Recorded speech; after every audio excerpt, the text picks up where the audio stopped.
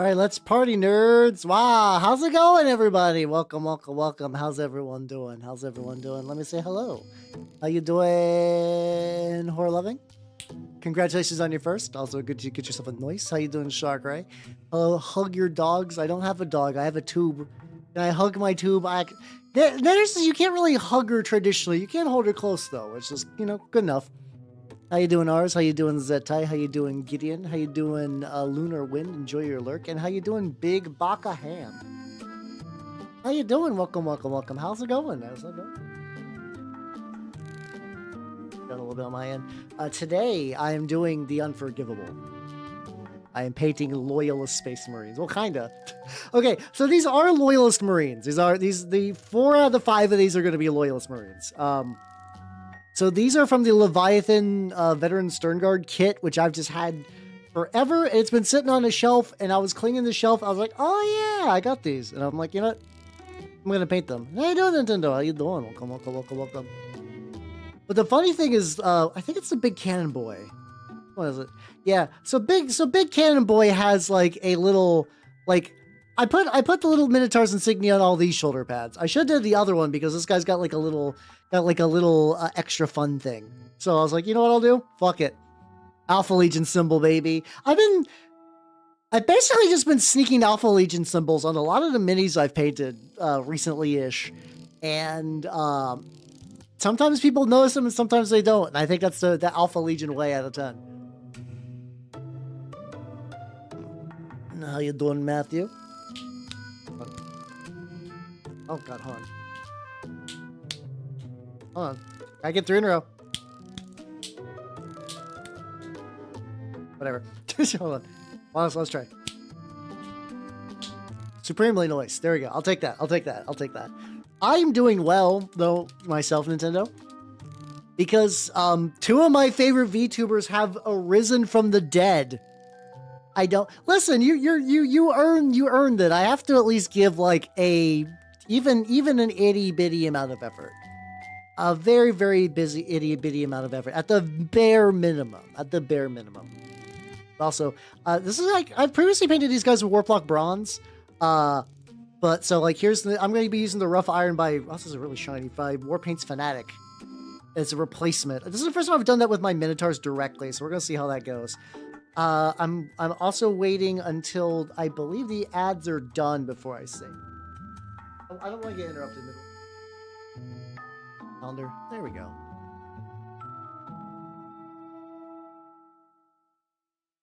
Yeah, there we go. All right. I think it's. I just see that little ad starting soon, and I want to make sure it doesn't get. I don't get locked out of my thoughts. Please. Hey, like how. This is like relatively thicker paints. I think I'm going to need to thin this a little bit with a matte medium. Feel that good. I set the matte medium aside, so there we go. Oh, the suspense is real. Sometimes like straight up Twitch is like, oh yeah, your ads have been snoozed, but it's like waits till it's like 3 minutes in that 5. So I might as well say it. One of them was I mentioned. There we go. I mentioned her last night. She's a indie VTuber, Felty.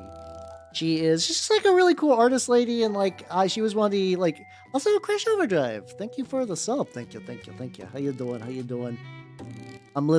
I myself am living in VTuber bliss. So, and how you doing, Moss? Welcome. So yeah, Felty's back, and how you doing, Lotta? How you doing? I'm doing good. Like I said, Felty's back, and also, so like I mentioned it previously that it was very weird that Suzuhara Lulu's like dead Niji Sanji account like just randomly reactivated like 5 minutes before I decided to go on stream. And how you doing, Black Roses? How you doing, peasants? Welcome. And how you doing, Linguini? But now they've straight up confirmed it. They straight up confirmed it that Suzuhara Lulu's something is happening on the 23rd. And it seems like she's coming back. Like, this is not going to be like the first big like VTuber like return. Like Kizuna I technically did this first, but she primarily came back for music. And hasn't really done anything as like really just kind of just like a way to be like a musical artist with like some extra bells and whistles. And it's all good if you're busy, it's all good. So best of luck on this. I've actually not sat down and painted any sisters myself. I know that they are trim hell, so best of luck with that. But yeah, fucking, she's gonna be back. She's gonna be real, and apparently, here's the thing. Like, they're selling merch of her coming back, and on the one hand, I'm like, ooh, that'd be fun. But I also remember that tariffs are now a thing. Like straight up for context. There we go. There we go. There we go. Look, you can get us. I want a standee. I want a standee. I want a standee, but I almost wonder deep in my heart if, like, I'm gonna try to order one standee, it's gonna be like $300 million. Oh, dude, yeah, like socks, like there's like kind of that like it was almost kind of like a reoccurring kind of joke meme thing growing up where it's like, oh, when you get older, you're going to appreciate all these like goofy little gifts or whatever. It's real though, legitimately. So like, I remember years ago, you guys remember the idea of like I've heard them called like white elephants and dirty Santas or whatever. It's the one where everybody buys a gift and you put them in a big old pile. You put your gifts in a big old pile, and then you kind of do like you draw numbers, and then you pick out the gift, or you can steal from someone else. And I was like, I believe at the time I was like, I had recently moved to where I was at, so somebody, like one of my local friends, was like, "Hey, you can just come over to my family," and they let me in on one of those without a lot going on. And I remember like they was just like, "Hey, like here, Hal, here's a gift you can put in there." And I remember I was like, I got dryer balls. I got these two big old fuzzy like woolen dryer balls that at the time I was like it's one of those things I was like, well, that's free, so you know it's pretty good, that's fine. And oh my god, I use those things every time I do laundry. They're so nice. Like, it's not like sometimes legitimately as an adult, like it's really easy to buy like goofy gifts for yourself, and sometimes just like not essentials, but like upgrades and stuff. Oh yeah, having your gifts get fought over a lot is pretty nice. I still think to date the one I did the best was back when Breaking Bad was big. I ended up getting just like a bunch of just like blue rock candy and Breaking Bad. I've actually today have yet to see Breaking Bad. I'm just not a big TV shows man, which is really funny because a lot of mini painters are, because like one activity that you can do when you're batch painting like a million billion minis is watching TV. But you can't really do that with anime, but you can do that with like Western stuff pretty easily. But I just never really got into that. I think it's just because like YouTube became my TV after a while. So like I'll watch it on YouTube, but very rarely will I like sit down and watch like a whole TV series. I will admit that that Pluribus show that's out is actually like legitimately seems very neat. That seems legitimately very neat. Well said, they're cool. Yeah, it's the perfect warm thing. It's so good. It's so nice. Yeah, new blankets. I think my blankets I've basically had forever. But like my pillows I think are definitely needed in. Yeah, oh yeah, that also did happen too for me. Like I don't do it as much anymore, mostly just because as a VTuber I have zero time to watch VTubers outside of very specific days. But I do remember during like the early Hollow days and like early like I forget if this was prior to pandemic or not, but it was. I definitely recall coming home from the guild, and then just like plopping in front of the TV, putting on the YouTube app, and just watching like HoloLive clips. Like unironically, that was like a big thing I'd watch a bunch. Hey, I'm not sure how you doing. That was the one where they did like those like refrigerator ads, because apparently that's the hell of getting a smart fridge, is that they can put ads on it.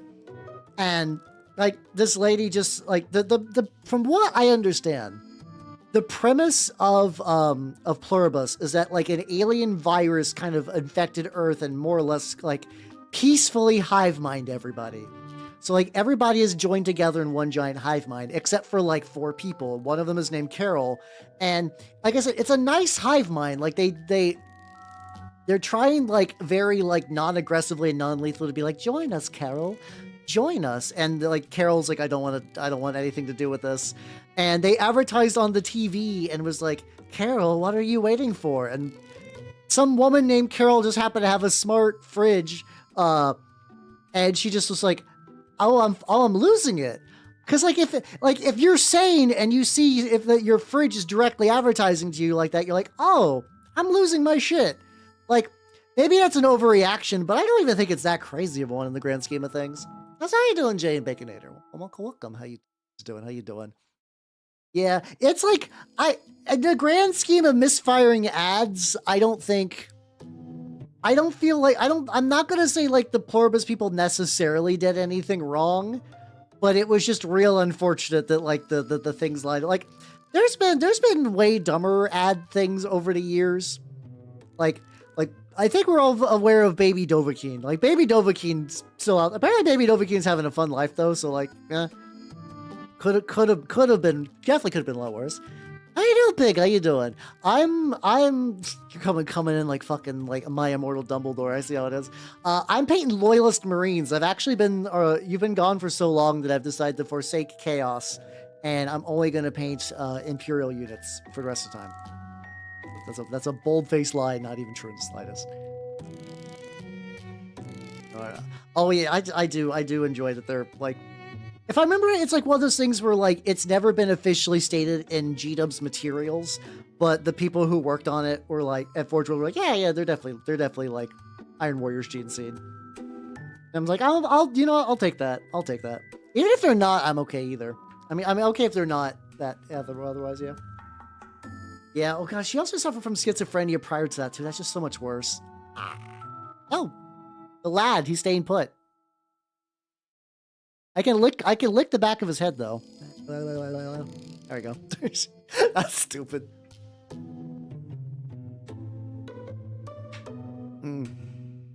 Oh. I'm also so upset. I'm continuing to read False Gods.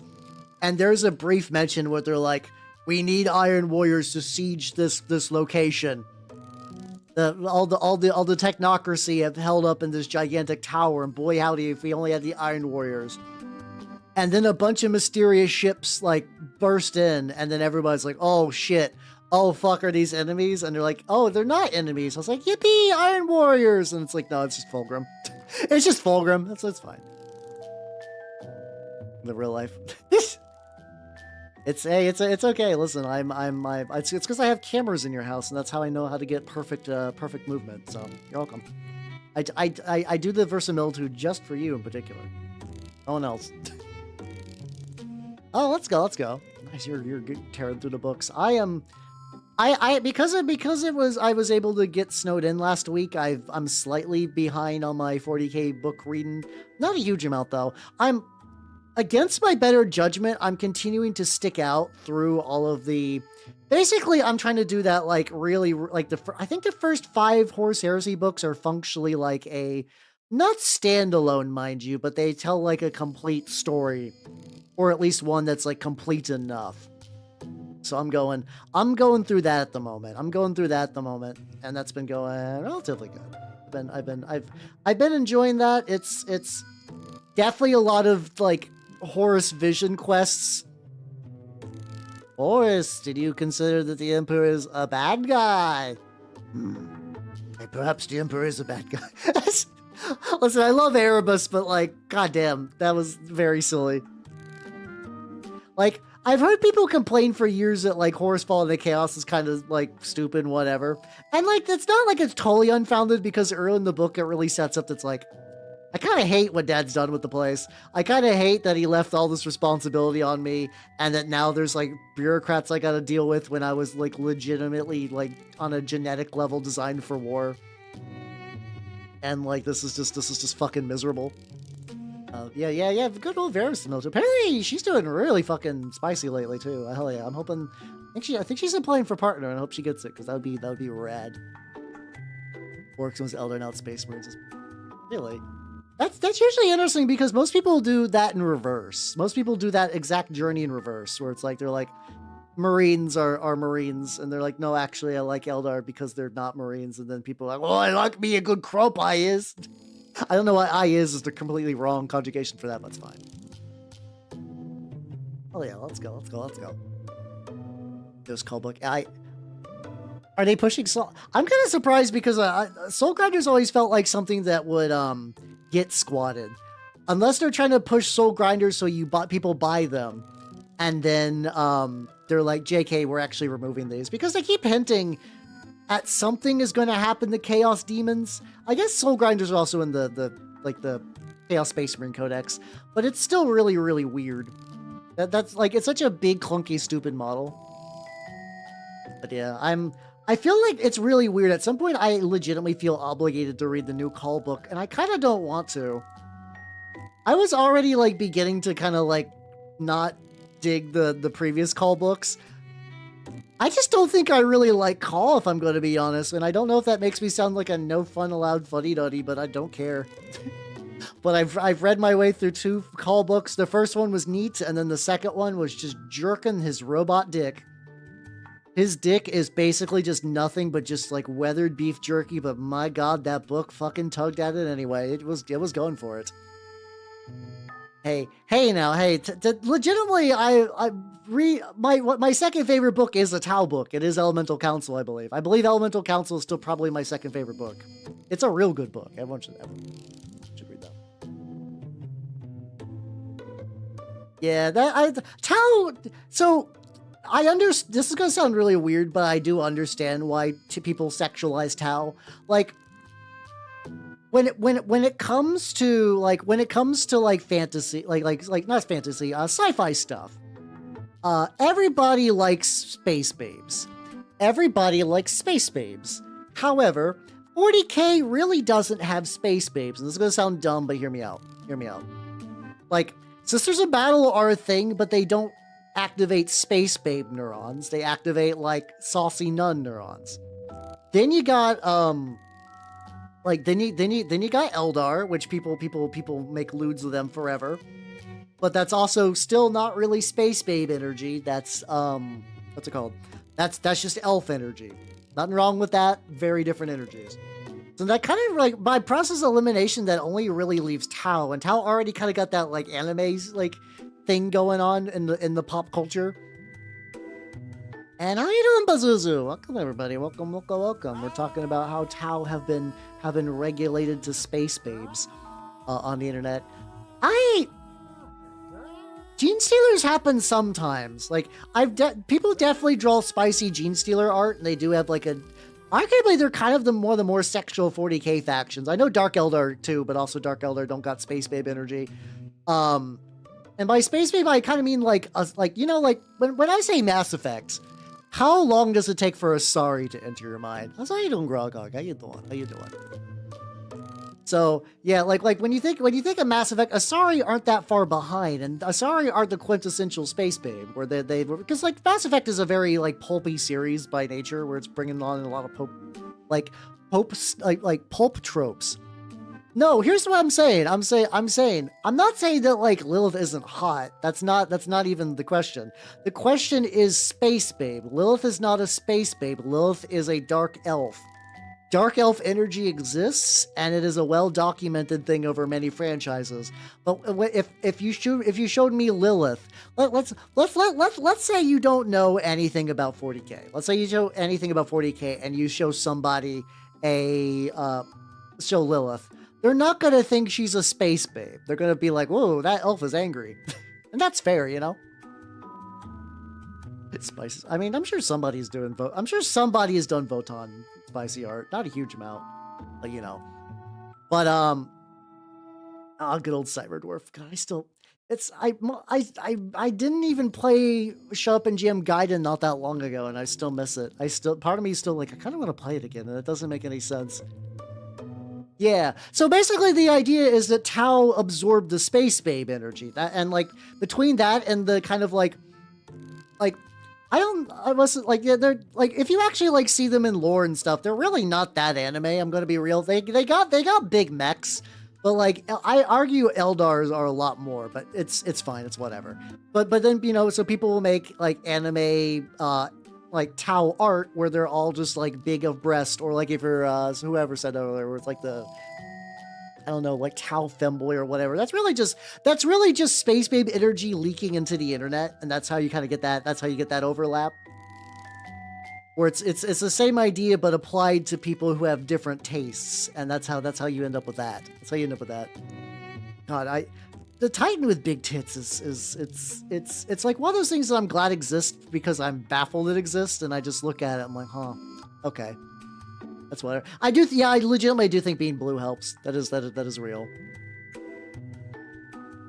But yeah, I mean, orcs are cool too. Orcs have the, I think orcs have the least space babe energy, which is fair, understandable. Understandable. Good. Yeah, no, I mean, overall 40K is a very like sexless, like romanceless setting. Not that it doesn't exist, but overall it's very, very muted.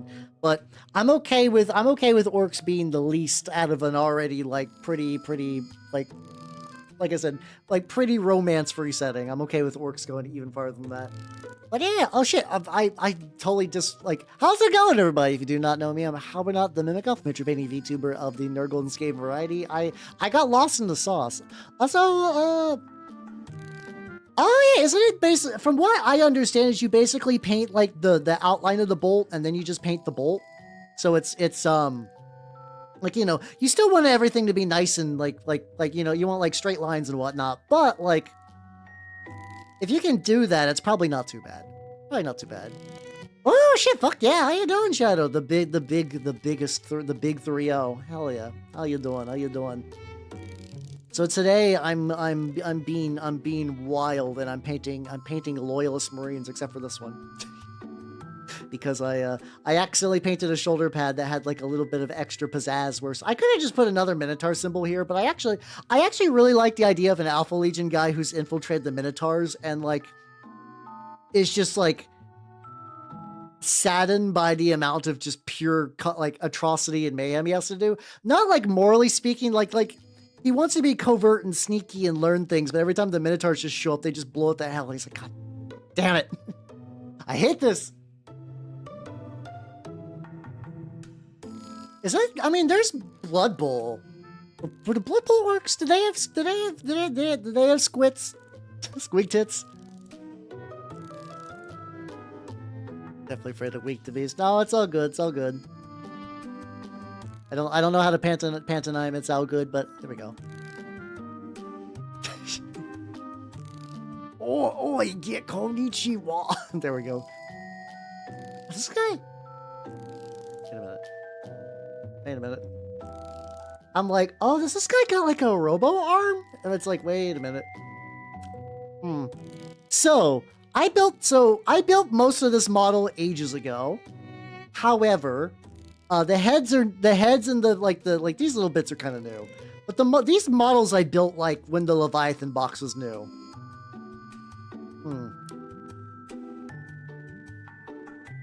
On one hand, making that just kind of be a mechanical hand would be kind of fun. The other option would be to snip that. I could snip that and just try to like push. I was thinking like, I think I'm gonna wing it. How you doing? How you doing, Robert? Don't worry, I'm drinking the liquid. Oh yeah, I know. I remember the orc cheerleaders. I played orcs. I played black orcs a little bit in like a friend league ages ago. Either it'll be real good or real bad. We'll find out. Oh, no, it's not so bad. Not so bad. There we go. Just doing a little model surgery. It also got me a fresh thing of glue because apparently my other glue, maybe it's because a little bit of the baking powder got into the other glue, but it got so bad straight up that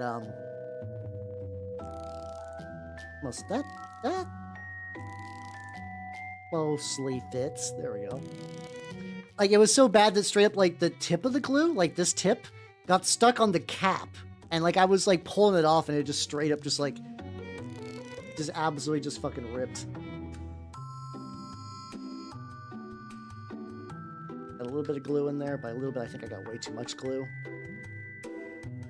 I'm gonna, like, press that closed.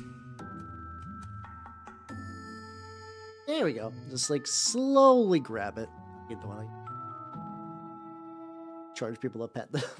I mean that's you know, there's probably weirder ways to make teeth out there. Do if like a sprinkle of... I'll take a sprinkle of baking powder and maybe like...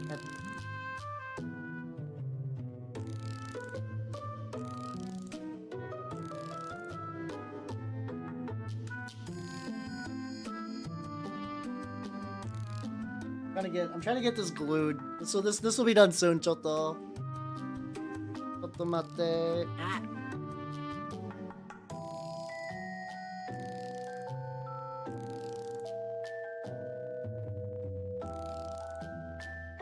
Dealing with some sort of bullshit. Ah, I guess I'll use this opportunity to stretch a little bit as well. Oh god, I think I'm getting baking powder. I gotta start using like the more like disposable, less precise glue when I do this.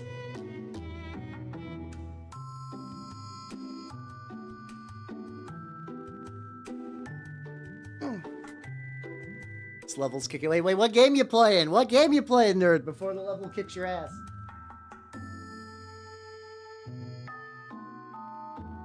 Okay, there we go. That's shittier brush I could sacrifice. Alright.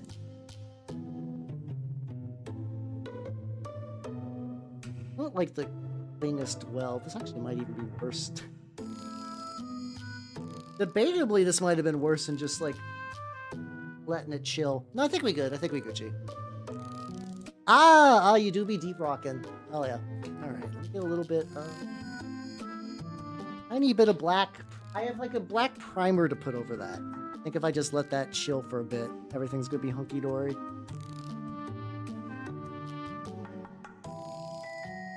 There we go. All right, let's give that a go. Anyway, I can continue to work on the leader. Oh, also, if you guys want to see something cool I'm working on as well, check this guy out. He's not done yet. I have to go to max zoom out for this guy. Check it out. This is the Grand Bombard I've been working on for a bit. It needs a lot more filing. There's like little print bullshits around like the corners, and I want to do some stuff with the base. But it's like structurally together. Yeah, this is gonna be my Grand Bombard for Turnip. Yeah, look at him, big lad. It's from I believe it's the guy's called Mom Miniatures.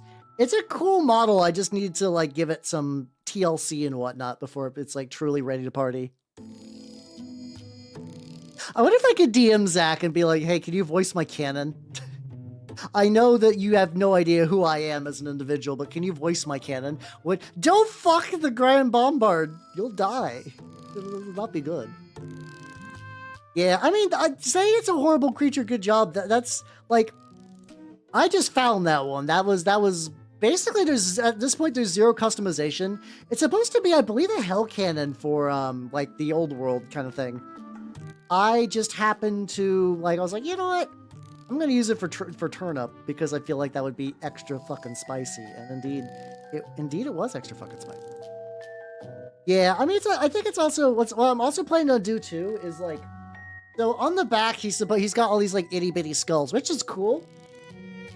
But like, I kind of want to fuck around with hair. Like, I've been seeing a lot of like grimdark people use like I mean, I know at least one person who's used people hair, but I mean, I got a bunch of like teddy bear fluff stuff where I want to see what happens if I like soak that in super glue, probably PVA glue actually, PVA glue and water, and like replace the back with that so it just kind of looks like weird and fuzzy. I'm gonna try that at some point. I think like it's disgusting and weird enough, but I think I can really kick it up another notch if I made it fluffy. It's weird. It's one of those like really things that I find really fun, where it's like, okay, the general concept of like a mini, you're like, everything's hard plastic, everything should be hard.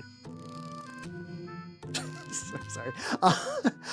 But everything should be hard because like it's the materials it's being made from. But then all of a sudden you're like, if you introduce something like out of the ordinary like that, it really like amps up the creepy weird factor, which is what I enjoy. I enjoy that.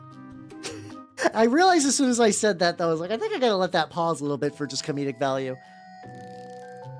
Yeah, fake fur. I was also thinking potentially I was just gonna use, because like Turn of 28 stuff tends to use tufts of grass and like static grass anyway for like a infected root effect, so that would look pretty good like that anyway. I do it, Vaxel. I was talking about, so here I'll give you some context. So for a game called Turnip 28, I'm going to be using this as a big ass living cannon, right? And I was saying that like on his back, there's these like itty bitty little skulls. Like they're hard to see, but there's itty bitty little skulls there. And I'm like, that's like pretty creepy and weird. But I feel like if you introduce like real like thing that's fur, okay, you'll fit right the fuck in then. Hell yeah, how's it going? I still want to explain it anyway. But basically what I want to do is I want to use some like, I've seen like Grimdark mini painters use like teddy bear fluff. For that kind of thing, and I was like, oh, that'd be nice. And it's because like if you change the texture that wildly, it makes people really uncomfortable, because like everybody's used to like minis are plastic and hard, which is like you gotta be hard. So when you make things like fluffy and soft, that makes the composition feel really, really strange and alien. How you doing, Steve? How you doing? Yeah, he's very shiny. Yeah, exactly, Robert. I'm like debating like, because like depending on how much glue and slime I bring into the hairs, like how much it's going to stand upright? I'm not quite sure about that just yet, but we'll find out. But yeah, basically what I'm doing, I'm debating if I want to give them 2 coats on this. But basically the way I do my Minotaurs is, I know what I'll do. I'll do other stuff before I do the dry brush. The way I do my Minotaurs is I do like either I'm using rough iron right now, rough iron. Either that or Warplock bronze and stuff like that. How you doing, Lager? Why do you linking me? You linking me? Oh, it's a little bat eating. At first I thought he was like, is somebody feeding him spaghetti? But it looks like those are like little like seed pods. But how you doing? Oh, Baxel, have you used the Uhu glue stuff? Because as of like yesterday, no, not yesterday. On Saturday, I learned that if you mix Uhu glue and PVA glue in 1-to-1 mixture, it has a lot longer dry time, and it also makes it a lot sturdier. It's really, really nice, because whenever I try to work with Uhu glue, a lot of times it tends to rip, like really, really early on in the process. Oh, you're doing a hot glue style. I will say Uhu glue with PVA glue is real spicy. Even regular PVA glue is pretty, regular Uhu glue is pretty legit. The hot glue also totally works. Hey, reds are over. There we go. I'm also debating, so like, I could make the cape like a dark red. That would be the easiest. However, here's my conundrum, everybody. I'm gonna like get some audience stuff. Oh yeah, CA glue plus some PVA glue causes scabbing to form. Like you get like a really crunchy scab texture, which I really like personally. It's really, really nice. I haven't tried CA glue in water though. I've not tried that. Okay, where's this guy? Okay, so this is the reveal from like when they did the Leviathan Vox reveal. Apparently the Sternguard you can buy in a box are not the same as these, because Games Workshop is going to Games Workshop. So like, I kind of like the robe color on this. I kind of like the kind of like tan cream, kind of the creamy robes. Once again, I'm gonna just phrase things terribly, and I'm not gonna regret it. I kind of like the way that looks. So I'm debating that, but also like a nice dark red would look pretty neat. You know what? I think I'm gonna do tan. I think I'll do like a tan cream sort of thing. I just don't do that color very much. Oh yeah, no, Nurglings are like legitimately in Lords of Silence. A Death Guard guy picks up a Nurgling and calls it his like. They refer to Nurglings as little lords in that book, which is a very fun touch, because it's like it shows like, oh yeah, they're real like. They got that kind of like worship of them, but also like the Nurgling immediately shits on them because Nurglings. It's fun. It's like a nice little like, you still get like the goofy silly of Nurglings, but you do get that kind of like seriousness. Lords of Silence is a really good book. I do like that. How you doing, Frankenstein? Yeah, it's like I just realized I entirely covered the mini I'm working on. It's a color that I don't think I've ever really fucked with a huge amount, so I'm gonna give it a go. Excellent. Hold on. No. I got a better idea. Hold on. All right. Suzu Haralulu. This is relatively in character for you.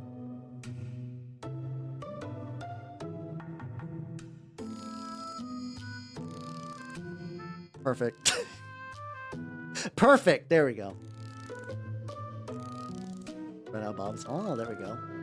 But yeah, I usually now for like the extra quick dry stuff, I'll do like I said, the baking powder and the PVA glue is not baking powder, baking soda, and baking soda and super glue. That's fine. What I think I need to do is I need to do a different. I'm gonna do Bootstrap Brown first as like a base layer because like you know like when you start painting a color and you're already like this is going to be hell.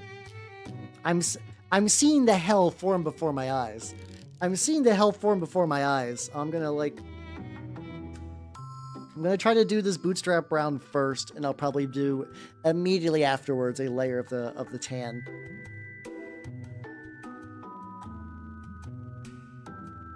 Yeah, usually I don't prime black like this, but the recipe that I use for my Minotaur like armor requires black, so I'm just gonna give it a go.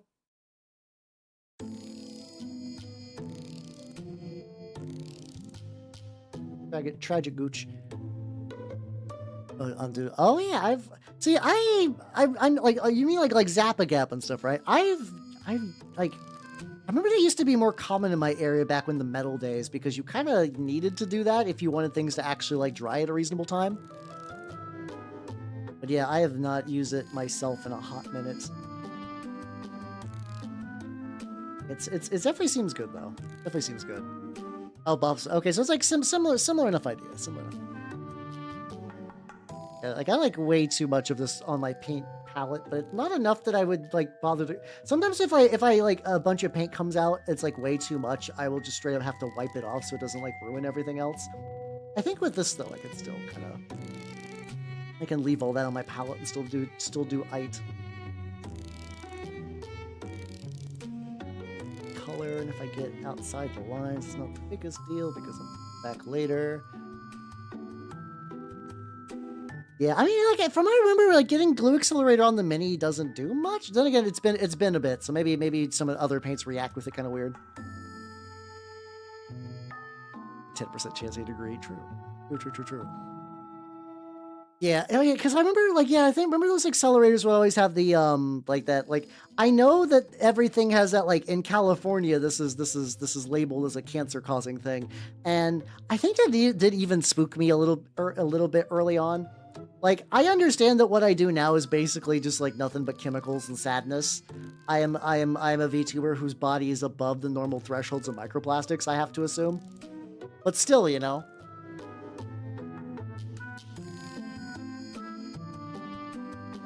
Yeah, I mean, it's sold because like people want it, I guess. I don't know. At least for me, I guess the tricky thing with baking soda as an accelerant is it like inherently adds like a crunchy texture, which is really good for what I do. But like if you're trying to do like, oh, I want to do like really precise and clean looking elves, and I want to use that, it's still gonna leave you with some crunch. Exactly. Everything's dangerous for California. Very, very spooky. Everybody in California, be wary of just, you know, just the state in general. I'm sure California is legitimately like a fairly nice place. It's just that like I have not had a reason to go there. I mean, there's like big conventions and stuff, but it's never like they never appear in a time or place that's feasible for me to ever go. So I'm always like, well, I'll go to California someday, maybe someday. Who knows? And it's distinctly possible that maybe I never will. I don't know. Never say never. I am 35 years young. I got a whole life of being old ahead of me. It's gonna be great. It's gonna be great. How you doing, Chicken Coop Enjoyer? How you doing? See, I just made a joke about being old, so I thought you were saying like Mr. Elder, like just like Mr. Elderly man. I was like, oh wait. But Paint some Photon. Hey, let's go. I am going against type, and I'm painting some Loyalist Space Marine. Because I did the thing that I've done for a couple of starter boxes, where I get the starter box, I'm like, ooh, I'm gonna paint the rival faction. And then I just end up painting the main. That hasn't happened in a while. Like, I got the Skaventide box, and I did paint the Skaven more than the Stormcast. But I remember, like the Leviathan box, I was like, maybe, you know what? I'll pick up Tyranids as, like, a Xeno army. Because, like, on paper, I should like painting Tyranids, and I think the tricky thing is I actually do, but only in the context of Gene Stealers. I think I enjoy painting Gene Stealer. Like, I would love, like, one of those Tyranid armies that's, like, half Tyranid, half Gene Stealer. Those sound cool to me, personally. I would love those, but, like, one of us the old. I feel like I'm already kind of there. But I think it's also that tricky thing when it's like the age range of my peers is really like all over the place. So in terms like a lot of VTubers I know are roughly my age, but a lot of them are like a couple of them are older, not a huge amount, but a couple are, and then like a decent amount of them are younger, but like younger by way of like maybe like late 20s. How you doing, UAT? How you doing? Why not play Gene Stealer Cults? Because Gene Stealer Cults is probably one of the worst armies to play in terms of price to model and then the detail. Like I got a couple of Gene Stealer guys that I'm using for Turnip, and I probably will eventually get a Brood Brothers kill team put together because I think there is some kill team interest near me. But like in terms of doing a whole army, yeah, exactly what Coop is saying. Like I was on Goonhammer today, and they were talking about like somebody's like winning Gene Stealer list. It will happen. It will happen. The kill team thing. Like I said, there's one of my local friends is got the Arbides kill team, and I really the big thing is that like in order to get kill team going near me is that like. I mean, I know my shop does kill team things, but I think people are typically playing more like sweaty tournament kill team, which I'm not super interested in. But like in my local group where I just kind of played chill, I would need to get I know you could probably get away with not getting the Hivestorm box, but I also feel like you need it. But I'm also not in a period of right now. I am not at liberty to spend $200 some on the Hivestorm box. It's a cool box. I would love it for terrain alone, to be honest, but I'm not really at liberty to do that just yet. Between wanting to get the new model upgrade and then also Magfest, stuff like that. Stuff's complaint. Yeah, I mean, I think I do think it's inherently the grass is always greener when it comes to like literally everywhere. So like if you live in California, you get tired of things being expensive and whatnot, but then you're like, oh yeah, I can also just like do shit. Oh, Frog Inside, have you not seen my mouse drain? Have you not seen my mouse drain? I have painted up some mouse drain, which is why I've been doing a Turnip 28 mouse drain Gene Stealer crossover like little listing. Let me link you my Instagram. Like they should be some of the most recent-ish ones.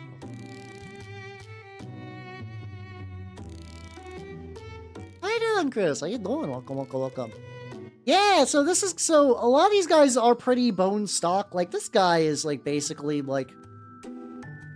So this is not a new beaky helm. This is an old beaky helm from like the old tacticals. So it's like that, and then like a 3D printed little pauldron thing. This guy as a sergeant, he's got I took off the tilt plate from the original set and added this one, and then this belt, and then the head is still from a firstborn Marine. I wanted all of them to have firstborn Marine heads. Normally the set comes with what's it called? Normally one of these come with like one guy has a Mark 7 head. Is supposed to be like, oh, check it out, look at us throwing it back. But I was like, I have more in my house. I'll do more. But yeah, no, like I said, kill team seems neat. And I'm probably sure there's a way I could get away. Like I will be 3D printing probably my Brood Brothers kill team, but like parade and stuff, I'll need to figure out what to do with that. So I don't know. I guess I do think it will happen someday though, because there's some cool stuff. Like I do like the new what's it called. The new Raptors are very Night Lords coded, but I also see the one that's like very mutated. Oh, no, not Raptors. They're the I keep forgetting Warp Talons are a thing, because in my brain they're just like basically just Raptors with a little bit more going on. They're just like extra goopy raptors.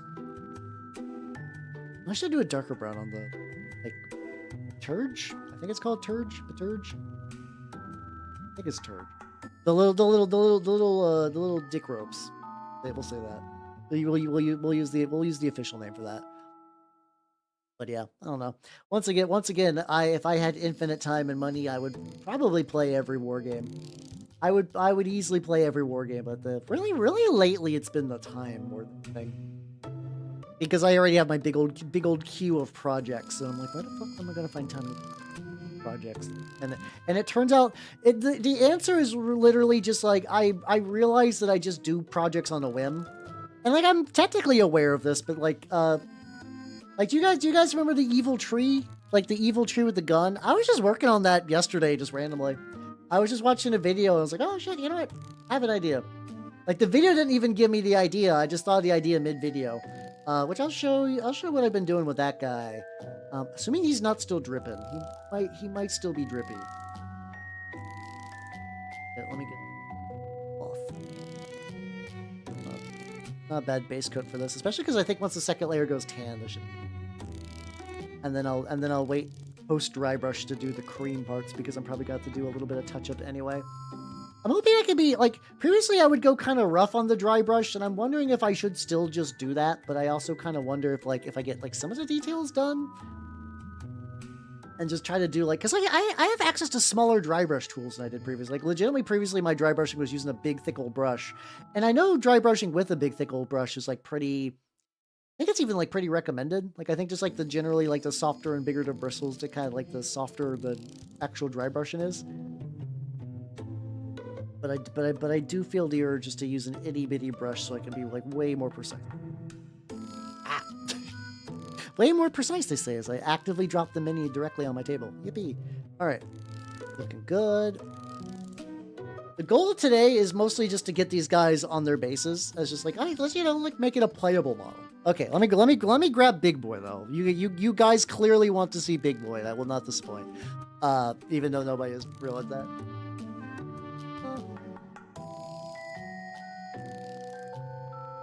Right. Oh, it's like mostly dry. The benefit of this room being turned into a sweatbox for the winter.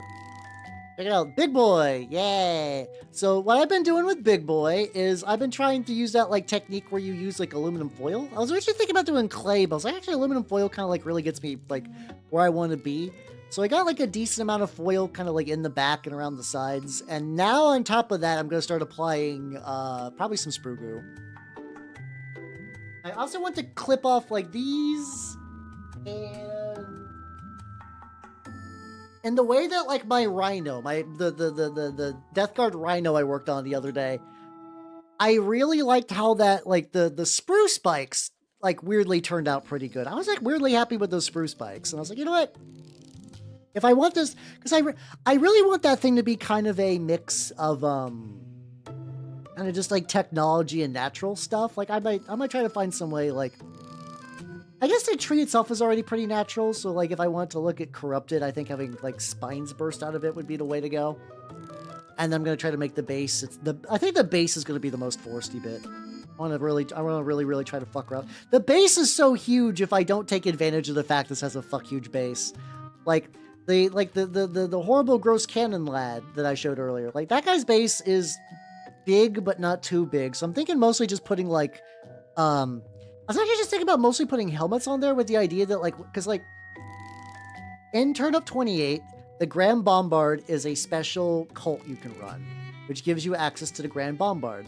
The Grand Bombard is a fuck huge cannon, and it's pretty inaccurate, but the more locations on the battlefield you capture, the more accurate the Grand Bombard gets. And if the Grand Bombard hits literally anything, they instantly take 6 wounds, which is in Turnip is a big deal because like outside of fodder, fodder is your like your bread and butter unit. They're the shittiest, but they have the most bodies and they'll use the most like volume of fire kind of thing. So, but they tend to like, you know, they're the only one that's at 12 outside of like some other like very, very minor like side things. If that bombard hits literally any other unit, they're gone. It's just deleted. That entire unit is just like instantly deleted. They can't make a save. It just expires.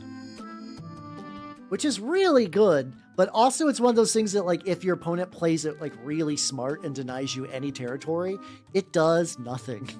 Because, I mean, you still have a 1 in 6 chance to delete something from the table.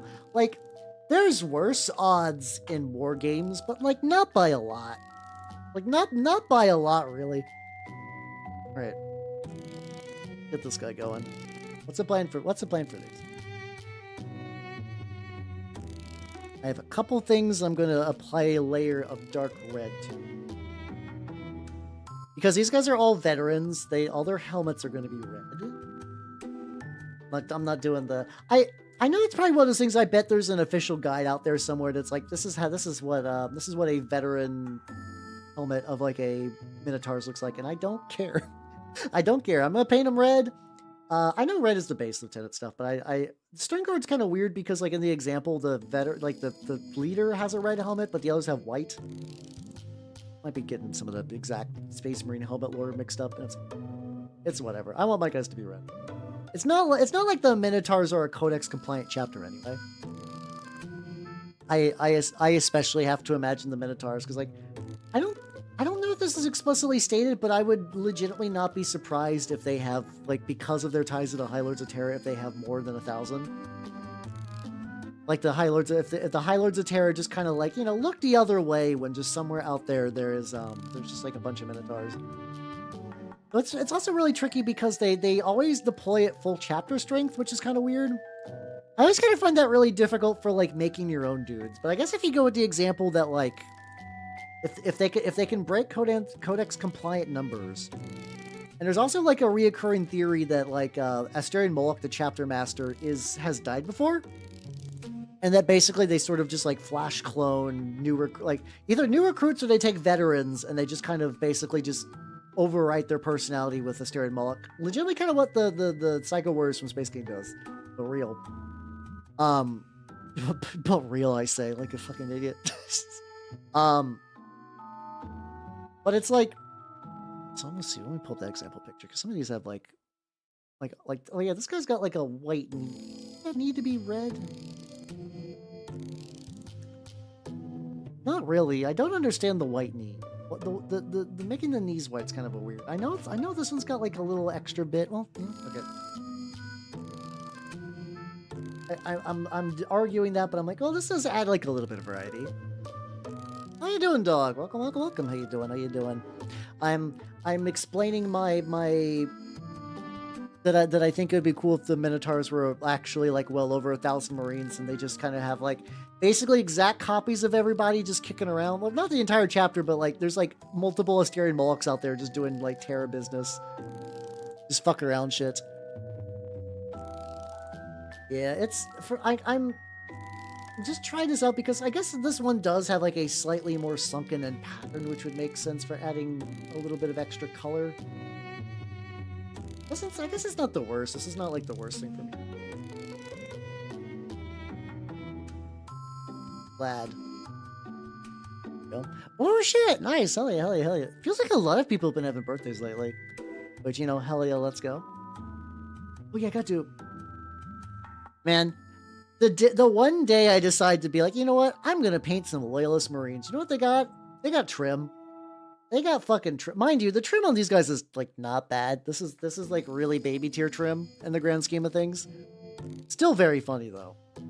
I still find it immensely funny that I can never escape chaos trim, even when I'm painting Loyalists.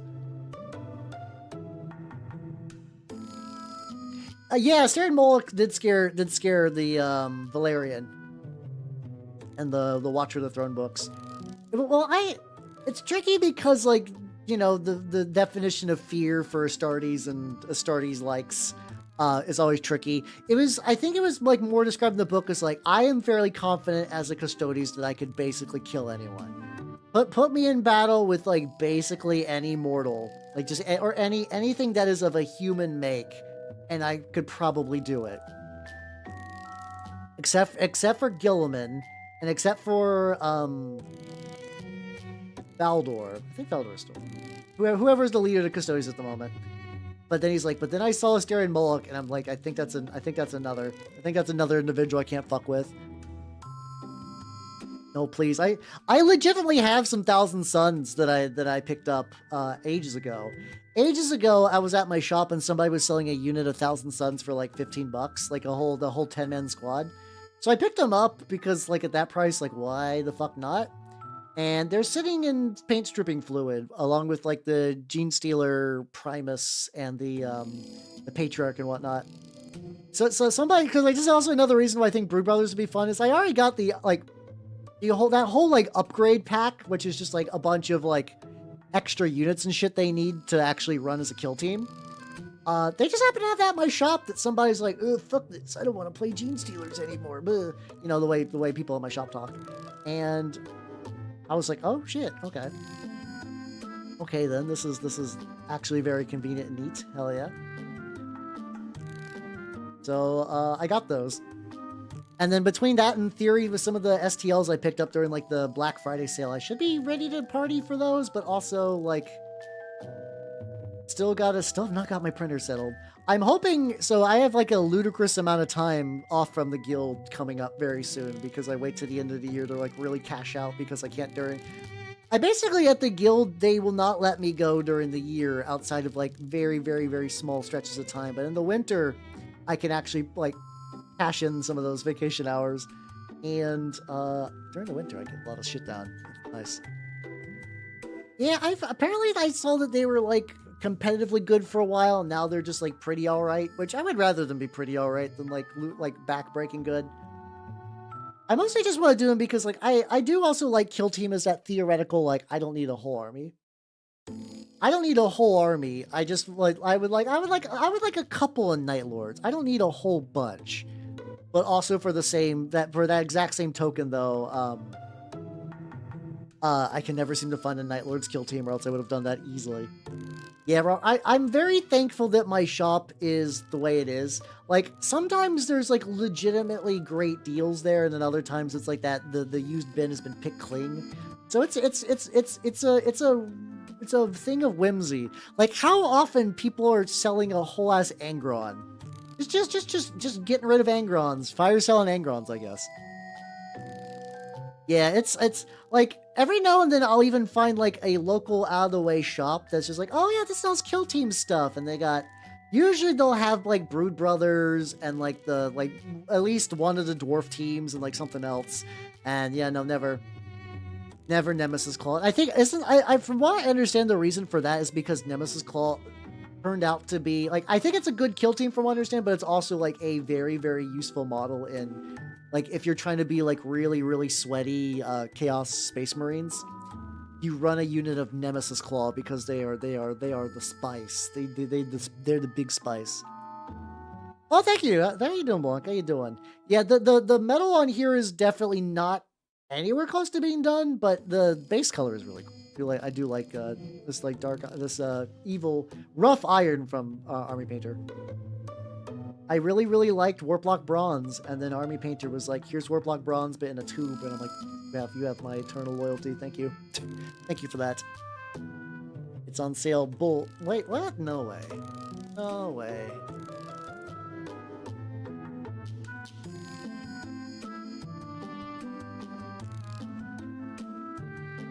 No shit, it's in stock! $77 though. I'm good. I'm good. Also, I had a little bit of hope that when you said on sale, it was like on sale, like a deal. And I was like, this is Games Workshop. What the fuck am I talking about? They don't go on sale. Yeah, I mean, unfortunately, that really is the conversation with every war game that is not like proper 40K. Is like there's legitimately, and this is even like to some extent Age of Sigmar, where it's like a game can be perfect. It can do everything you want. It can like make you steak and give you blowies all day, and just like every now and then manifest $100 in your bank account. And it doesn't matter though, because unfortunately 40K's dominance in the market share is so strong that like, you know, Sometimes you just don't play it because nobody around you plays it. It's unfortunate. Have the scratch that claw. I mean, once again, I am my money is. I'm trying to be good. My money is being held up elsewhere. My money is being held up elsewhere because I really want New Howl to be real. I have not shown you guys really any previews just yet because, like, so right now, Nazunamama has sent me sketches. And they're fantastic sketches, don't get me wrong, but I feel like that'd be kind of rude if I just posted her sketches just like willy-nilly. Once I got something more concrete to show, I might do a little bit more teasery kind of things. But like right now, I'm big chill on that. It really does. I did cheat a little bit. And then pick up like through squids. I got the rot swords. Once again, fuck Games Workshop. Those cruel bastards releasing a basically, I would say, an almost perfect Nurgle wave for Age of Sigmar. The only model that I'm not so keen on, it's like, I like the new Blight Kings, but they don't feel like Blight Kings, if that makes any sense.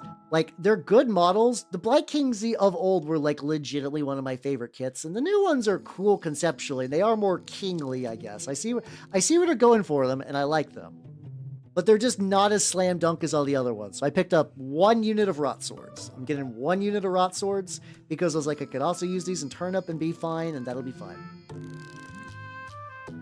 But oh yeah, no, I am well aware. I am well aware. So I'm gonna be getting some of those. But yeah, no. They were those no kill team now. No kill team for Nemesis Claw. I'm sure somebody else who really wants a Nemesis Claw will get that instead. They'll get more use out of it. So how you doing? How you doing, son? Welcome. How you doing? I am working on my Minotaur. It's funny for these guys. Like lately, I've been very much on a big like, oh, I can use these for war games, like kicks. But like, I've like not even gotten close to playing with Minotaurs on the table. Like maybe I'll get around to it someday. Maybe, I don't know. But like I saw these guys and I painted them up. Like legitimately my urge of like I see a project around that's like half finished lately. I'm like, ooh, I should finish that. It's really strong. It's legitimately a really, really powerful motivator for me as of late. It's been nice. I'm doing good. Yeah, and like I said, I'm filled with the power of motivation and getting shit done. I am, 2 of my favorite VTubers have returned from the dead, which has been, oh, fantastic. Mwah, chef's kiss.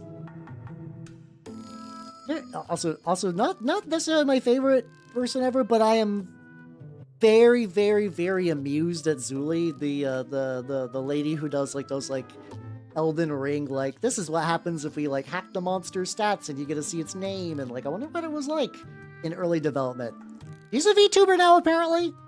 How you doing, Birdmalls? How you doing? It really has. I'm gonna be real. I feel like I've been really like introspective and really kind of like taking care of myself a bit more this last like maybe like 2 months. And it turns out if you do that, it's really good for your brain. Like the new schedule's working out pretty good. I dropped a D&D campaign that I was in that I just like, it was going on for a while and I was realizing I was kind of checking out and I was like stretching myself way too thin.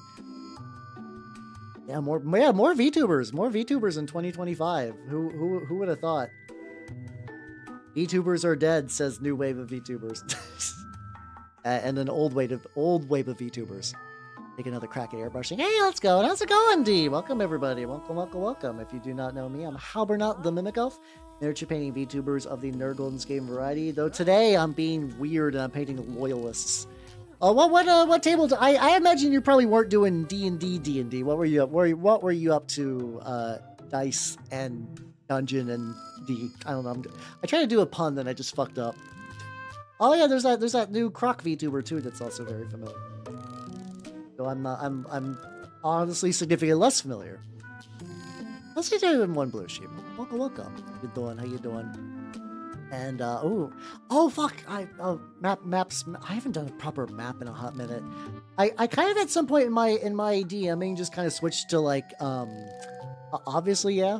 Fucking nerd, show me it.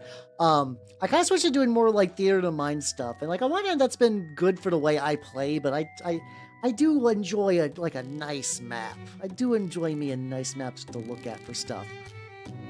Job market is different. I mean, that's for a totally different thing. That's a totally different issue. Maybe. I don't know. Find out. Find out. Both like melting and not melting. I don't want to like change the heat because I think eventually that's going to change. But yeah, I'm currently painting some Minotaurs I had kicking around.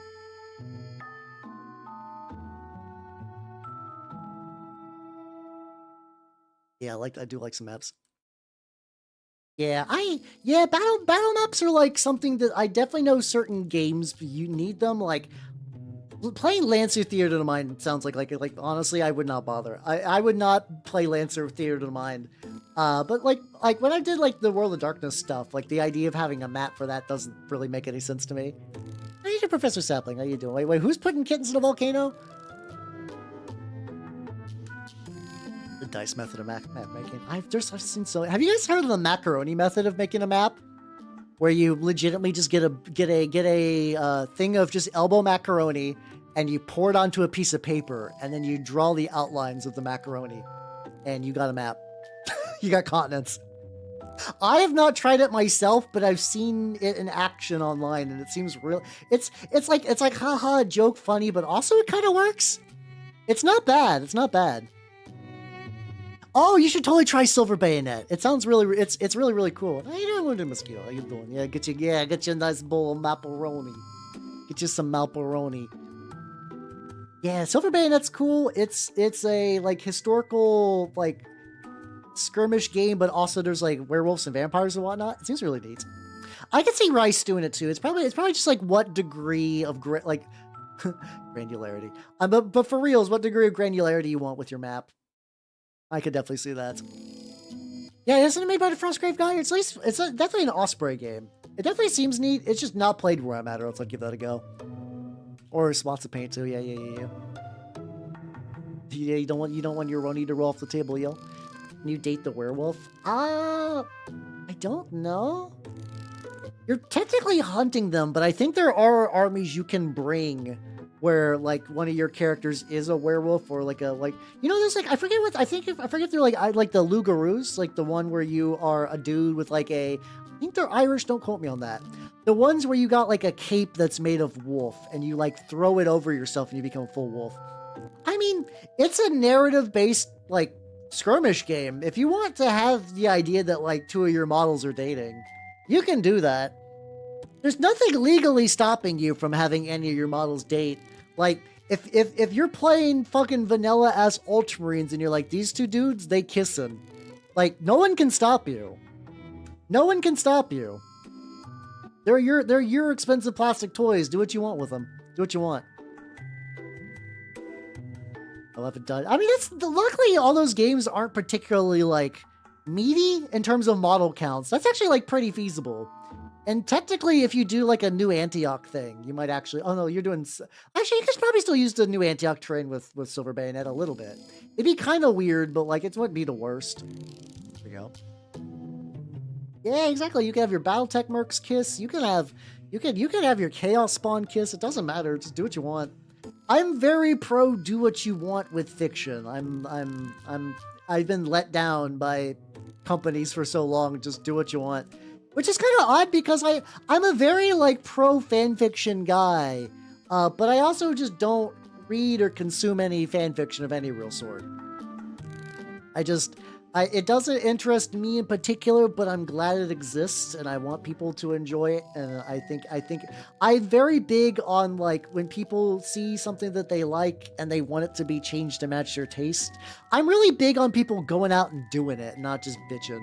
I think I've just gotten like salty from people bitching on the internet without actually like taking the initiative to change the things they want, you know? Like if you want, oh god, I got a little bit on them. I'm gonna be touching this up anyway. Like if there's a thing you want to see in the world, you gotta do it. You gotta do it. I mean, if you're waiting for Back to the Beast, start doing it. Start working on the models now. Like there's probably going to be like a leader unit on like a 32 millimeter base. You don't really need to know what it's going to look like. If you're going to do like a horrible goo beast, yeah, just fucking start it. Hell yeah. Do not feel restricted. Follow your goo heart. That's what I do every day of my life. Which is why I'm painting the most vanilla of Loyal Space Marines. No, they're not that they're vanilla in design, but they're like, you know, they're fun in the setting. But yeah, no. If you look at this guy, he's just, what do you, Marine out of 10? The most Marine. Holding Molotov. I mean, I can't legally condone you doing that, but like, the idea is right. I guess. I don't know. Yeah, or it's like, oh yeah, like Magic has introduced me to the term, like, I'm aware that French vanilla has been a thing and, you know, is food, but like, in terms of like French vanilla for like a mechanical thing or like a thing where it's like, it's vanilla, but there's like, it's like a little extra fancier. Because I think Magic uses French vanilla for like a thing that doesn't have any abilities but has keywords. Like a French vanilla, I believe, I could be rusty on this definition, it's been a bit, where it's like a creature with like a 2/2 for 1 and a blue with flying is French vanilla. Like, it's a boring regular creature, but it's got an ability, so it can't entirely be vanilla. Like, it can't entirely be plain by that definition. But also, like, nobody's gonna go like lose their minds, like, oh shit, this bird be flapping. I mean, if it's like really aggressively costed, people might be excited if that bird be flapping, but like that's not happening a huge amount. Modern standard stuff is just fucking bananas. How you doing, Legendary Super Lesbian? How you doing? That's a Primaris Marine. No, he's got a firstborn helmet. He's got a firstborn helmet, and the box said, I would like to do more for like. I mean, like, I guess. Like, I have a whole container. Actually, I don't know if I've ever shown you guys like the pure firstborn resources I'm sitting on. I can grab a couple. Yeah, like a Stormcrow. Yeah, exactly. So yeah, I mention this every now and then, but a long time ago, a married dude was going to a swap meet that I was at, and his wife was like, "You gotta sell all these." So I picked up like Inquisitor. And I also just have like, there we go, Lad. Look, it's Lad. Everyone say hi to Lad. But also, oh god, these are not the kind of trays that I can lift. So I'm just gonna grab a bunch of shit. So yeah, I got like a bunch of, I think he wanted to do Dark Angels. So I got like a bunch of chain swords. I got me a bunch of bolters. So I have some like power packs for days.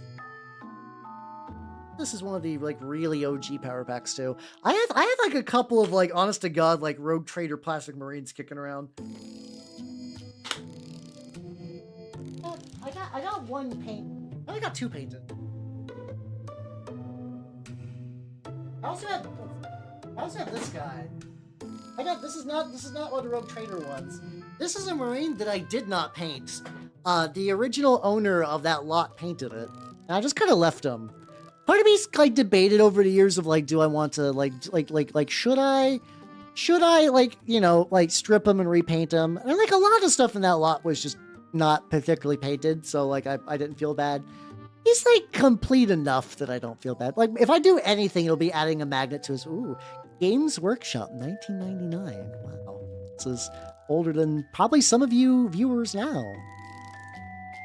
You young fucks. Well, 1999 is still like pre the year 2000 is now like a whole thing.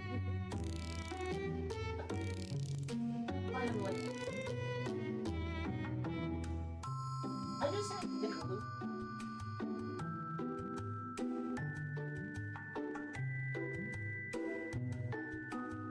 must have put him in a different room. Yeah, I could give him a wash. I almost feel weird if that makes any sense. I almost feel weird touching him. I mean, not like physically handling him. I mean, like, I don't know if I actually want to like mess with that model. It's kind of like a beautiful, like, so like I have early time capsule minis for myself. Like I pull out my boy Magnus, like this Magnus from War Machine Magnus every now and then just to remember how far I've come. But it's like, he's not me. Like, I'm not that guy. I shouldn't need to, but I feel weirdly attached to his mini. I know nothing about its history. Did that thing ever, like, did that guy ever get played? Was that, like, how old was the guy when he painted that? I don't know. Oh, God, same. It's been bittersweet that a lot of that's been coming back to 3D printing, and I know the game is doing good, but as a Legion of Everblight player, I am... Chimera makes me sad. Like, my army got, like... So, like, here's the weird thing. So, like, when things get squatted, they're dead, right? And you're like, okay, you know, they're dead. You can kind of move on.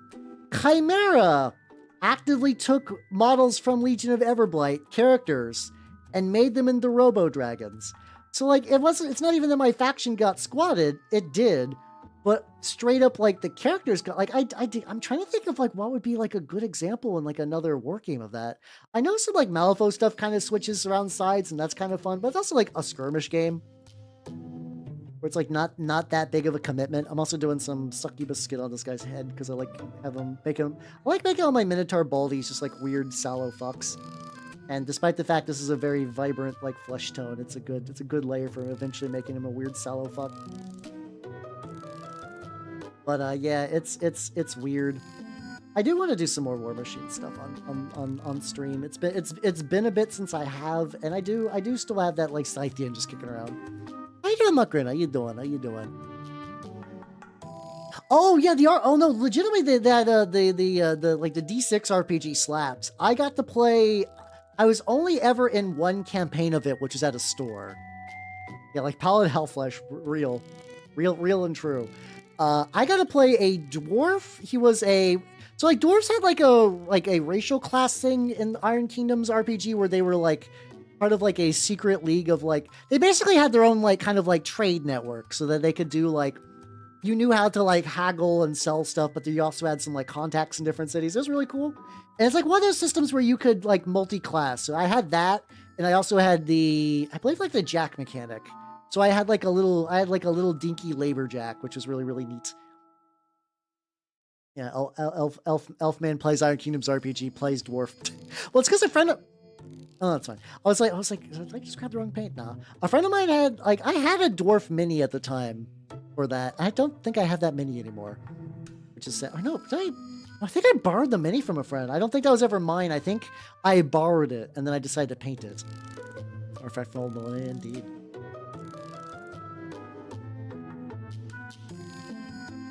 I could put feral cook. Nah. That is fine. Oh, that's unfortunate. Like, I mean, the thing is, to a certain degree, though, like, if you don't try, like, even if that was, like, the A+ experience and you give it a couple B runs, you can practice enough to bring it back up to an A. And if you don't, the system dies out because no one will run it. Like, I don't know. I understand that your friend probably did run it really good. I wouldn't give up hope like that. I would not give up hope. Your dwarves are pretty cool.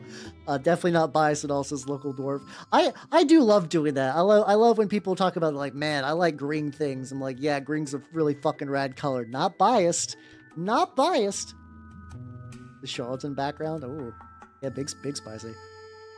It's actually been a while since I played an actual honest-to-God elf in a TRPG. Ah, fuck, God.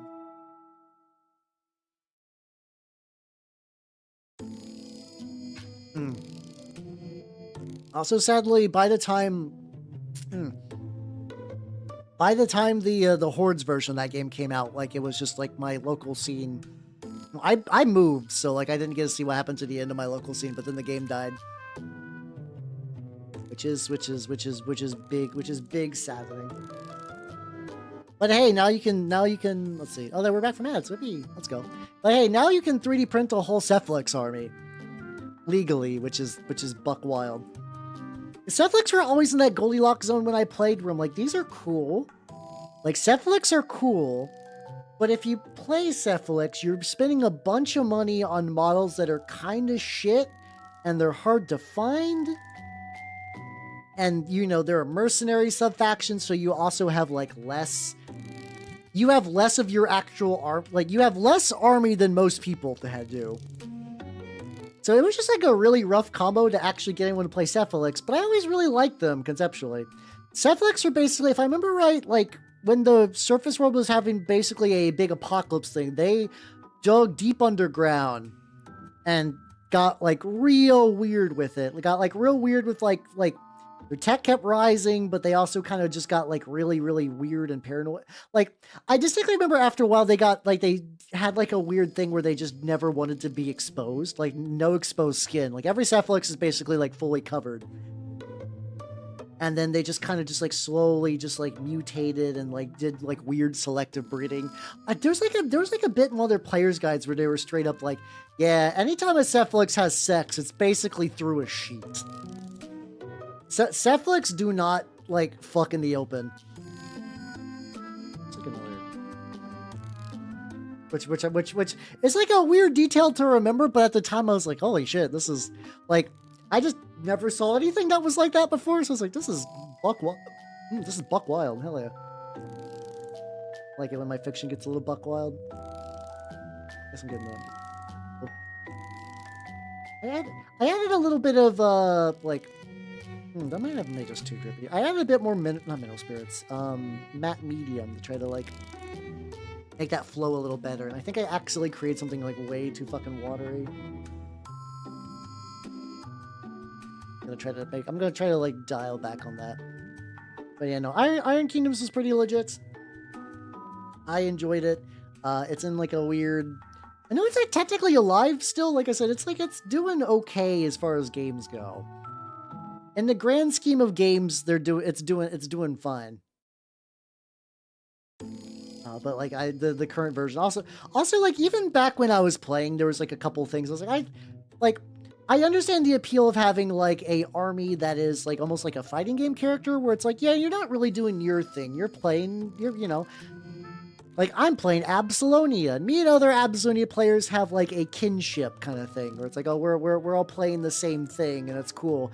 But there was like really no self-expression, which is what I enjoy about mini stuff now. Like now I'm all about like making like my dudes and doing customizable things and whatnot.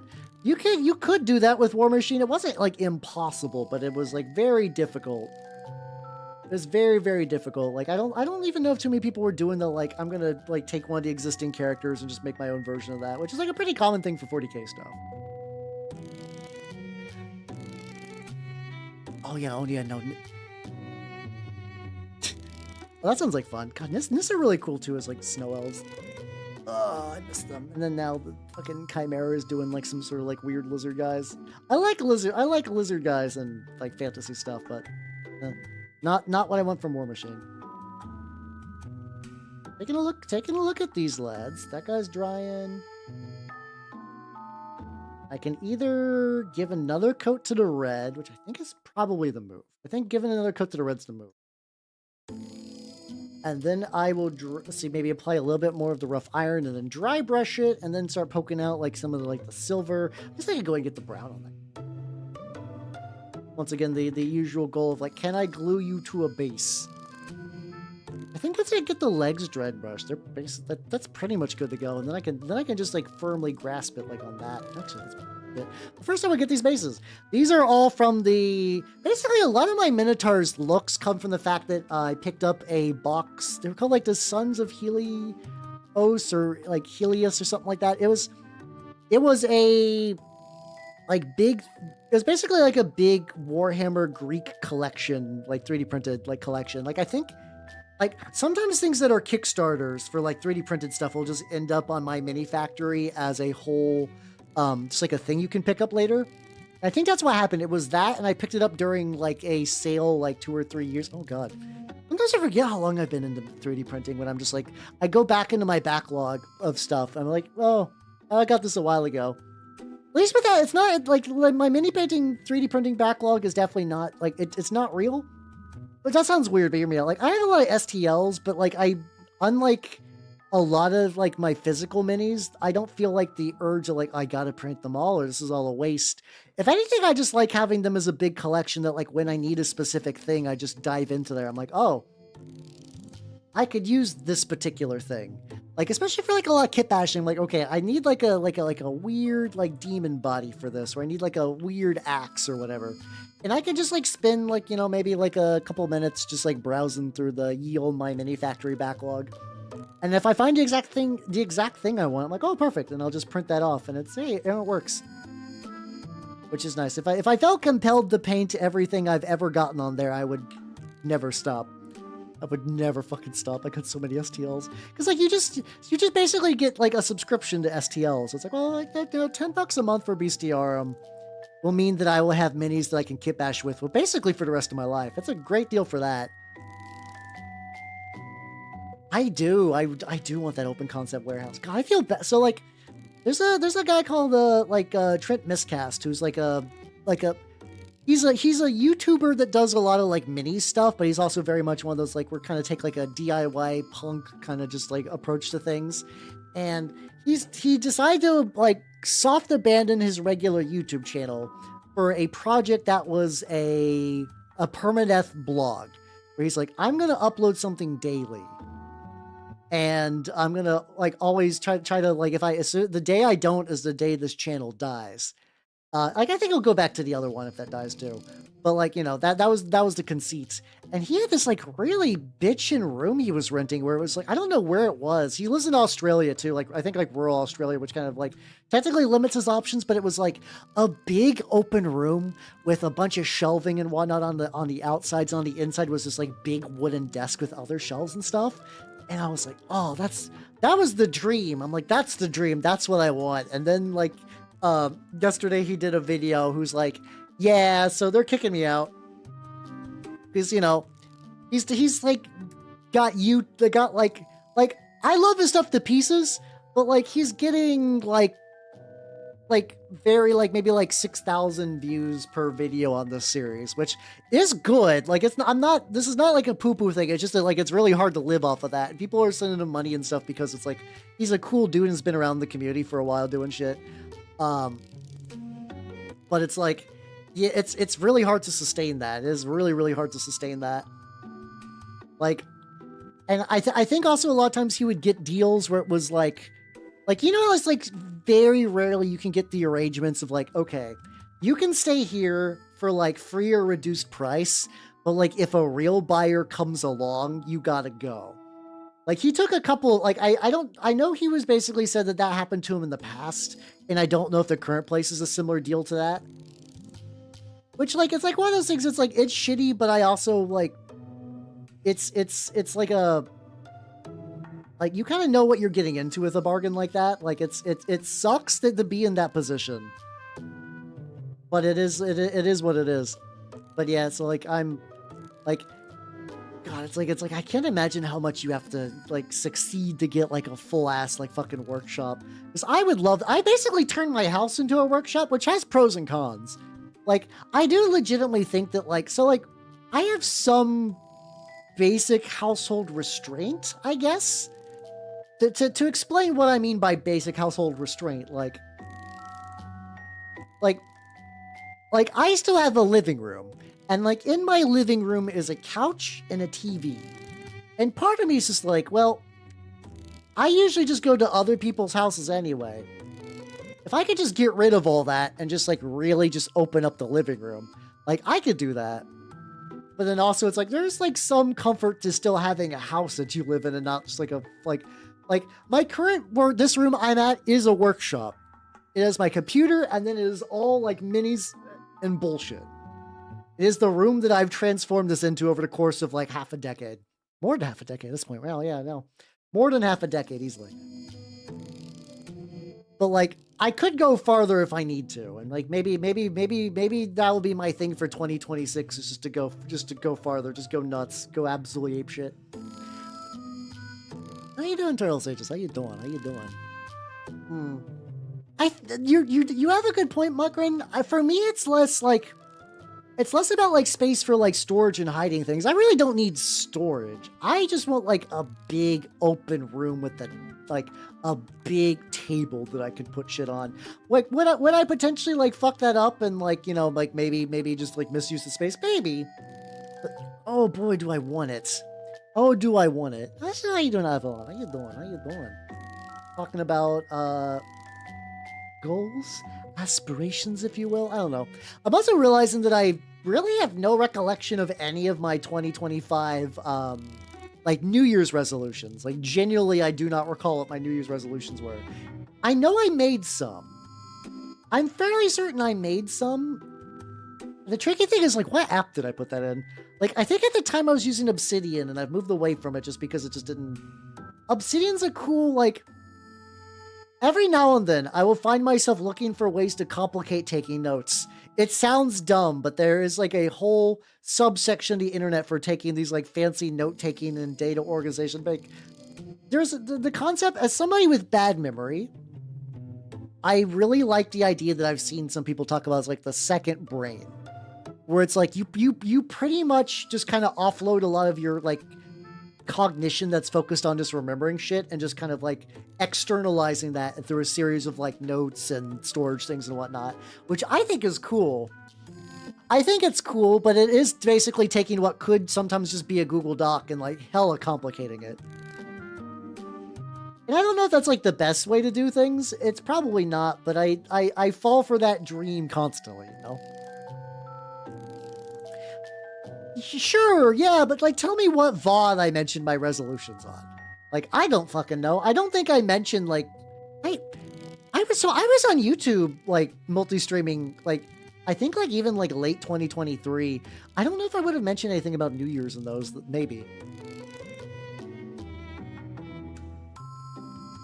Oh, yeah, that's the tricky... Yeah, that's the big thing about, like, terrain is, like, the storage requirement does balloon out super hard.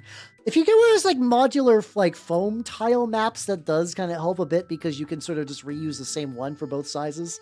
It is tricky, though. It is tricky because, like, the more terrain you want to make, because it makes your models look cooler, the less space you got for shit. I think my grand plan is I would like to make more terrain and then make so much terrain that I actually start donating more to my shop, where it's like, you can take my old shitty terrain, like, not bad old shitty terrain. And I actually have donated terrain before. I have done that. I don't have the cork board, no. I've kind of moved to a digital way because I like being able to do it, like, when I'm out and about. All right, hold on. Before you do that, I want to double check do I still have Obsidian? I think I do. All right, this is, I still got this. Hey guys, check this out. I opened it up and found exactly my list of things. I found my list. We can go. I can go through this. I know I could do like a formal New Year's stream for like resolution stream. I don't give a shit. Update available. Get the fuck off the screen. I don't care. All right, here we go.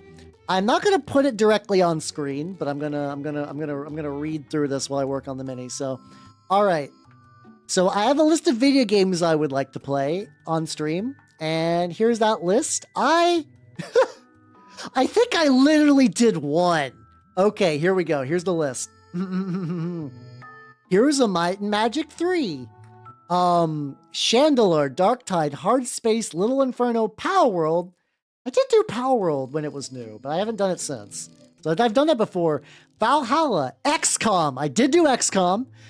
Shadow Colossus, Steel Hunters, Planescape Torment, the Shadowrun TRPGs, the Loathing Games, Battlefield Gothic 2, Vermintide 2, and then Battletech. I've played one of those. I have played one of those. I did all the XCOMs. Yippee. Hell yeah. So, I'm not going to say mission accomplished there, but there was an attempt. Then I have a thing that I wanted to do, which was to play a 40k game.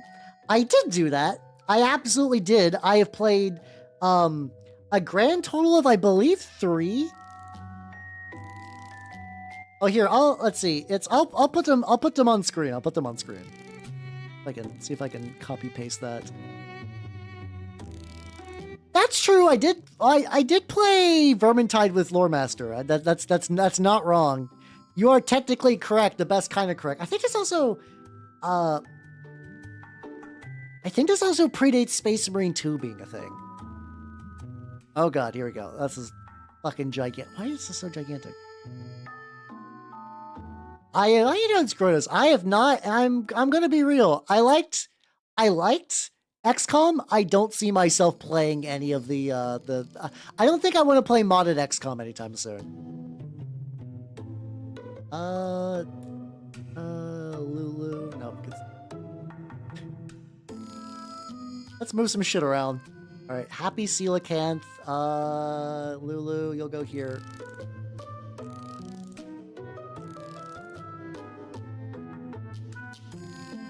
This is a fucking clusterfuck. There we go. So these were the games that supposedly I wanted to play. I wanted to play all these. I wanted to play all these on stream. That one of those happened. I did play 40K though. I did say that I wanted to play a game of 40K, and I did. I absolutely did. Ah, fuck. Oh no, I think it.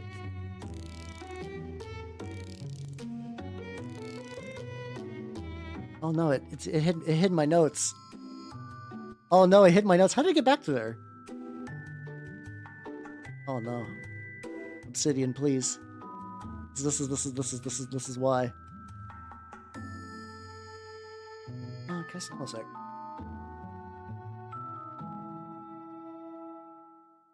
I deleted that.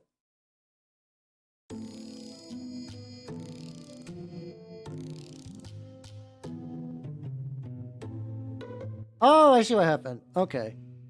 Oh, okay. I have two. So, okay. Obsidian has what's called vaults. They have vaults, and in the vaults, they they section off your data. So I had like a Lancer specific note DM note vault, and then this one. All right. So let's see other stuff I did. Play a 40K game. So yeah, I was about to say I did do this. I absolutely played a 40K game. Hell yeah, let's go. Oh, I think it's supposed to be. Oh, okay. No, it's supposed to be like Vermintide. I think I've mentioned before that like I know some people have like really considered the idea of doing like games with viewers, and for some reason my brain revolts against that. I don't know why. I know a lot of people do that, but for some reason the idea I've never been comfortable with, and I cannot articulate why. So I think hi Valken, how you doing? So I think the compromise was the idea of playing one of those with emotes only. So I don't know. Probably not likely. I feel like that's been asked for a while, and I just don't think that's the way my brain works. I don't know what emote only BattleTech would look like though. All right. Look into 3D stuff. I did find some more better 3D tech and everything, and I did do like a couple of 3D streams. Not the worst. We'd be worried about. Sorry in advance. There we go. Okay, I'm fully justified then. Yippee. But for real though. So I did do a little bit. 3D is always tricky because it requires like a very like specific setup for things. I should do more though. I don't think I'm ever gonna go full like VR. The tricky thing with going full VR 3D is that requires a that requires like a headset and a bunch of tech and trackers that I don't have. But I found some like decent stuff for like my budget range and how much I'd use it. So that was true. Okay, so I did that. Edited VODs, did not do that. Original short form content, I did do that. Yippee! All right, I'm okay with that. I'm okay with out of those like doing the not doing VOD editings, whatever. But doing I did my Chaos Meatball video. It took me till very late in the year to do it, and I still need to start working on the other video. I got some ideas, but I don't have like anything really close to even begin to show, so that's fine. And what else we got? More TRPGs. I actually didn't run Necronica this year, which is weird. I think this might legitimately be the first year I've not ran Necronica at all. Which I need to run Necronica. Probably not enough time in this year, unfortunately. So I'm just gonna have to skip a year of no Necronica, which makes me sad. But not the worst. Not the worst. And then I did do Lancer. I did not do Cyberpunk Red or X-Crawl or the Fantasy Flight 40K games. But I did do Sword World, which was not on the list to begin with because I just didn't really know much about it. So, okay. Neat. Hell yeah. And then the very final one. The very, very final one was Escape the Wage Cage. Not happening anytime soon. Yeah, I did a couple of Sword World streams. I think I had plans for doing more pickup games, and it's just because I just didn't have the time to plan for those didn't manifest. So I think those are likely to be, if I now that I got Saturdays for planning, I can make those real. Yeah, so like, okay. Video games, I'm not gonna say are a failure because those are just more suggestions and requirements. Oh, one of them mentions doing a podcast. I would like to do a podcast. I would like to do a podcast, but I would not like to do a solo podcast. I would need to know someone that I'm like absolutely comfortable podcasting with. Which I know people out there that would probably be good, but I don't know. Yeah, especially now that I've been reading a lot, like listening to a lot of Hive Scum. I was like, I'm kind of feeling the urge again. I'm definitely feeling the urge again. Yeah, it was. What do you mean was? I'm still playing Ripper, motherfucker. Ripper on Thursday. I think, I don't know if we're gonna finish Ripper on Thursday. If not this Thursday, the next Thursday. It's coming together. So yeah. But you know what? So the funny thing is, like, I was also like weirdly like almost a little nervous. I was almost a little nervous for this list because I felt like I put a lot of like bigger, bolder plans that I was just not gonna make. Because I feel like up until recently, I kind of felt like 2025 was a year that I expected me to do bigger things, and it just didn't really happen. Instead, 2025 ended up being a year of kind of like fixing my brain, which I think is in the grand, like in that, so like one of the things in like the grand scheme of things is probably going to be like way better payoff. So like I'm actually not upset about the way 2025 turned out. I was expecting, if you would have told me a couple of months ago how you feel about 2025, I'd be like, oh God, is it ending? Why? I've done nothing, but I actually feel like I've done a lot. Yeah, even if it's not like, aha, here's like a tangible thing I got. Like, I'm feeling pretty good. I've been doing. I've also been like doing pretty well for like as like in my mini painting. I feel like the mini painting in particular has been going pretty good. Like not to get caught on numbers, but I've had things do like pretty okay on like Instagram and like not even counting the horrible big flesh boy because he is my greatest work of art and I will never surpass him. You know. I mean, you're not wrong. Brain fixing is pretty good. Did I hit the rat quota? I don't actually think I said a rat quota this year, but I did paint rats. I did paint some Mordheim rats and some rat terrain and some leftovers from the Scaventide box. So yeah, rats ended up pretty well. Weirdly enough, no. I have actually not made a Desecrated Saint. I have printed the parts for a Desecrated Saint. But I had like a really dumb idea for it that I think it's a cool idea, but I just haven't committed to it yet because this is another one of those, like sometimes I've had projects that I'm like, I should make a video about this. And then I don't film it. And then that project doesn't happen. It's a struggle. But here, let me show you my idea. Or at least a very rough idea. I think I need to do some more like bits and shit for it. How you doing, Mini Doll? How you doing? I'm doing like one more layer of red before I touch up the iron a little bit and then do some dry brushing on the lads. So I want to get them on bases. Get them bases would be neat. Yeah, because like the thing is like for me it's like time and energy are the thing holding me back. It's never ideas. The ideas are never the tricky part. It's not like.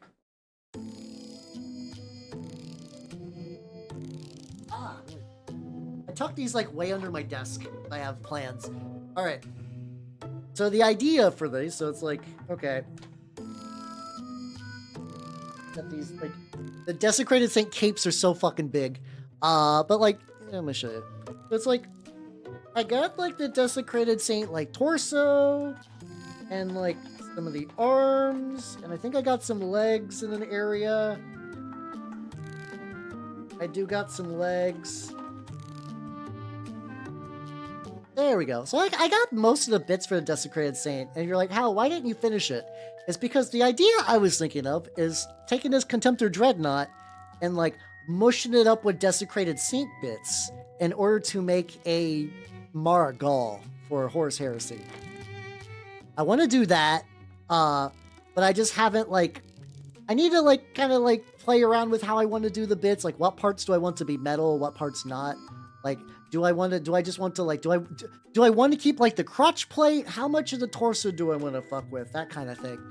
I also kind of want these to work. I kind of want these to work as demon princess as well. So I kind of want them to have wings. So it's like I can put big ass wings on there too. I don't know. It's oh, there's like a bug on this.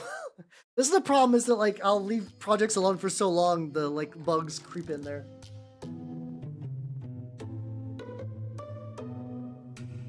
Yeah, I mean, I'm like that too, honestly. I as much as I try to like schedule shit and make sure I got like having set times does help with that kind of thing. There are times that I've done things primarily because I got a burst of energy to do it, like doing like a big deep clean in my house, or just like working on some projects. Like, I'm trying to be less reliant on bursts of energy like that, because, you know, it's cool and nice when you do that, but then like if you don't have that energy just like on tap ready to go whenever, like if you don't have that like ready to go instantly, like when you want it to, then you're just kind of entirely dictated by the whims of fate, which is like, some people thrive that way. I don't. I have big plans, but I have to like fight myself sometimes for those. How you doing, Sinzies? How you doing? How you doing?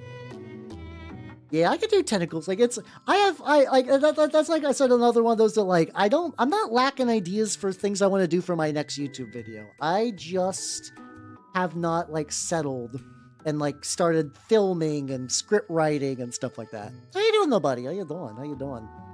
Today's I'm working on Minotaurs that I've had kicking around. This has been, nostalgia hour is the wrong word. It's very, very introspective. This is a very powered by the end of the year sort of stream. The coldness of winter and whatnot.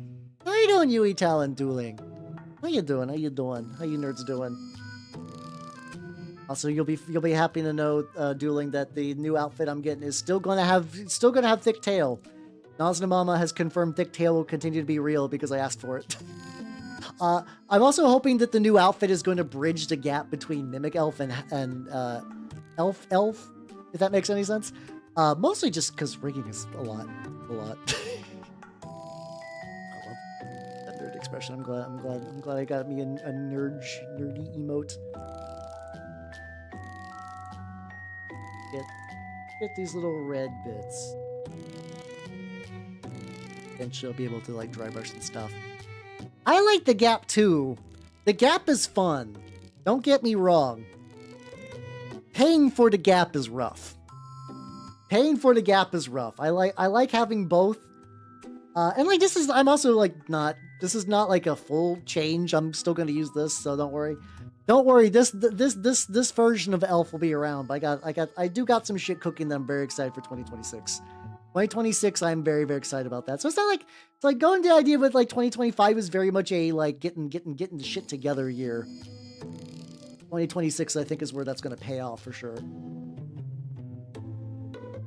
I just totally forgot this guy's pauldron in its entirety. Shit. Okay. Let me get that real quick. I'll go back to the other guy. That might take off too. Pop that out, actually. I have the option just to have the tail out in elf mode. I don't do it very often just because it's not really required. Like it's not like a thing that comes up a lot, but I like having the option to do so. I like having the option. So. Zip.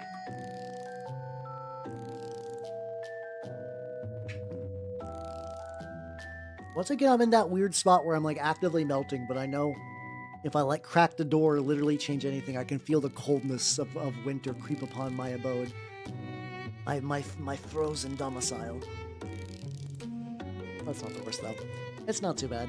But yeah. I don't know. It's been neat. 2025 has been neat, and I'm very thankful and happy about it. That's why I'm rocking the pot loader to show my Christmas spirit. But that's dumb. I should play. I need to find like the actual proper elf bowling and not the fucking what's it called? And not the because like I think originally when I did the elf bowling stream, I did the Game Boy Advanced one, and that one was like elf bowling is not a good game, but that one wasn't particularly like that was even worse somehow. Like I think the Game Boy Advance is genuinely like one of the better systems. Like a lot of Nintendo, like once you like, you know, Game Boy itself was like not too bad. Like once you really got into like the GBA through like 3DS era, you got some real bangers. There's just some like real good games on those. Just kind of just like casually in there, but also we had a lot of garbage. Oh my god, there was so much garbage in the fucking like.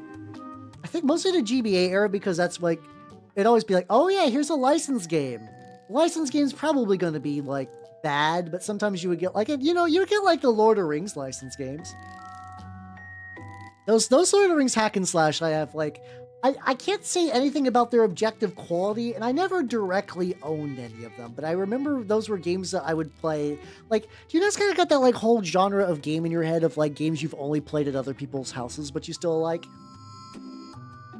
Like, that was like me for like the entirety of like the OG Xbox's library. Definitely the like yeah, definitely that. It's like all the Lord of the Rings games. There's like a couple of other ones too. There's a couple of others. And I just had like the most horrible brain fart where I just legitimately forgot that I was talking about the Lord of the Rings games. I was like, oh no. But yeah. I'm curious how well those will hold up. Like, I'm sure they're fine, and I'm at one of those people that like I don't mind if a game like quote unquote feels its age. It's also tricky now too, because now we have people who like we got people who like beg for remakes for everything, and it makes me sad. I do wish older games were easier to access. Like the idea that like if a movie is like old and good, it might end up on like, you got like a streaming service, or you got like the Criterion Collection. You got options, but like an old and good game, you have to kind of hope that like Nintendo or Sony will put it on like an online store, or else it'll just fucking rot forever. And I hate that. I would rather there be like a better way for re-releases than like active remakes. But also like, just keep hearing that like theory that like, it's not even a theory. It's like basically the idea of the state of mind that like one of the reasons that video games aren't considered art by a lot of people is because in their minds, video games are just like basic. Like, I think it's just basically the idea that they're sort of made to be like, not appreciated for their flaws, but like the flaws are something to be fixed. Like when a game has when like an older horror game has like tank controls, and you kind of look at that now, it's not like, oh, this is like a technological consideration that was like made for the era, and also like the way the camera, like I actually was really weird that like it took me to play the Silent Hill games to really appreciate tank controls, because you do get to do like really cool shit with the camera switching that you just really can't do otherwise. Like, it's just something you never would have intuited, like, because I think like, a lot of people, I think I've played some of the older Resident Evils. Snow Globe does sound like a fun thing to do, actually. I have to make a snow. Anyway, but, like, I played some of the older Resident Evils, and I'm like, this sucks, and I hate it, and it's like, I just never really appreciated it for what it was.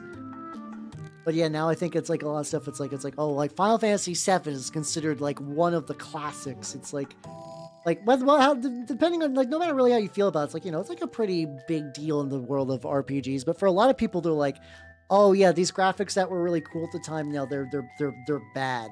This game is inferior because it did not match the current tech of today. Like, it'd be like watching like a really kind of like acclaimed movie now and just being like, oh, this doesn't got good CGI, 0 out of 10. It doesn't even have to be like a high art thing. So like if people said that about like The Matrix or whatever, that'd be like the CGI sucks. This movie's bad because the graphics are bad. Like it's an opinion that only really exists in video games. It's very strange because of that. Like, I mean, I'm sure there are movies that have effects that are really dated, but like even sometimes you could be like, look at that dated effect. I smiled. And then, but when you see somebody who's like, these graphics are too blocky, this game should be remade. I don't know why I talk like this, but that's true. I don't know. I don't even know if I'd say it adds to the awkwardness, adds to the stress. It's just different. Like, I think like once, like I remember early in Silent Hill 1, I was like, oh God, I'm like bumping into shit. Like towards the end of that game, and especially early in the Silent Hill 2, I just remember just being like, I'm fucking out of here, nerds. Bye. Just like scoot my way out. Who gives a shit?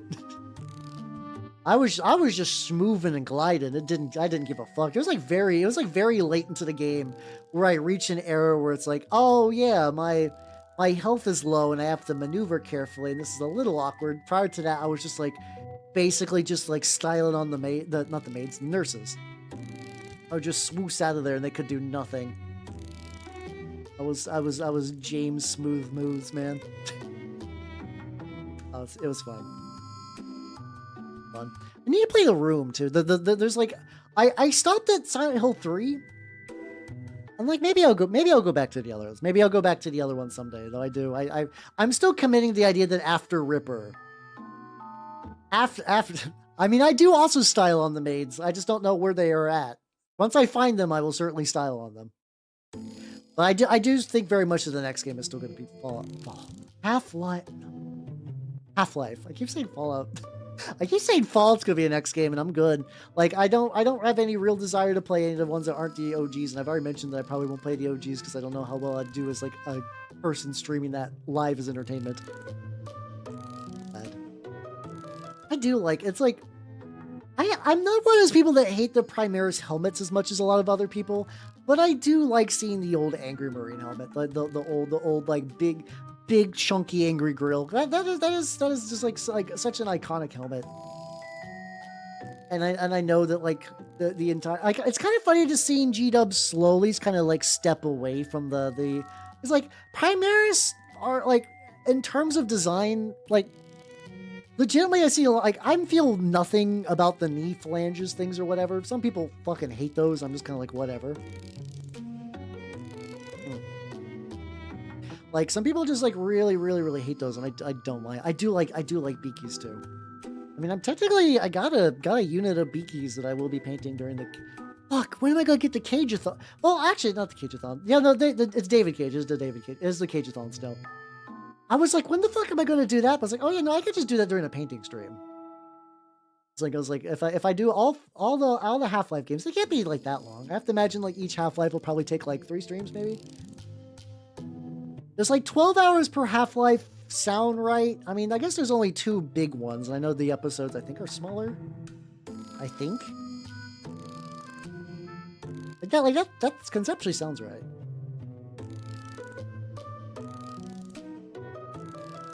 Everywhere. Tragic.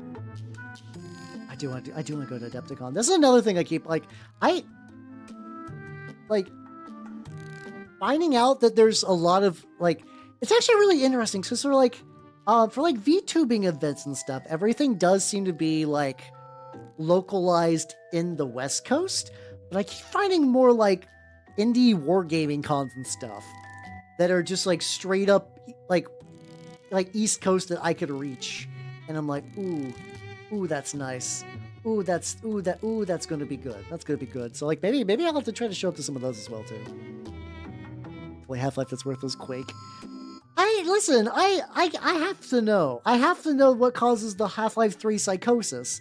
Like, I'm sure for a lot of people they're like, Half-Life is like overrated or was like only special at its time or whatever. Yada. I don't care. I still want to know. Yeah, but I don't know exactly, like, I know there's, like, big, like, East Coast Mordheim events. Like, mind you, a lot of this is just going through, like, because, like, I think the Hive Scum people are from, like, Connecticut. And so they basically go to, like, every event that's on the East Coast. I keep finding that there's, like, more and more shit. I'm like, oh, God, okay. I don't know how feasible it would be for me to go to all of them, but, like, in theory, I could plan around that. What's this gonna sound weird? What's a train situation like in New York City? Like, and I don't mean like the subway. I mean like taking a train out of the city elsewhere. Like, is that a thing you could do? Like, is that like a real thing that exists? Well, the tickets are if the tickets are in January. I don't think Adepticon might be happening this year. Then I have to imagine that sells out pretty quick. Speaking about big poofy dry brushes. There we go. Got the big boy.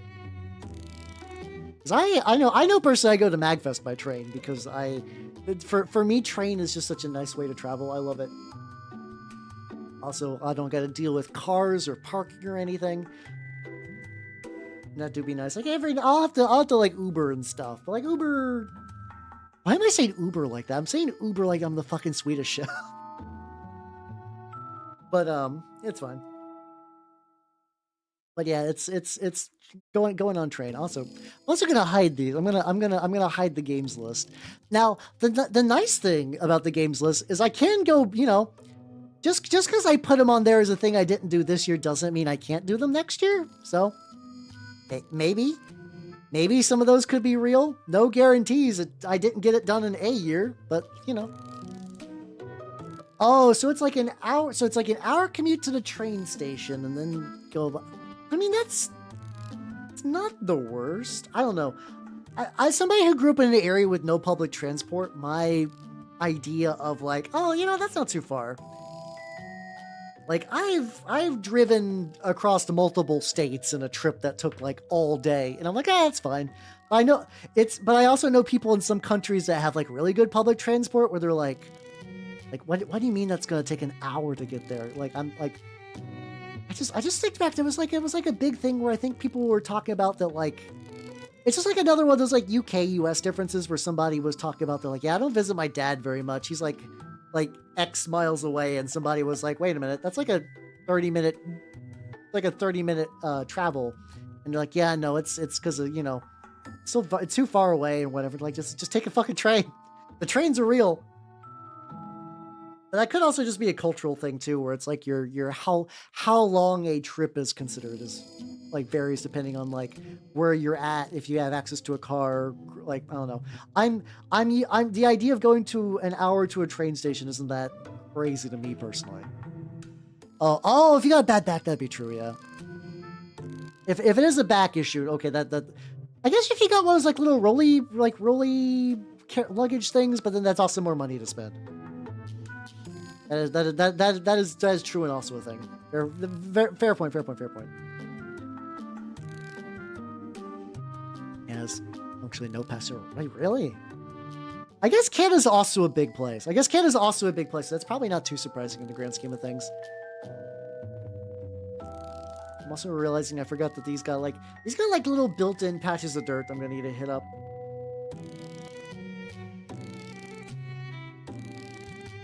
Okay, so it's so terrible. Yeah, it did seem like there was like the Adric episode where Bricky was talking about like driving around the UK, and apparently there's just like a lot of roads that just terminate into one-ways, and people are just used to going there like 40 miles an hour down a one-way. Very strangely. Maybe that's it too. Maybe if like your family just doesn't live by like any public transport, even if you're in like generally like both in London, you're just kind of like, well, I guess I just don't have that family member anymore. They explode. I got a bunch of this like shitty brown. When I had my thing pop open and my palette is covered in brown, this is actually a blessing in disguise for dirt.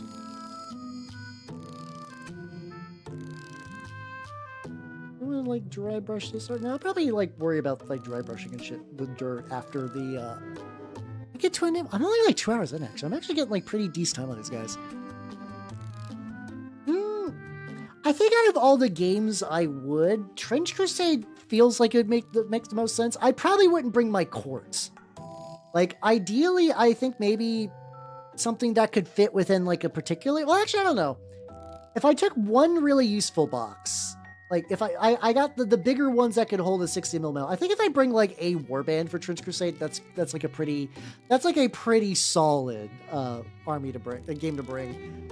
Like what I would never like people who go to conventions with Horus Heresy armies that are like 3,000 points are strange individuals, and I will never understand. But like that sounds difficult, but I can see if you need to. But yeah, I definitely would like to lean smaller if I can. 60 miles an hour contrast. Oh yeah, okay, that does sound pretty bad, to be fair. Is it just like one of those things that like it's just kind of hard to get around to it, I guess? Like I mean like from like a politician standpoint, the idea to like unfuck the roads is probably just not like a very popular thing to do.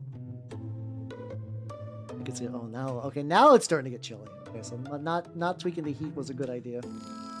Hey. If it's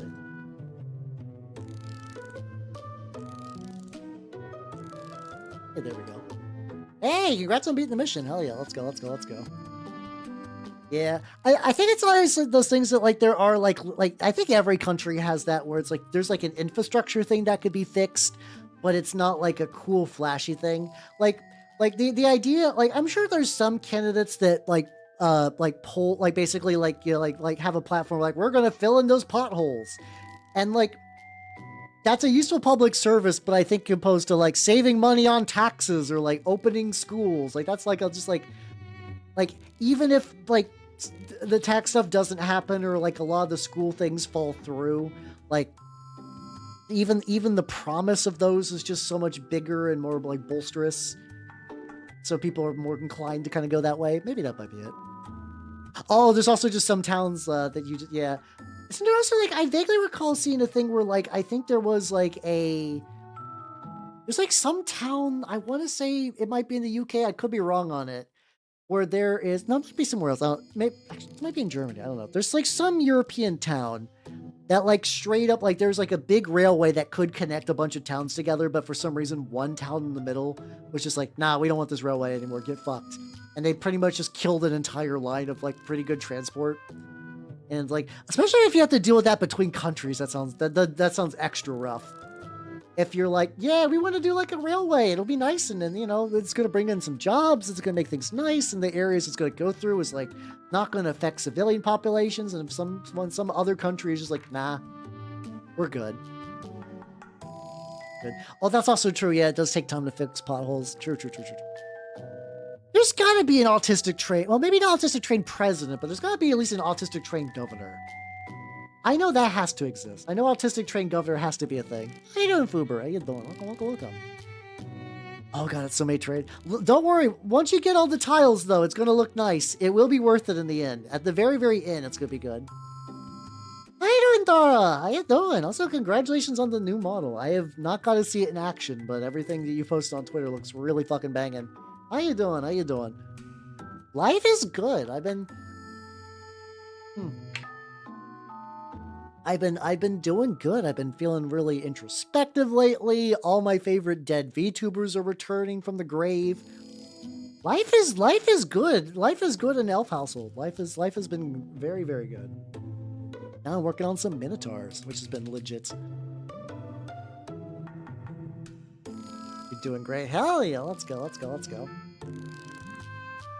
I also it's gonna be a while for me, but I also I'm getting a new outfit from Natsuna Mama. Oh my god, Natsuna Mama's fucking insane. She is an absolute fucking beast in the most positive way. She is great.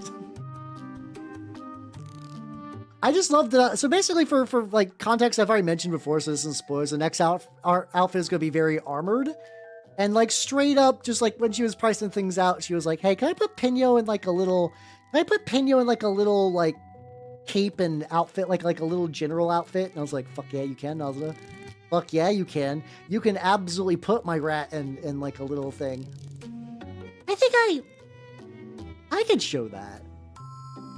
I could probably show Pinyo in this outfit. I could probably get away with showing that.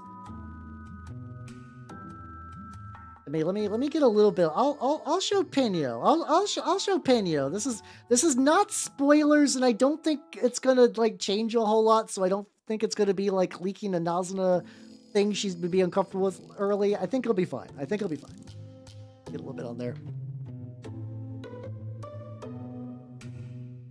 But yeah, she started a couple of days ago, and has just been cranking out updates and stuff. Let's see.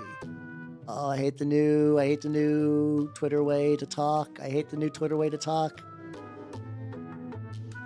right. Oh shit. Okay, no, I know what I'll do. I know what I'm gonna do. All right, there's a little sneaky area I can grab that will give like a little teaser, nothing too bananas. You'll get a little. I'll give you all a little treat. As a treat. There we go. I don't know why they did it, other than the fact that I feel like they're just gonna read all of our DMs. But all right, check this shit out. Look at the slide. Look at him. Look at this beautiful boy. Look at him. I will never call Twitter X. I know that there's somebody else who's currently like buying the, like basically like Twitter banning the copyrights that are doing that. Hey, my entire life can't be voiced by Zach Hiddell. Listen. I have to have some autonomy on my own. Not a huge amount, mind you, but some. But yeah, so like, I didn't request this change, and I don't mean that as in like a bad thing, as in like, Nazunamama on her own was like, "Can I do this?" And I was like, "Fuck yeah, you can, Nazunamama. Fuck yeah, you can." So when Pinyo finally passes this mortal coil, he will join all the greats up in Roman Catholic. Big. I'm very excited about this. Which I think apparently the model itself should be getting pretty close by the end of the month, and then rigging in general is going to be like, you know, an odyssey on its own. So we'll find out when that happens. But till then, that's the plan. That's the plan. So how you doing, Surreal? How you doing? Welcome. I'm showing off my rat in his extra festive form, and then also like painting Minotaurs as one does. Basically just going through and just doing a slight, like, basically just like another layer of this evil iron, which is basically like Warplock bronze for people who don't want G-dub stuff. Just giving it like a little spritz. It really has. The funny thing is, I need to scoot over too. Originally, Penyo, like in the early stages, was basically like a formless puffball. Like it like not necessarily by like that was a thing I imagined. It's just like as every update happened, Penyo just became more and more defined. And then once Penyo reached Nazunamama, she made Penyo like an actual rat with like defined features. And I guess the only way to go up from actual rat with defined features is like, what if rat but like regal? What if military rat? Look at the trim doing pretty alright. Also must clarify, not shit talking my old model Papa. Unfortunately, he disappeared off the face of the earth, and I don't know what happened to him. So it's like, yeah, that's one of the reasons. I mean, I was looking for some stuff Nazunamama could only really do, but yeah, previous art Papa basically just like one day just like vanished. Merry Ratsmas, one and all. Nazunamama cooks incredibly hard. I still really like her. Her personality is really funny to me because like 90% of this time it's just like the sweetest lady you've ever heard, which is like, oh, I went outside and like I hung out with my dog and we went, it was raining a little bit and everything was really nice. I'm like, oh. And then Nazunamama drew that picture back in Halloween of her just getting like face huggered, just like dual fisting candy. I know I saved that. I need to have that picture just like ready to go whenever because it's very good. It's just like a very good photo. There we go. I love this is Nazunamama. This is Nazunamama. This is both my artist mama and Thara at YouTube's. Like not the big lady. The big lady, I don't know the significance of big lady other than Nazunamama just likes having a spooky big lady. As like, I don't know if it's like an OC girlfriend thing or just like an alternate personality or just having fun. I don't know. I don't know. But yeah, everything like she goes from just being like softest and sweetest and gentle, and then she's like, I fucking love Halloween. I want my chest to burst with holiday spirit. I'm like, fuck yeah, Nazunamama. That's why I picked you. He did go out for milk and cigs, yeah. It was tricky because for a while finding it like prior to Nazuna, my previous art Papa was of Hudanchi, which Hudanchi are really rare actually. I arguably I do not see very many Hudanchi out in the wild. Which I was like, oh yeah, Hudanchi would be a good choice for pretty elf lad.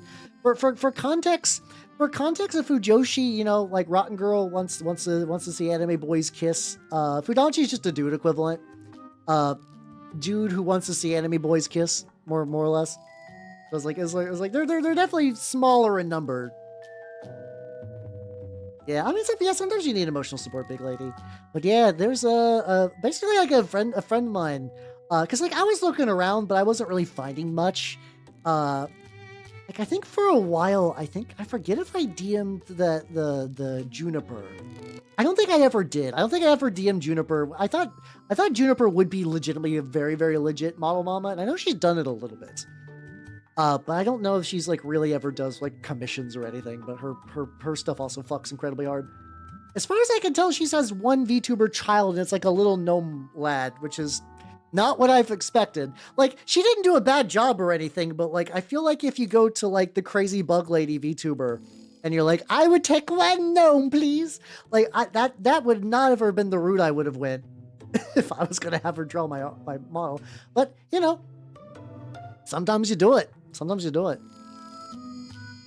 But yeah, VTuber was just like, a friend of mine was like, hey, yeah, Hal, you should check out this lady. She does like horror stuff and anime boys. And I was like, oh shit, that's rarer than you would think. Legitimately, that's a very rare combination. I was very, very happy that Now's Mama turned out to be good.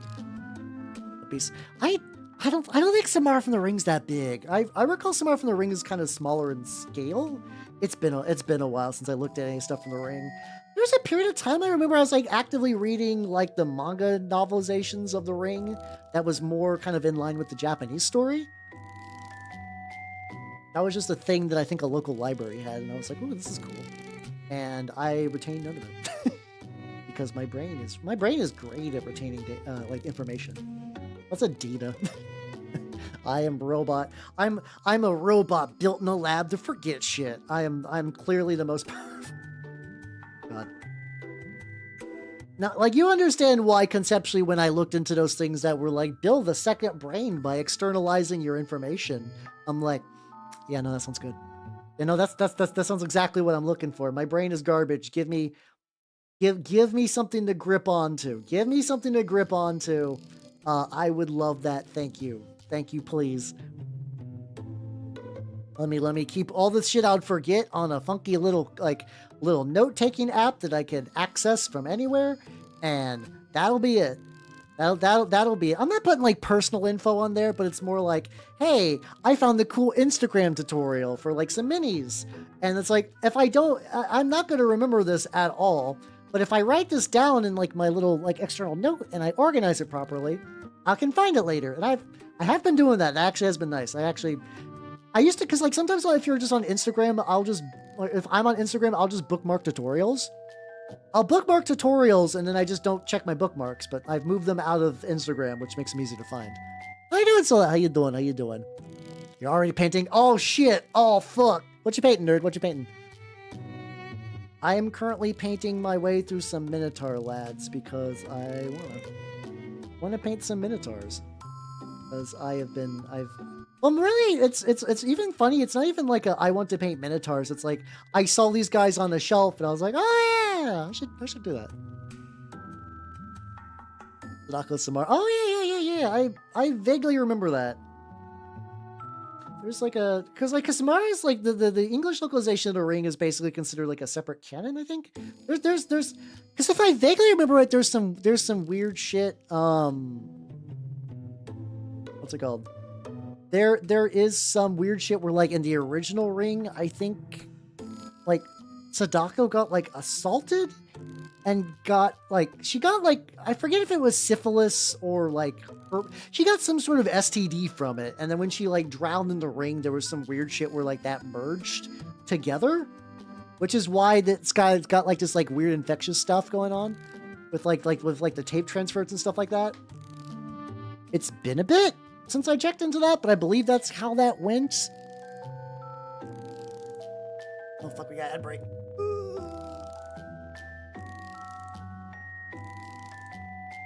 Ah, there we go. Big fuck off stretchy. Let's go. And we're free. We're free from agile. Yippee! Let's go. Fuck some anime boys. Unfortunately, I'm glad you do. Hell yeah. Let's go.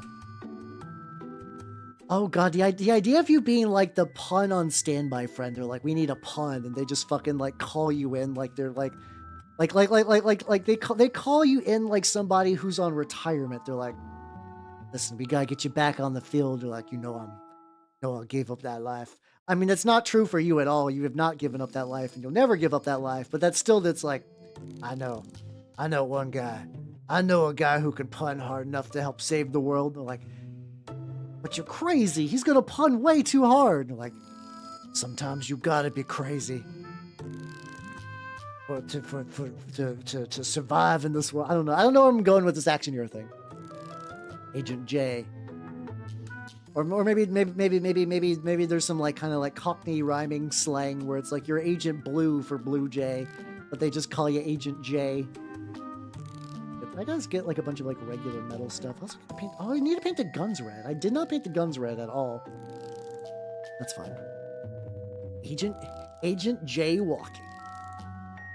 God, Jesus Christ! No, I regret giving you an ounce of praise. That was a mistake. It immediately went to your head. Oh no, that was Matthew. Fuck, my bad. No, the yes ending is too strong.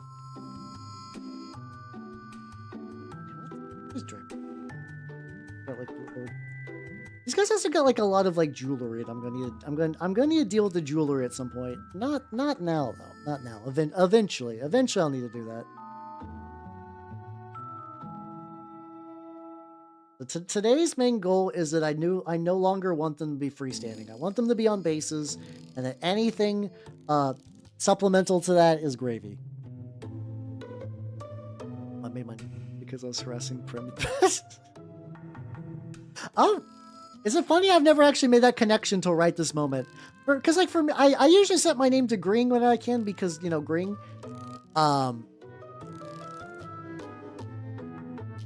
god, yeah. I'm very glad that like anytime somebody tries to do like a big AI ad push, that they immediately get clowned on. I don't know why. So like it was backed up when Coca-Cola did it that one year, but then the fact that they doubled down, they're like, no, this year we're doing it again, and it's going to be better, and it was also shitty.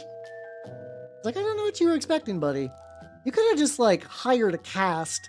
I know it's because they're trying to develop techniques that like this is like an investment to them. A dumb investment, but for them it's like an investment of like, if we can figure out how to do this, if we can figure out how to do this, we can save money forever by no longer requiring like actual like actors and hardworking individuals and shit. It's the fucking worst. How you doing, Tundra? Yeah, I'm doing these are the Sternguard from the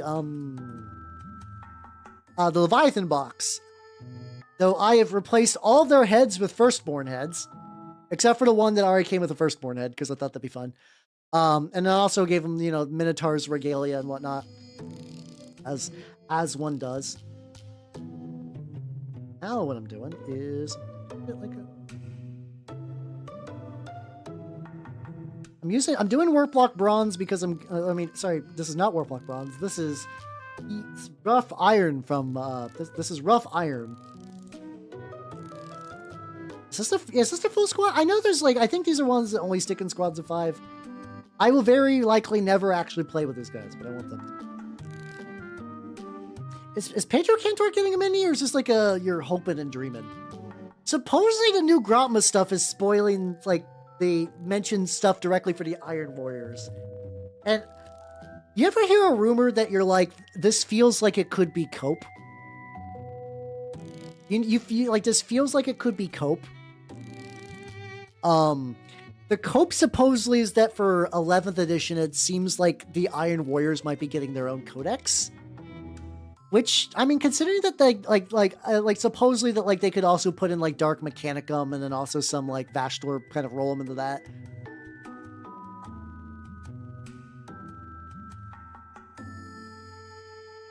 Well, there's, like, a couple of things with the Firstborn Primaris thing. I think the best way to think of it more is like Games Workshop effectively wanted to do a soft reboot. Also, how you doing, Gabe's Not So Good? How you doing? Like, 8th edition was effectively like the closest to like a soft reboot you could do for 40k. They learned that they can't go full Age, like going full Age of Sigmar was just not going to work. Like they couldn't they clearly wanted to go farther, but they couldn't because that kind of blew up in their face. But they still wanted to do a bunch of things, like a lot of the models were old, but they also want to make sure that people have to buy them. Like, could you sell true scale Marines with no lore justification? Yeah. People have been making true scale Marines for ages. People have been making true scale Marine conversions for a long time. It's not a bad idea to do if you're Games Workshop, just to like up the scale on Marines, because, you know, scale creep is already G-Dubs' like favorite thing ever. So it really doesn't change much. However, though, also I'm going to be using glittering loot for the gold dry brush on this. But so, like, I think it's that. It's also, like, effectively, I forget how much, like, so some of this I might be misremembering, so feel free to, like, correct me on this. So, like, Space Marines stop being, Space Marines are the beginner army of the game, right? They are the beginner army of the game, but actually a lot of the stuff mechanically for them weren't super beginner friendly. Like, hey, you're Johnny New Player. You're Johnny New Player. You ordered a box of tacticals. How do you build those? Like, this is gonna sound dumb and like might not be super, like, you're like however you want or whatever. So it would technically make sense if you just said, okay, we're gonna take what's in tacticals and sort of split them up into squads. So like the most basic bitch new players who only know Marines will be like, okay, I pick up this squad which has this role. This role is telegraphed, and I really don't need to fuck around with weapon options because it's just there for me. And if you want to go like advanced Marines, you do like Space Wolves or Dark Angels or whatnot. And if you want to go even more advanced, you go into other armies. Like, that kind of thing kind of works and kind of makes sense. It's really, Primaris are a justification for Games Workshop to do a bunch of stuff that, like, in the grand scheme of things, didn't require Primaris weren't an organic need. But they're done anyway, so now we just live in a post-Primaris world. There's not much we can really do about that, you know? I mean, on one hand, if they did more with word bearers, that would be cool. I don't think word bearers need to be separate from chaos. This is why this rumor feels weird, because I actually don't even think Iron Warriors need to be separate from the kind of typical like Legion, like Chaos Space Marine Legion. I am more pro bringing everything back. I really like older codices where you could just run everything out of that book and just like use marks or whatever to flavor your Marines. So I'm not the biggest fan about the idea of every God Codex getting their own like every Chaos Legion getting their own codex.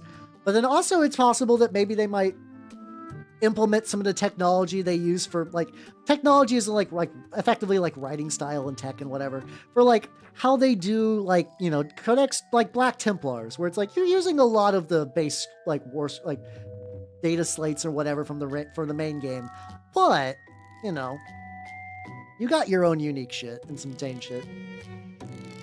Yeah. Also, Jay, have yourself a good night and take it easy. Tried to get a team of train conductors to help me build a model train made of pine, but they wouldn't train for the job.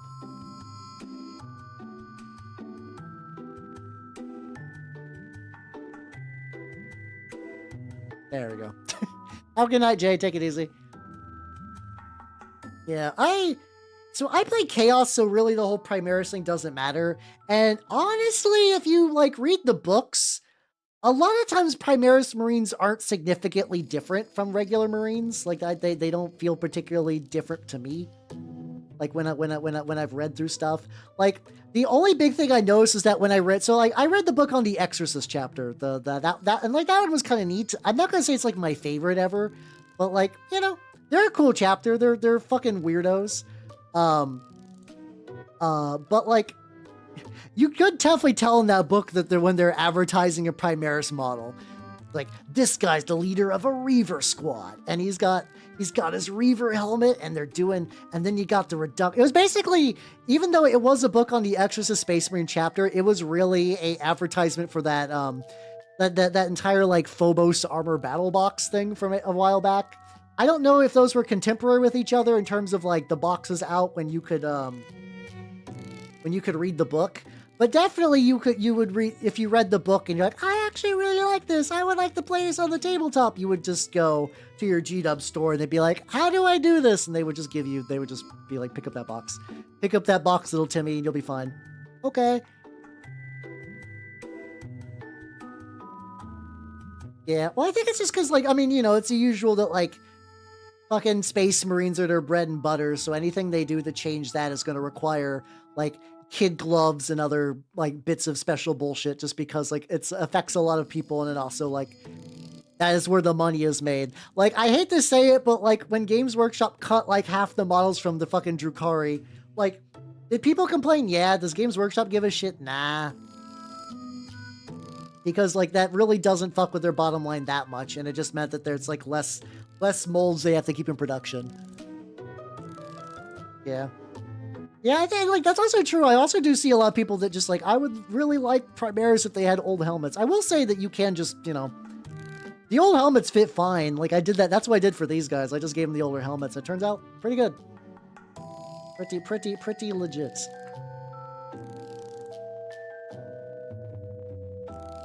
Not over...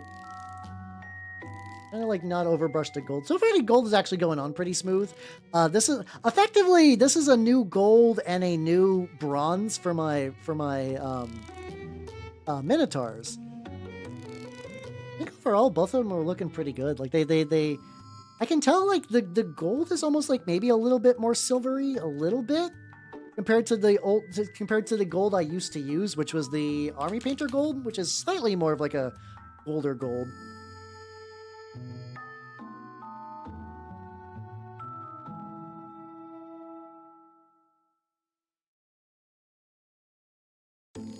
You know what? I'll keep going with it.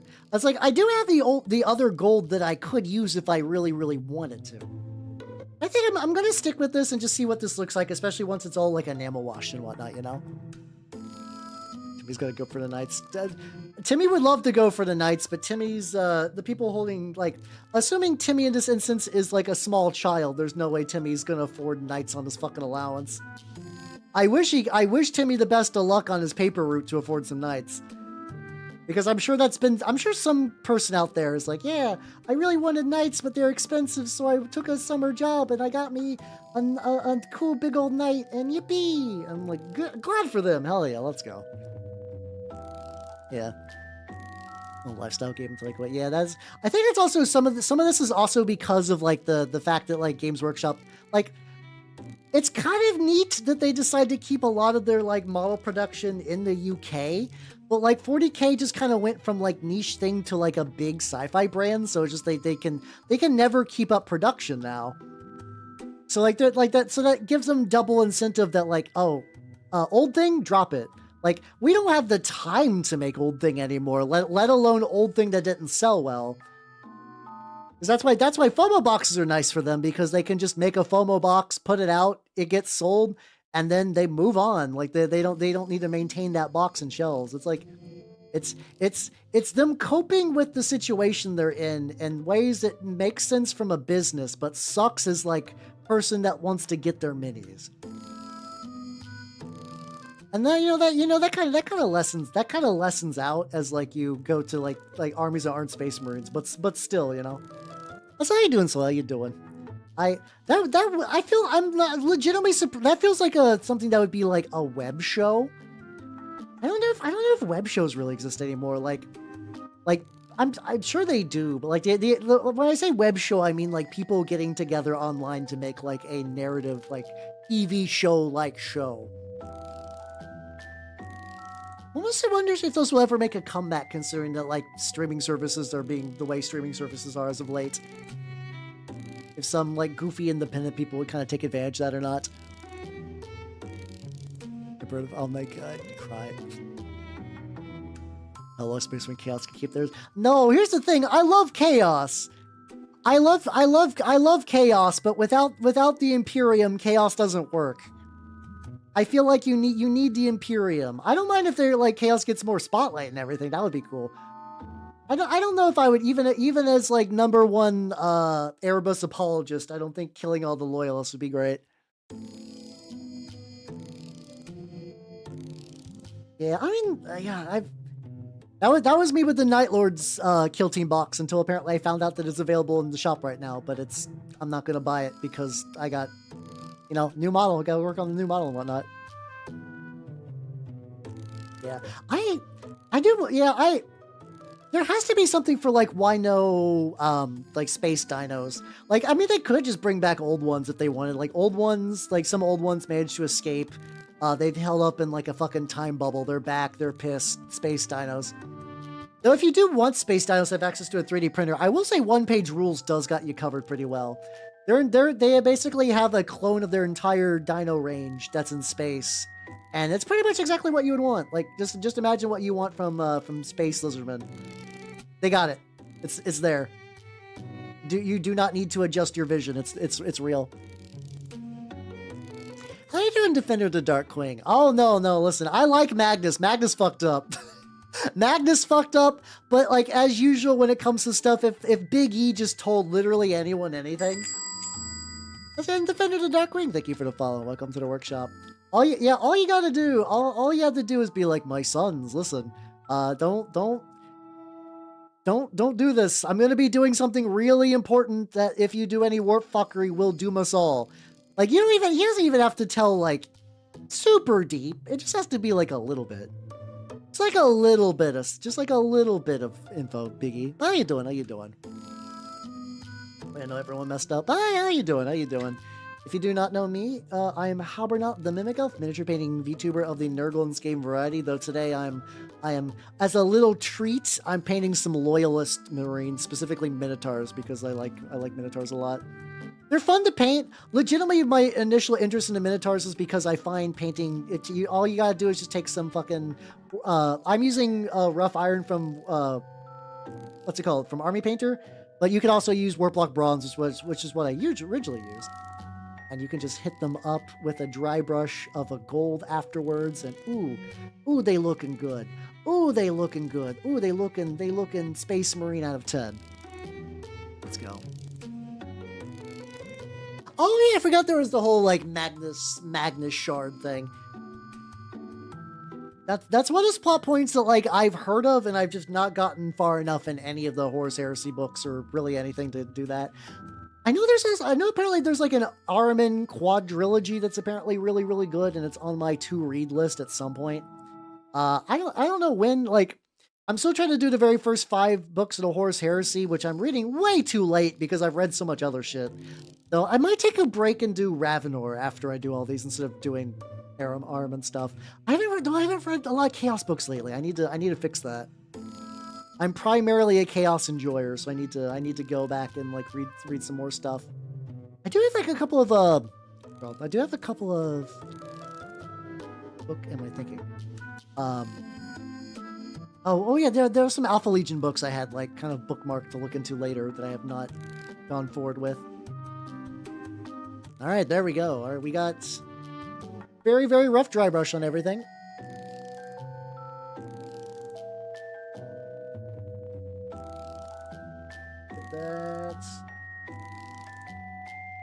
Oh yeah, it's the usual. The Biggie's the worst ad of the year every year for all the years.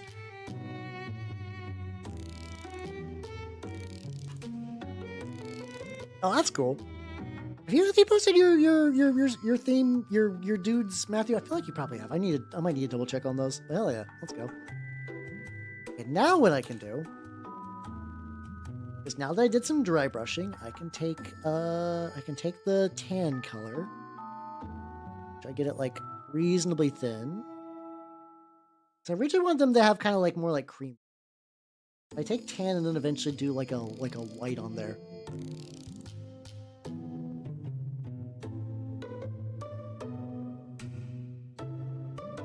I feel like sometimes too I also like just need to like be a bit more calm and precise with my brushstrokes. I do feel like sometimes I go a little aggressive. And I probably don't need to. Like, I can just go, wow, there we go. Some person. Wait a minute. Yeah, oh yeah, yeah. Doing tan over this brown is looking pretty legit.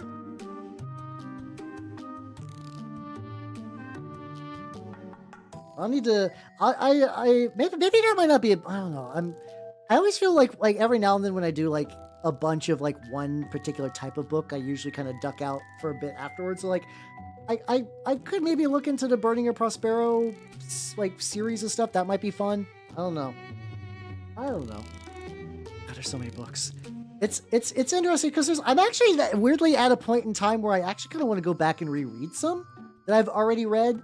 Like part of me kind of wants to reread the Night Lords trilogy, but I also kind of want to reread the Reverie because that's just my favorite. But I'm realizing that it's just like it takes like going because I'm a filthy audiobook listener. It takes roughly about like maybe 3 to 4 weeks to go through a book, right? Mostly just because I listen to it when I'm like driving and whatnot. So it takes me a while to go through one.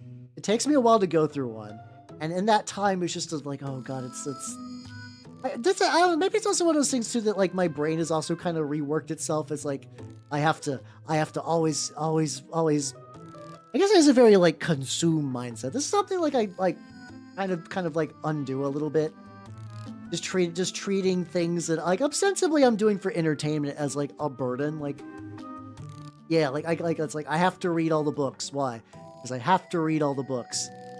And like for VTubing, it's kind of interesting though because technically the more I read, the more like talking material I got with all you nerds.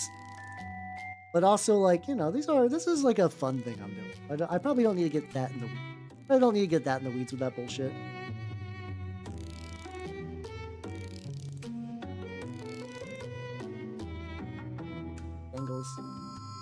Angles.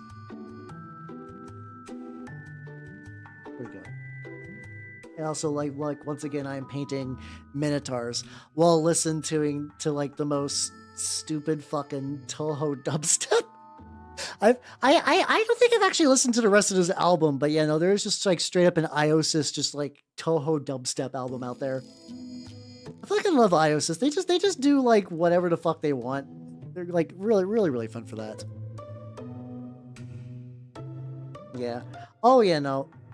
I'm sensing you are a big Magnus enjoyer. How do you feel about Erebus though? How do you feel about Best Boy Erebus?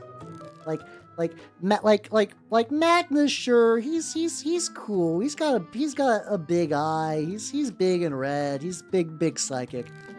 But he's no Erebus.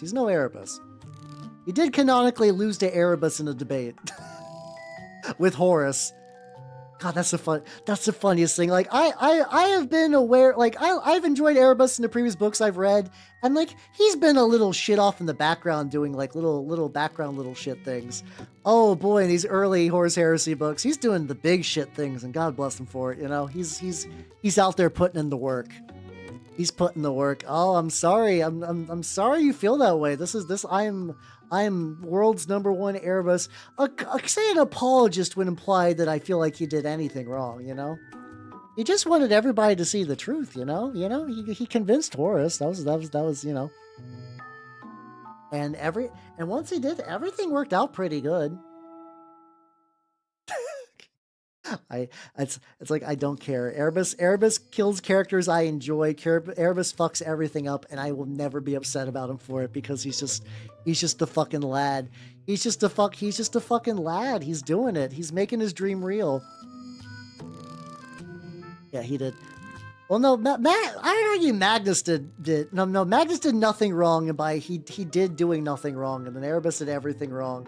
But like, I don't know. Once again, like word bearers, baby, rocking the heresy.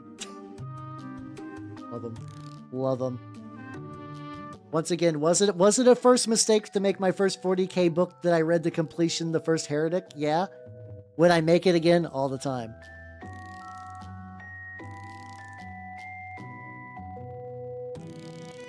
How you know? Oh god, I haven't thought about circles in a long time. I have not thought about circles in a long ass time. Like for context, oh god. Like I wonder how you would even begin to explain what a circle is. It was effectively like somebody made like a edgy furry OC species. that were like these weird like weasel lizard kind of things. It's hard to explain. I'll pull up a picture of a circle once I get like the layer on this guy's robe, right? Once I get the layering on here, I'll pull one up. And they like I remember them being like really edgy, and then there's like a whole big extended lore that the people made for it. Yeah, Shark Ferret's pretty accurate. Yeah. Yeah. Oh yeah, no, Lucius is dumb. Yeah, everyone hates Lucius. Like, I think like Erebus is a fun bastard you love to hate, and Lucius is just Lucius has got that thing where he's a nerd. He's a nerd puzzle, but also like, so nerd puzzles are characters and stuff that like basically are made for nerds to be like, well, actually, if maybe if this series of steps happens, then I'll win, making me the victor. But also, he's very much like the plot character of Slanesh, so like the nerd puzzle can't be solved. And nothing really gets people more upset than an unsolvable nerd puzzle. Which is why people don't like Lucius, because you go to like, well, I want like a Necron. Like, what if a Necron kills him? Or what if he steps on a landmine? Or like, what if a blank kills him? Or what if like an Ogren's got nothing but joy in their heart kills him? Like, what happens? And it's like the answer is he comes back because he does, and then the nerd puzzle will never be solved. I'm sorry, it'll never be solved. Cast machine gun. Oh shit! Oh, that'd be fucking rad. Hell yeah! Let's go. Wait. What do you mean? Wait. Do circles exist in Fear and what?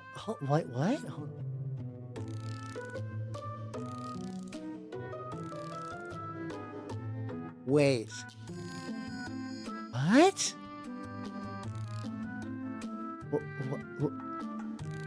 Oh, Choto the fucking mate. I have not played 2. I have not played Fear and Hunger 2, so I guess this is spoiled, but I don't care. What do you mean circles are Fear and Hunger? What the fuck is happening here? I will say the Fear and Hunger circle kind of fucks, but like the oh god, what's happening? I didn't play Fear and Hunger 2. I was waiting. I still need to play it. I don't mind. This is not like a plot. This is not a ruining spoiler for me. But like, hold on. Let me show you guys what like an actual circle looks like.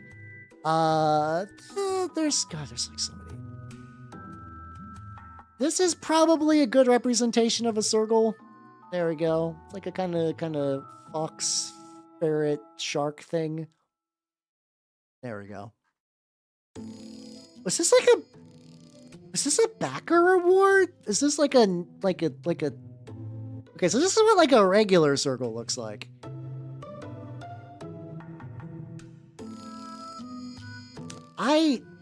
I'm gonna be honest. I beat Fear and Hunger 1 and only got one ending, and I bumblefucked my way through that very, very hard. I think I just missed this. Was this like I will say the circle in Fear and Hunger 2 looks very cool. I think what helps about this is A, the art style, and B, the face is covered. Like they defurified the face. Like that looks pretty legit. I also would not immediately think like online furry circle. What in the fuck? What in the goddamn? I'll delete the other one. I'm gonna get the other one off screen.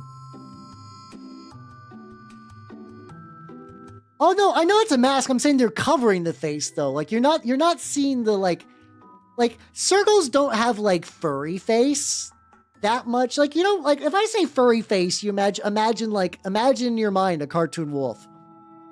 You know what its face looks like. That's the furry face. Circles got like a very like not as intense version of that, but like they definitely has kind of got a little bit of that going on. So like when you cover that up entirely, it no longer feels like this is somebody's like OC species. This feels like an actual thing in a game.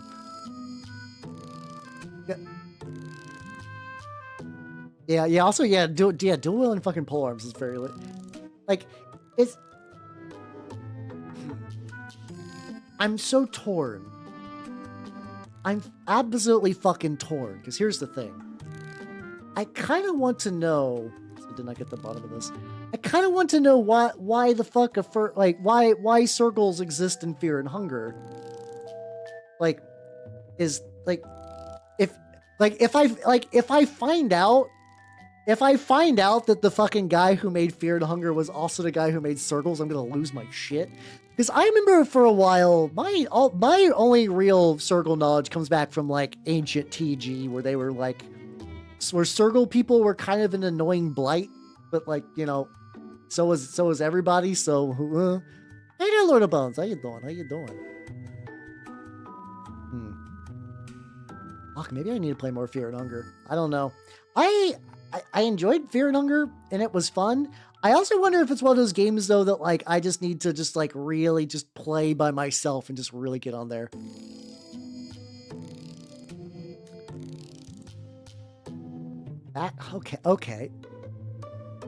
Okay, I guess I'm not surprised that there's a Sergal VTuber. In the grand scheme of things, the idea that if somebody would become a Sergal VTuber does not shock me. I'm more surprised that I just now found out about this. This feels like the kind of bullshit that I would know. This is really strange. Oh, okay. Hope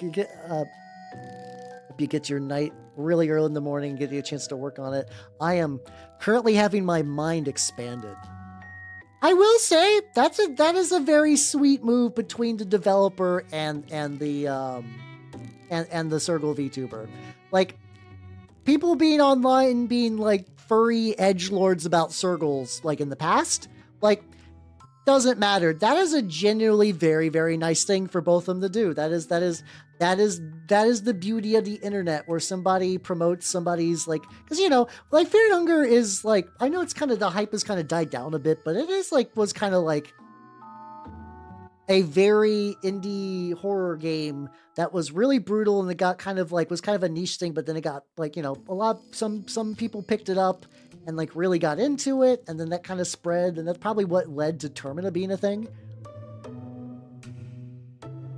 So like that is really interesting. That is a really, really interesting connection.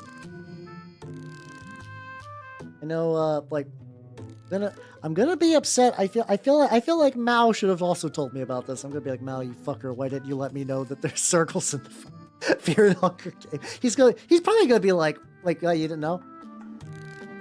Then again, I am wee babby when it comes. So,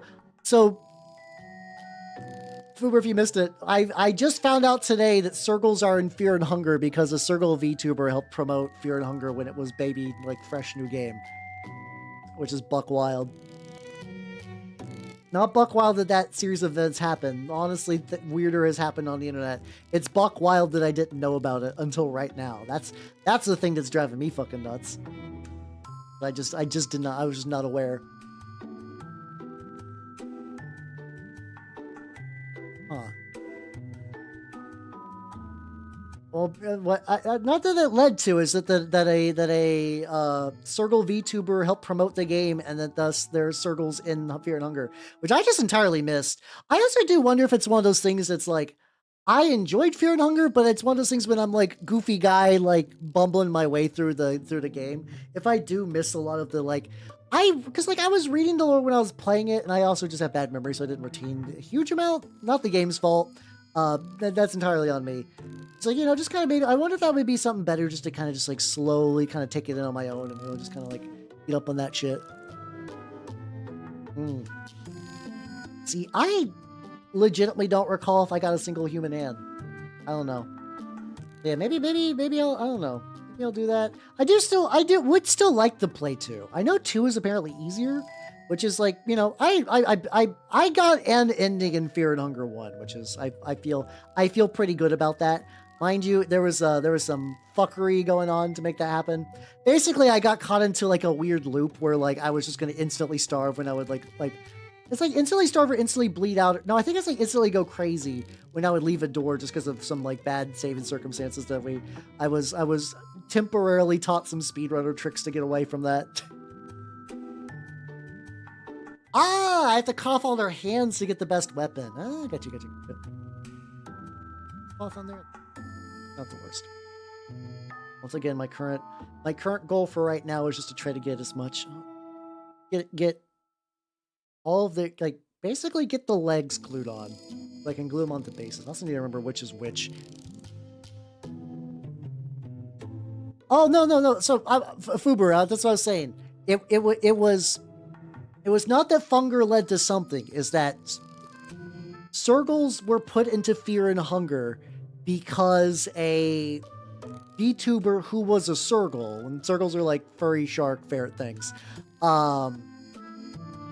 helped promote the game early on. So as a thank you, the creator apparently got included in the credits, and then Sergals were added to the lore. That's okay. You know that. You're caught up. That's it. There was nothing else. There was nothing else about that. At least as far as I'm aware. If I said something else, I do not recall. I don't think there's anything else though. And you didn't too? I don't know. I'm joking. I'm just mostly flabbergasted that I didn't find out about this until today. There we go. But how you doing? How you doing, Troglodyte? How you doing? I forgot what ending I got. I got the one that I definitely ascended as a god, I think. I think I ascended as a god. Was that it? I repeat the circle thing. You guys know that I basically run entirely stream of conscious. That's why every now and then some of you nerds will be like, "How? What did you say 10 minutes ago?" And I'm sorry, that's just not happening. That's just not happening. I've stated before, I am in a perpetually just going forward torrent. I would love short-term memory when I stream. I actually think it's like okay for the most part. Usually it's not that big of a deal. It keeps me yapping and chatting, and that's like the strong foundation for VTubing. But it does mean that every now and then if somebody asks me like a question or like did you see my post from 10 minutes ago? And I can assure you that I did see your post from 10 minutes ago, and I just do not recall what it was. I'm very sorry. That's usually how that breakdown goes. But yes, I recall nothing. But yeah, okay. Oh shit, I learned about circles today. I can write in my diary. God, so I don't have a diary, but I actually did buy some like physical journals to write shit in, which is really funny because like I was like, okay. What's it called? So I picked up like a physical journal to write in, just like as like a little task thing. I don't think I would actually do like, dear diary, today not that I think most people do that, but it was just kind of like, all right, like this is like a diary thing to record things I did for a day. So I could just kind of feel like, it's like a thing to feel good about accomplishments, but also just kind of track like, oh, I feel like a piece of shit. I didn't do anything this week. And I could look at my little book and be like, oh no, I did a bunch of stuff this week. There we go. Ironically, I stopped doing that because I just fell out of that habit. So it's one of those things you gotta fucking maintain.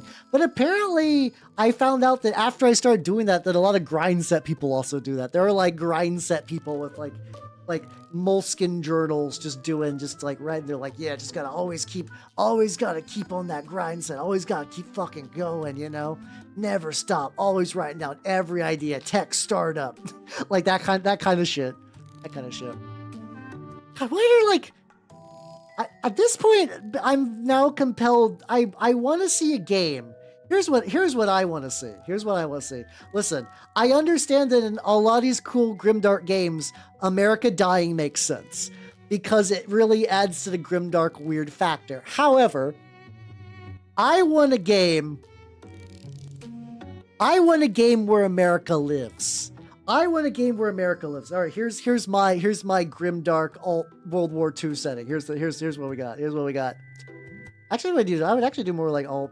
Basically, what does the people come to the new world, and then one day, people like stop coming from the old world, and people are like, "Huh, that's weird," and start sending ships back, and they never come back, and just eventually they're like, "Oh, they're just gone."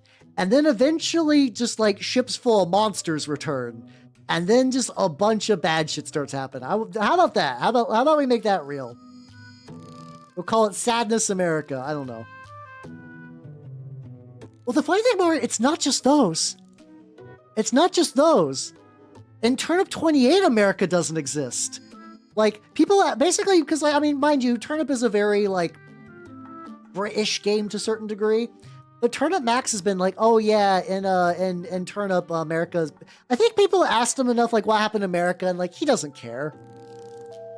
He doesn't care. He's got his own things he's interested in going on. That's fine, you know. But when it comes to something like that, you get bugged a lot. So I think he just at one point just said America sank. So like a lot of games I play, America is dead. And like, it's not even a European only thing. Cause like, motherfucker straight up, like, I believe Mike Francina is Mike Francina American? I feel like he is. I know, like, you know, Thomas isn't. I legitimately don't know where he's from. Oh, he's got a LinkedIn profile. Okay. Okay. California, okay, American boy. Assuming that's the same guy. It might not be, to be fair. It might not be there. I mean, he could have an Italian last name. He could also just be an Italian living in the US. I don't fucking know. I don't fucking know. Yeah, I mean, I get it. I get why. Like, that's the tricky thing too. Like, I like Trench Crusade. I'm fully on board that if they never explain what happens to America, I would be okay with it. But some people just won't let that shit rest.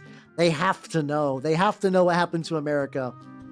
I just like, there probably is actually something probably happened similar to for Termina, where the guy's like, yeah, I want to write like a basically like a European thing. And then they're like, well, what happened to America? He's like, oh, fuck it. Circles ate it. Circles ate everyone who went to America. Fuck you. It's like, I mean, he might have just actually done that as like not out of spite, but that is also a very much like, please stop asking me. That's not what this is about. This is not what this is about. Yeah, Thomas is Finnish. That sounds right. Which I think is why I feel like his name is probably still pronounced Thomas, and that's just like a Finnish way of spelling it. And I don't know. I feel like I've heard his name spoken phonetically like once or twice. I'm aware that he's got like a YouTube interview thing that I need to probably just listen to one of these days, just so I can understand the dude's name. Because I've like very briefly spoken to him. He's a nice guy, and I would love to know how to pronounce his fucking name. Not his fault, entirely on my end. Do not know names. I've called Amy like Amy for like 3 months before, actually longer than that, before being corrected. I don't fucking know.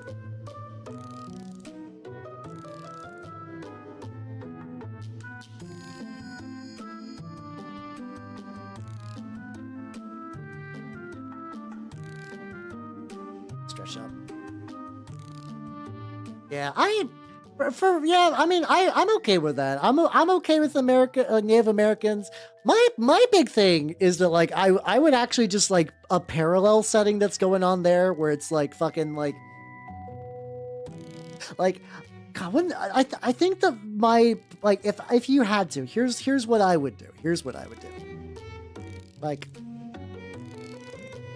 this term Uber, I'm telling you, I do not remember. I just said a whole big thing that like things that I have already said have left my brain. I will not give you the knowledge you seek. Your best luck probably legitimately might be just checking the VOD because I got fucking nothing. It would be kind of fun if in the world of Trench Crusade, everybody in the continental U.S. was just like, oh, you know, we're having a good old time, and then all of a sudden, straight up, just like Skinwalker bullshit starts like really ramping up, and they're like, what the fuck happened? What the fuck happened? What the fuck happened? And then because like just like everything just gets real bad, and just eventually just one guy from across the pond comes over like, hey guys, and they're like, oh fuck, people from across the sea, what do you know what the fuck happened like 30 years ago? And they're like, whoops, our bad. What do you mean our bad? Like, yeah, the Templars had a little oopsie doodle. Sorry. Get the fuck out of here. Get the fuck out of here.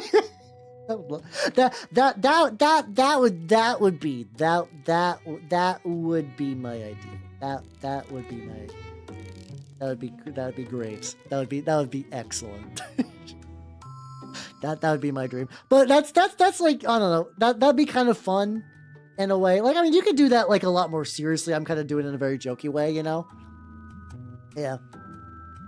But I kind of like the idea that they're doing already, that like people go over there, supposedly trade might be happening, but like it won't be super elaborated on. Sometimes people go over there and will explode. Texas. Oh, just like the smoking crater that's like, oh, we don't go to Texas. Or like whatever Texas was called originally. And they're like, what's there? Texas. It's just like the you know, how about that? No, so we make Texas the what, like you like why Doom? I don't know why. It would be fun. It would be fun. What you do? So like Hell did establish one colony in the New World, and that's just all of Texas. It's just all of Texas. It's called the Lone Star of Satan or something like that. Oh shit! No, the Lone Morning Star. The Lone Morning Star State. Oh fuck, that'd be great. There we go. All right, time to make my Texan Trench Crusade army. Heretic naval raiding party, just to keep it kind of on the lower tech. There we go.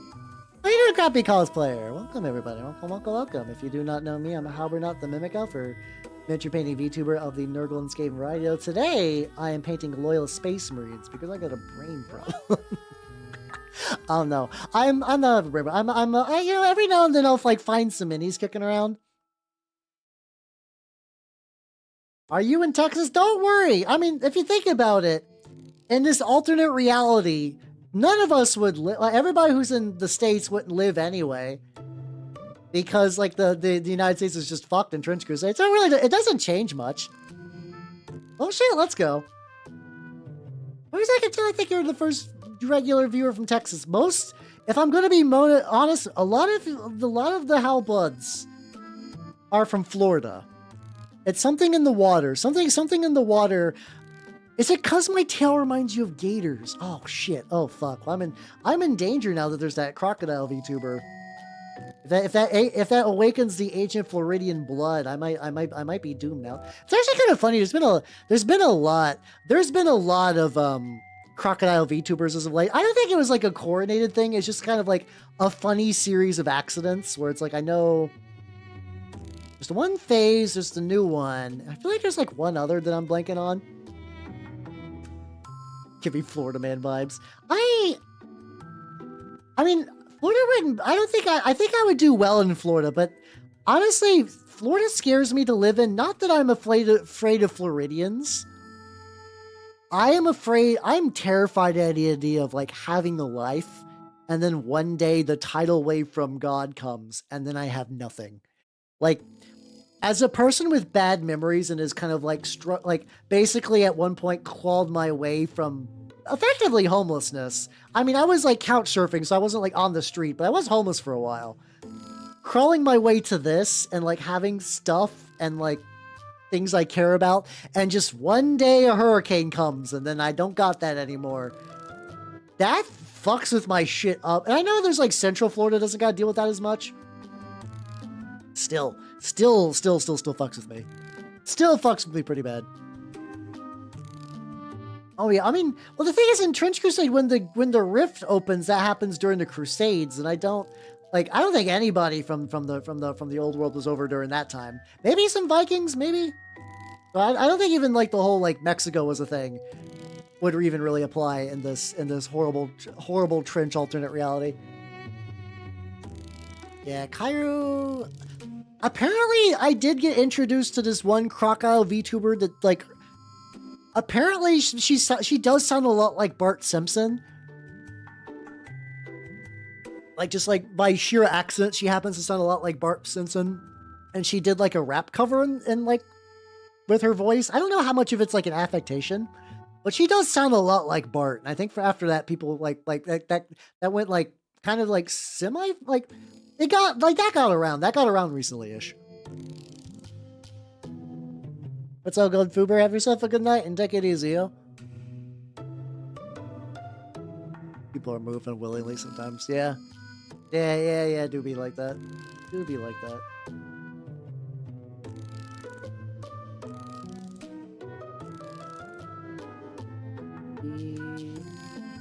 Assuming that this might be the last coating of this color, and then I can switch over to...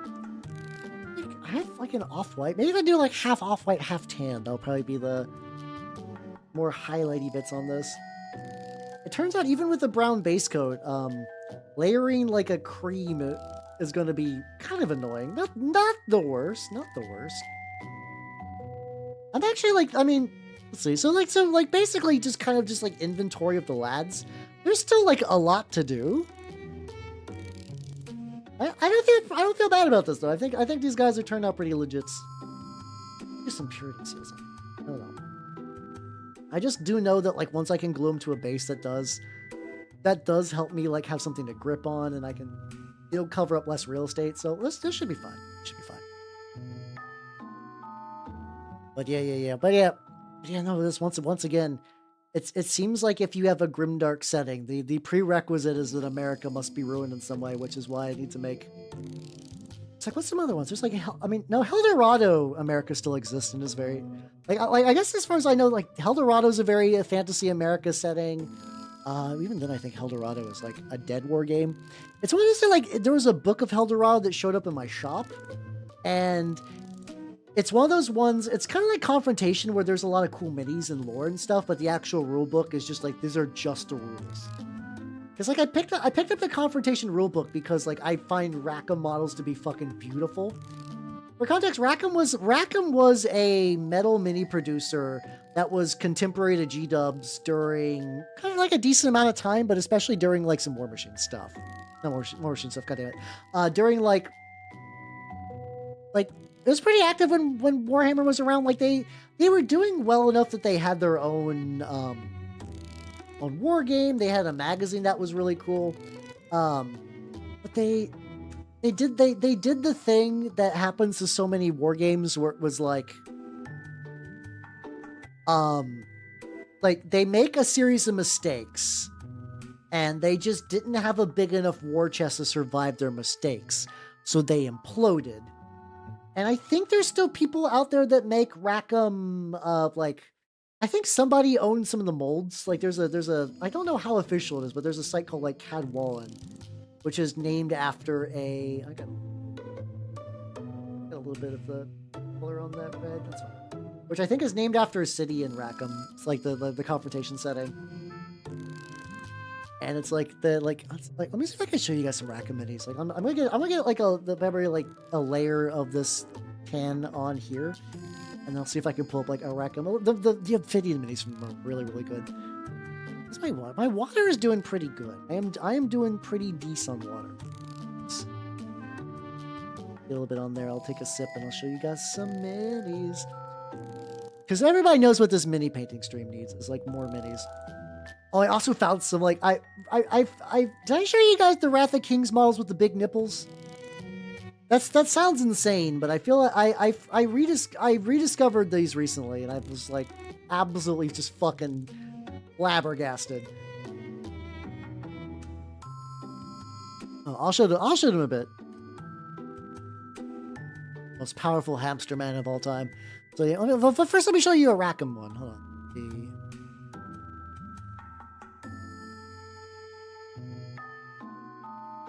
So like they basically did like all metal models. Let's see, like let's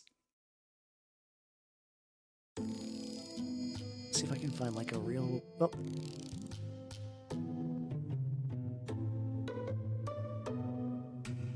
Like I'm trying to see what would be like a good example model from this. Okay, this is. Oh, let me see if I can. I want the Ophidians, I think. Yeah, there we go. They also had that thing that like they had very European painters. So whenever they did like sample box art or whatever, they look fucking insane. So here's one of the Ophidian models from that line, which is like, you know, snake dudes. Wait, what? Where did that go?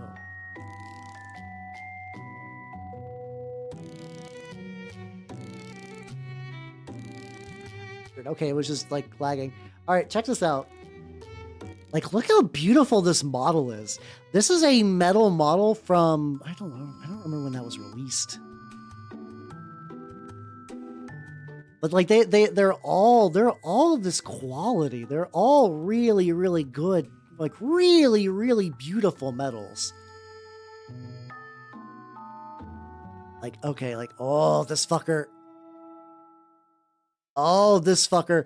Like, they got a cool range. It's another one of those, like, really European sensibility fantasy settings, which I enjoy. And it's like, when you find out when these were released, I don't know how many pieces that is. How you doing, Belner? How you doing? Like, look at this guy. Like, look at this motherfucker. Like legitimately they did some like real banging stuff. Like I'm kind of whatever on metals, but like, god damn, these are good. How you doing, Belner? How you doing? I'm showing off rack of minis, which you know what, literally, but like earlier in the week I decided to cling my stream overlay, and then we're back in the shit. Take a sip real quick as well.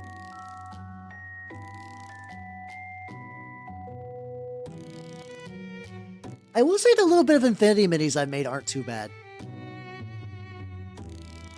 But yeah, oh yeah, but for the minis with big nipples. So Wrath of Kings is another one of those like aggressively like European fantasy settings.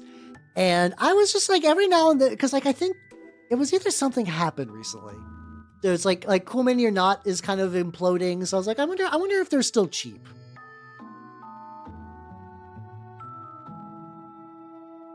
There's for Funger Hell. Oh, okay. Let's go. But yeah, so like it's a very like European fantasy stuff, which is really, really legit. But it's like, oh, I have not built Lopon from it. Like Malathoplastics are buck wild. That's the beard was like a itty bitty set. It's Malatho minis aren't that bad, but you need plastic glue. You need plastic glue, or you're gonna fucking explode. But like, I've not built Yan Lo, but I built Gremlins. Yeah, he's basically kind of like an old ghostly dude. But yeah, these are Pelagraths, whatever. These are like big brutes from and I was like, oh, these guys would be kind of cool as like Chaos Chosen. Because I looked at from the distance and I was like, oh wait, they got like really prominent nipples. I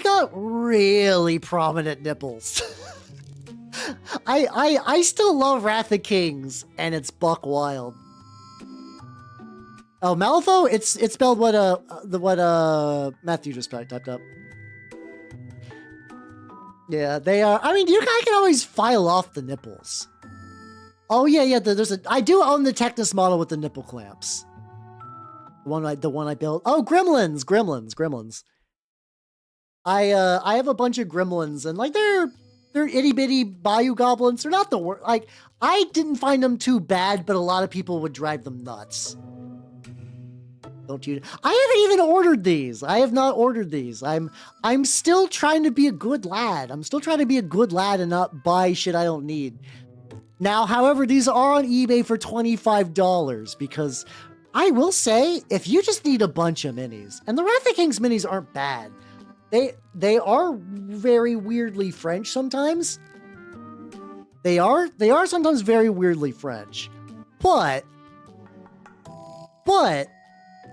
they're very nice. They're very nice. Because what I was originally looking for is like, I know somebody near me is I know that like Old World is becoming more and more of a thing in my future potentially. And there is and House Goritzi, like the werewolf ones. Vtuber, I said gremlins. They're just gremlins. Vtuber, is everything all right on your end? Like, you guys can hear me fine, right? Like, there's nothing fucky with audio. It's just gremlins spelled like gremlins, like the movie. But yeah, apparently the what's it called?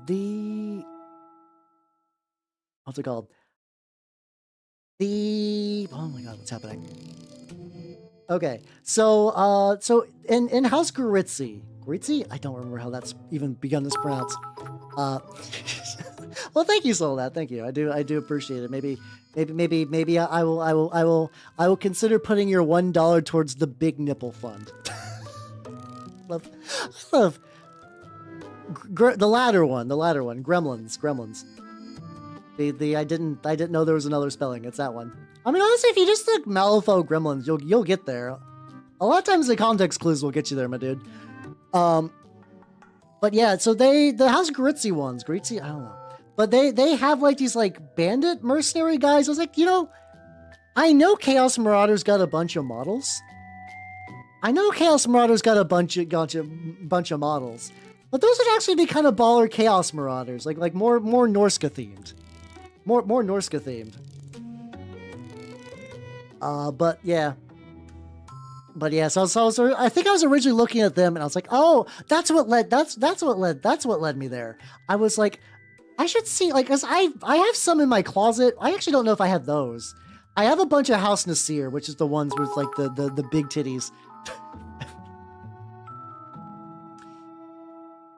All right, I just need, if I am given $20 more, I will guarantee that I will buy the big nipple models and paint them on stream. You have my word. Stupid. This is a stupid thing to do. I do thank you. Thank you for the bits though. Thank you. But yeah. So I was looking at those and I like, it's kind of weird because like Wrath of Kings was a Kickstarter main game. It was like a big Kickstarter back game. And like, it kind of died after the Kickstarter, but they still kind of was like treating it like it was alive. Like they would still occasionally release, new models. And I think those brutes were ones that were not part of the initial wave. They did later. You know what, Soldat? You know what? Hold on a sec. Let me do this. Let me do this. There we go. I think if you're gonna do half like that, I'll meet you halfway. All right. Let's see. I go to eBay and I put in my order, and I can confirm.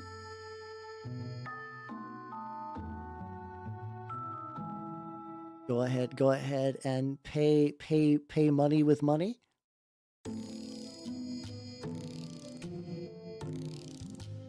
All right. They have been ordered. I don't know when they're arriving. Maybe ideally in time for Christmas. All right. Big nipples are on the Thank you, Bucker. Big nipples are real and will be painted on stream. There we go. Oh yeah, 100%. I love Wrath of Kings. Wrath of Kings models sit unbought for so long. Because like they're cool, but it's for a dead war game. So like nobody's fucking doing anything with them. Now, I do have a. So these are Pelagarth brutes, which are dudes. I think it's basically the idea that like if you the lore for the brutes, from what I read a little bit, was like so for context in House Nasir, you put on a mask that has a demon in it, and slowly the demon kind of enters your body more and makes you more demony. Now, there's two core units in the game. There are for them that are like the swordsmen, and then the Pelagrath, like whatever the regular ones. The Pelagraths are bald, fat bitches with like tape on their nipples and clubs. Once again, very French game. But apparently the brutes are like, what if you did that process to a guy and they turn into big muscles McNipples? It's a lot of stuff. Yeah, it's a lot. I will say that like I do have a bunch of the Pelagrath stuff. Also, thank you. All right, so I actually did not pay anything for these. Thank you, everybody. Pachi, we did it, team. So yeah, now, so I have, and the thing is, so years ago I bought a lot of them, and like I think I have at least like 24 of those in particular. So okay, now will I paint these for Wrath of Kings? No. hear me out. I will paint them on stream. Don't worry. I will paint them on stream. Big nipples will be painted. I'm just saying that I might put them on like a different base and like use them as like corn, like berserkers or something like that. But otherwise, I'm going to paint them as is. I will do no modifications whatsoever. Fuber. The gremlins for Malifaux. We mentioned that a while. You might need to check your audio output because I think something wrong is going on. We mentioned Wrath of Kings and Malifaux very distinctly several times. You might want to look at that. I think you're getting upset over an audio issue, which is causing the grief. So yeah, luckily too, the big nips guys also only come in, like, there's only 6 of them. There's also like the leaders, so the leaders are those, like, if you see those, like, these like demon ladies, this is sort of like what happens when the mask bonds with you. Like, you just kind of get like a demon-y face and you get all like chunked up. So I'll paint them too, don't worry. They'll get painted. They'll get painted as well.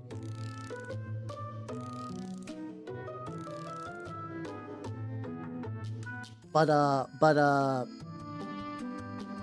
what's it called? But yeah, I don't know how I'll use, like, I'll think about it. Cause like, could use them as Chaos Chosen for the old it's spelled, Malifaux. I will say, Fuber, I'm gonna need you to dial it down a bit, my dude. I'm gonna dial it down. You've been getting really angry about not hearing stuff this stream. I'm gonna need you to tone it down a wee bit, all right? Yeah, Malifaux is hard to spell, to be fair. But like, yeah, I think if you type it like that, you'll be in the general ballpark. You will be in the general ballpark. Yeah, but yeah, I mean, the thing is, like, originally I was thinking about, like, all you'd really need to make them corn berserkers is to give them pauldrons. Like, don't even change the rest of the model. Just get them some pauldrons. But considering that you all were so sweet and wanted me to paint the nipples raw, I'll phrase it like that. I'm gonna do that. I mean, I could use the nipple guys for turnip, but I kind of want to paint them, like, not necessarily box accurate. Like, I might change the skin tone or whatever, but I do think I'm gonna paint them like as is and maybe just put them on a different base. I don't think I would ever use them for Malifaux, but like I said, I could run them as corn berserkers. God, I clearly did. So what I'm thinking about doing is, if I put them on the right size base, like 32, like, so if I remember right, Wrath of King's models use kind of like, if you guys are familiar with like how Malifaux does bases, where it's like a weird divot base. If I swap those out for more traditional G-dubs, like 32 mils, I can just run them as corn berserkers. God, I'm also, thank you for the hype thing. Thank you for the hype chest stuff. What did I get on my reward? I got Frog Wow. I forget that every now and then Twitch is like, here's an emote. I don't know what I'd ever use that for, but hey, it exists. Yippee.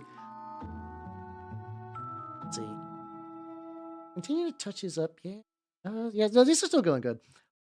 So the entire time we've been on like real nipple hours, I've also just been slowly touching up the cloaks on these guys. Yeah, I do think, like, I do know that, like, the guy I regularly play 3rd edition 40k with does watch my streams from time to time. So, like, you know, if you're listening and you know who you are, I'm sorry, big nips are coming to a table near you shortly.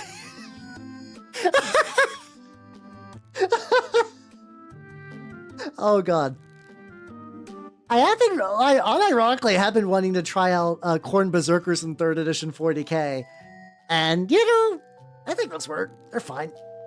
They're totally fine. Looks like this is still coming pretty good.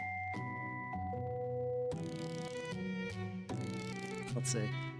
Take a sip.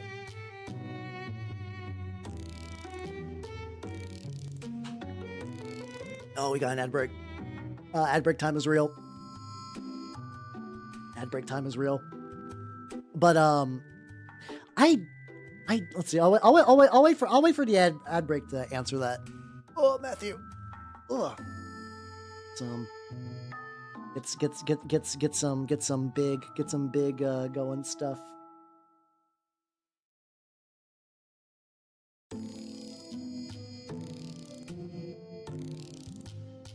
Oh, there we go. All right, Ravagil, yippee! I do not. So the Diaz, I think it's Diaz. I don't know, the Diaz Daemonettes are like legitimate collector's items. Like, you know, sometimes old Warhammer models don't go for shit. Those Daemonettes in particular, because, you know, everybody wants the official Daemonettes with the tits. Like, people want that. People want that. So like, I think every now and then those end up on eBay, and I know there's like recasters and stuff like that. But like, I believe if you're going for the actual official metal ones, they fetch a pretty good price last time I checked. You know, like I said, barring like recasting and whatnot. Yeah, I mean, because yeah, that's a type of thing. Like, G-dubs will give nipples to like the steeds of Slanesh. So if you want your tube horse to have tits, that is a thing you can do. Everyone's really excited for me to paint these Sternguard. I'm actually legitimately surprised. I guess everybody's had the same Sternguard kicking around their desks like I have. Yippee! How you doing? Sounds like I can't believe in today's stream we crowdfunded Big Nips. Yeah, the minor from the Leviathan set with a couple of very small additions, like little purity seals and stuff. I forgot to get. So I need to... Oh god, it's way too drippy. Way too drippy.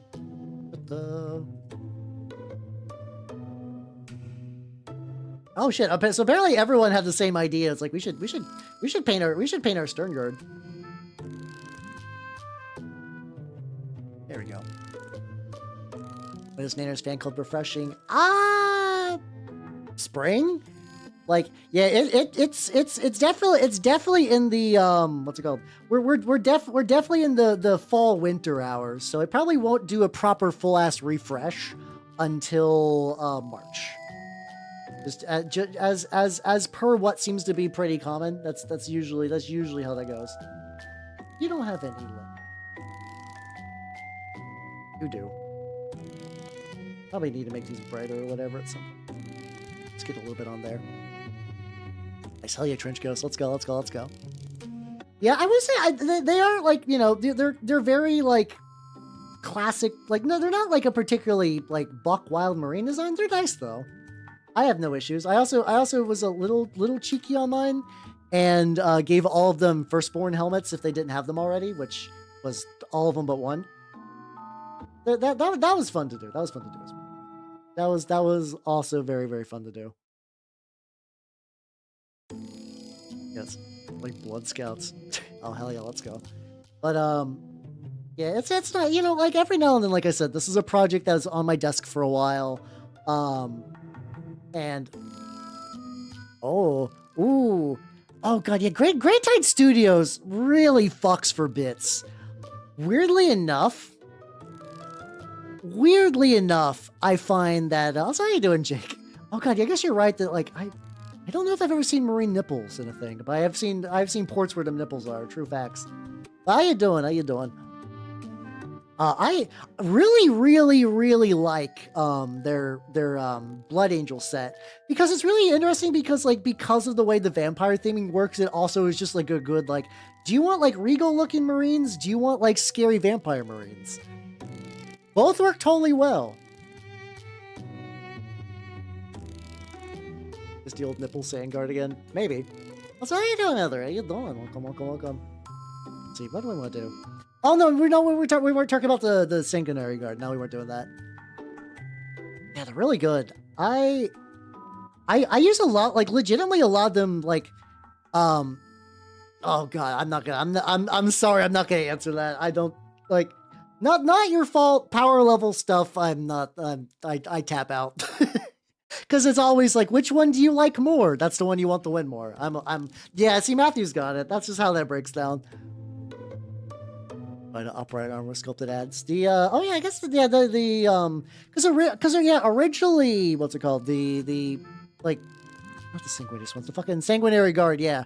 Had like really like distinct nipples on their armor, and then I think that got removed in the big change thing. trying to build. I'm taking tan and using some off-white from Vallejo to try to build this up into like a lighter color. Doing 2 drops to 1 drop. See how that works. To see my workstation once again is due for a big cling, and I'm probably gonna do that at some point. Once again, I'm gonna have a bunch of time off for the holidays, and I'm hoping I could use that to actually get some shit done. Batman Forever. How you doing, Gibbs? Yes, we are talking about Batman Forever. Oh god, I forgot about nipples in the Batsuit. No, we were talking about Wrath of Kings, which arguably had bigger, pointier nipples. Yeah, I don't think I'm doing any traveling this holiday season. It kind of varies because like a lot of my adopted family lives on the West Coast. And like sometimes things align that I go to visit them and sometimes it doesn't. And I don't think it's aligning this year. So I'll probably just be using this time to catch up. Honestly, I could definitely use to sleep. Fuber, we stopped talking about Malifaux like an hour ago. You gotta check on something. You have to drive. Oh god, yeah, for a big drive. Yeah, for a drive that long, you definitely don't want to do that solo. I forget what my longest drive. My longest drive is not particularly crazy. I think it was like 7 or 8 hours. Enough that's like doable as a single person. But yeah, once you go to double digits, I think having a tag team partner is definitely the way to go for sure.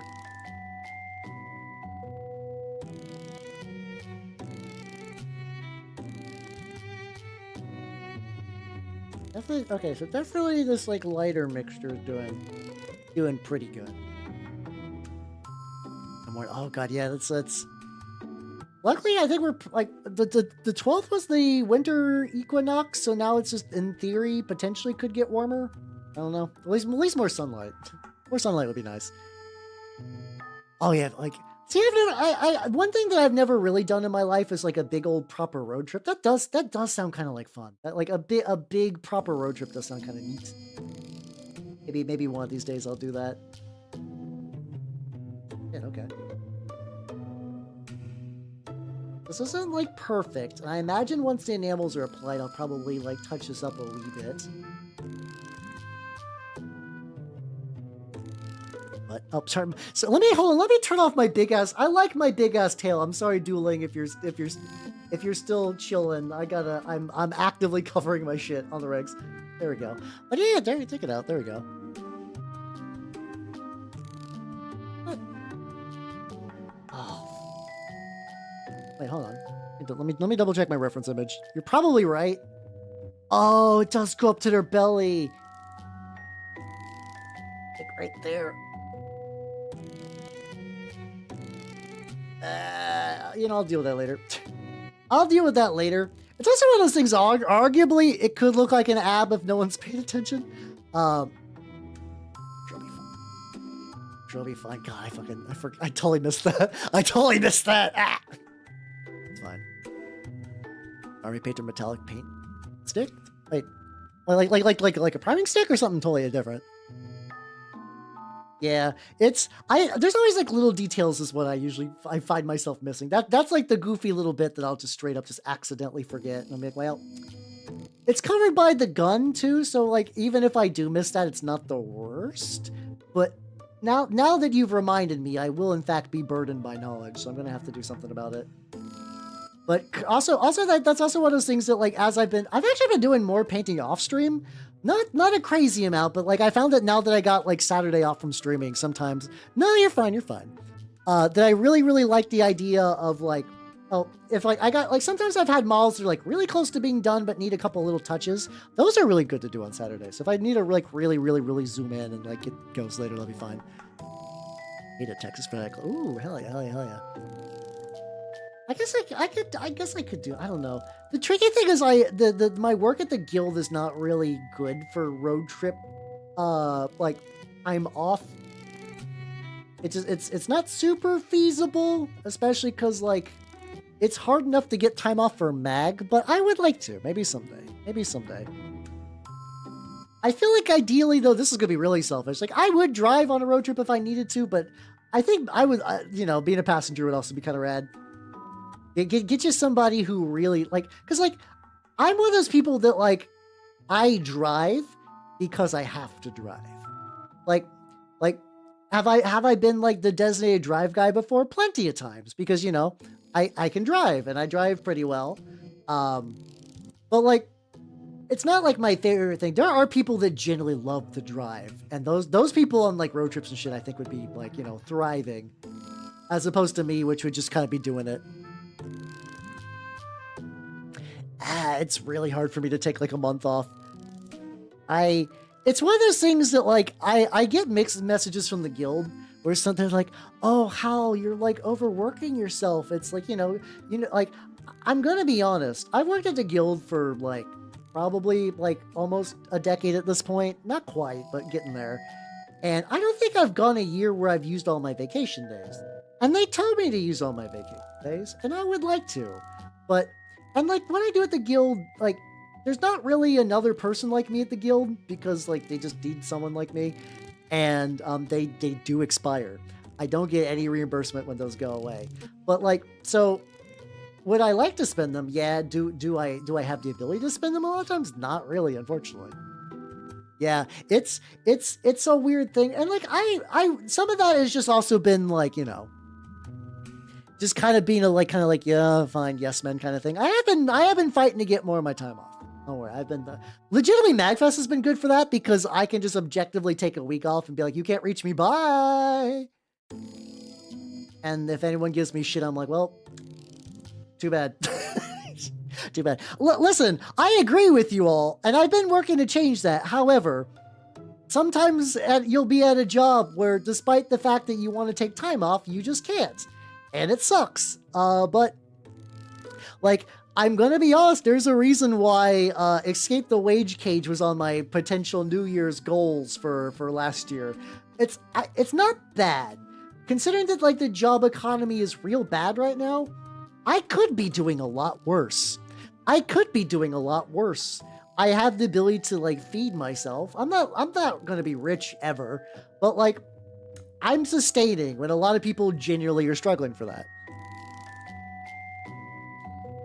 It's complicated what I do at the guild for like I said, it's both mission critical and not appropriately paid well, which is funny. But like it does give me time to do this as well. I will say, usually for the most part, I don't need to do after hour stuff for the guild. However, during hours, like it's sometimes hard to get vacation. But then they're also like, oh well, you should take more vacation time. My brother in Elven Christ, you did this to me. You did this to me. It's fine. It's fine. Like I said, yeah.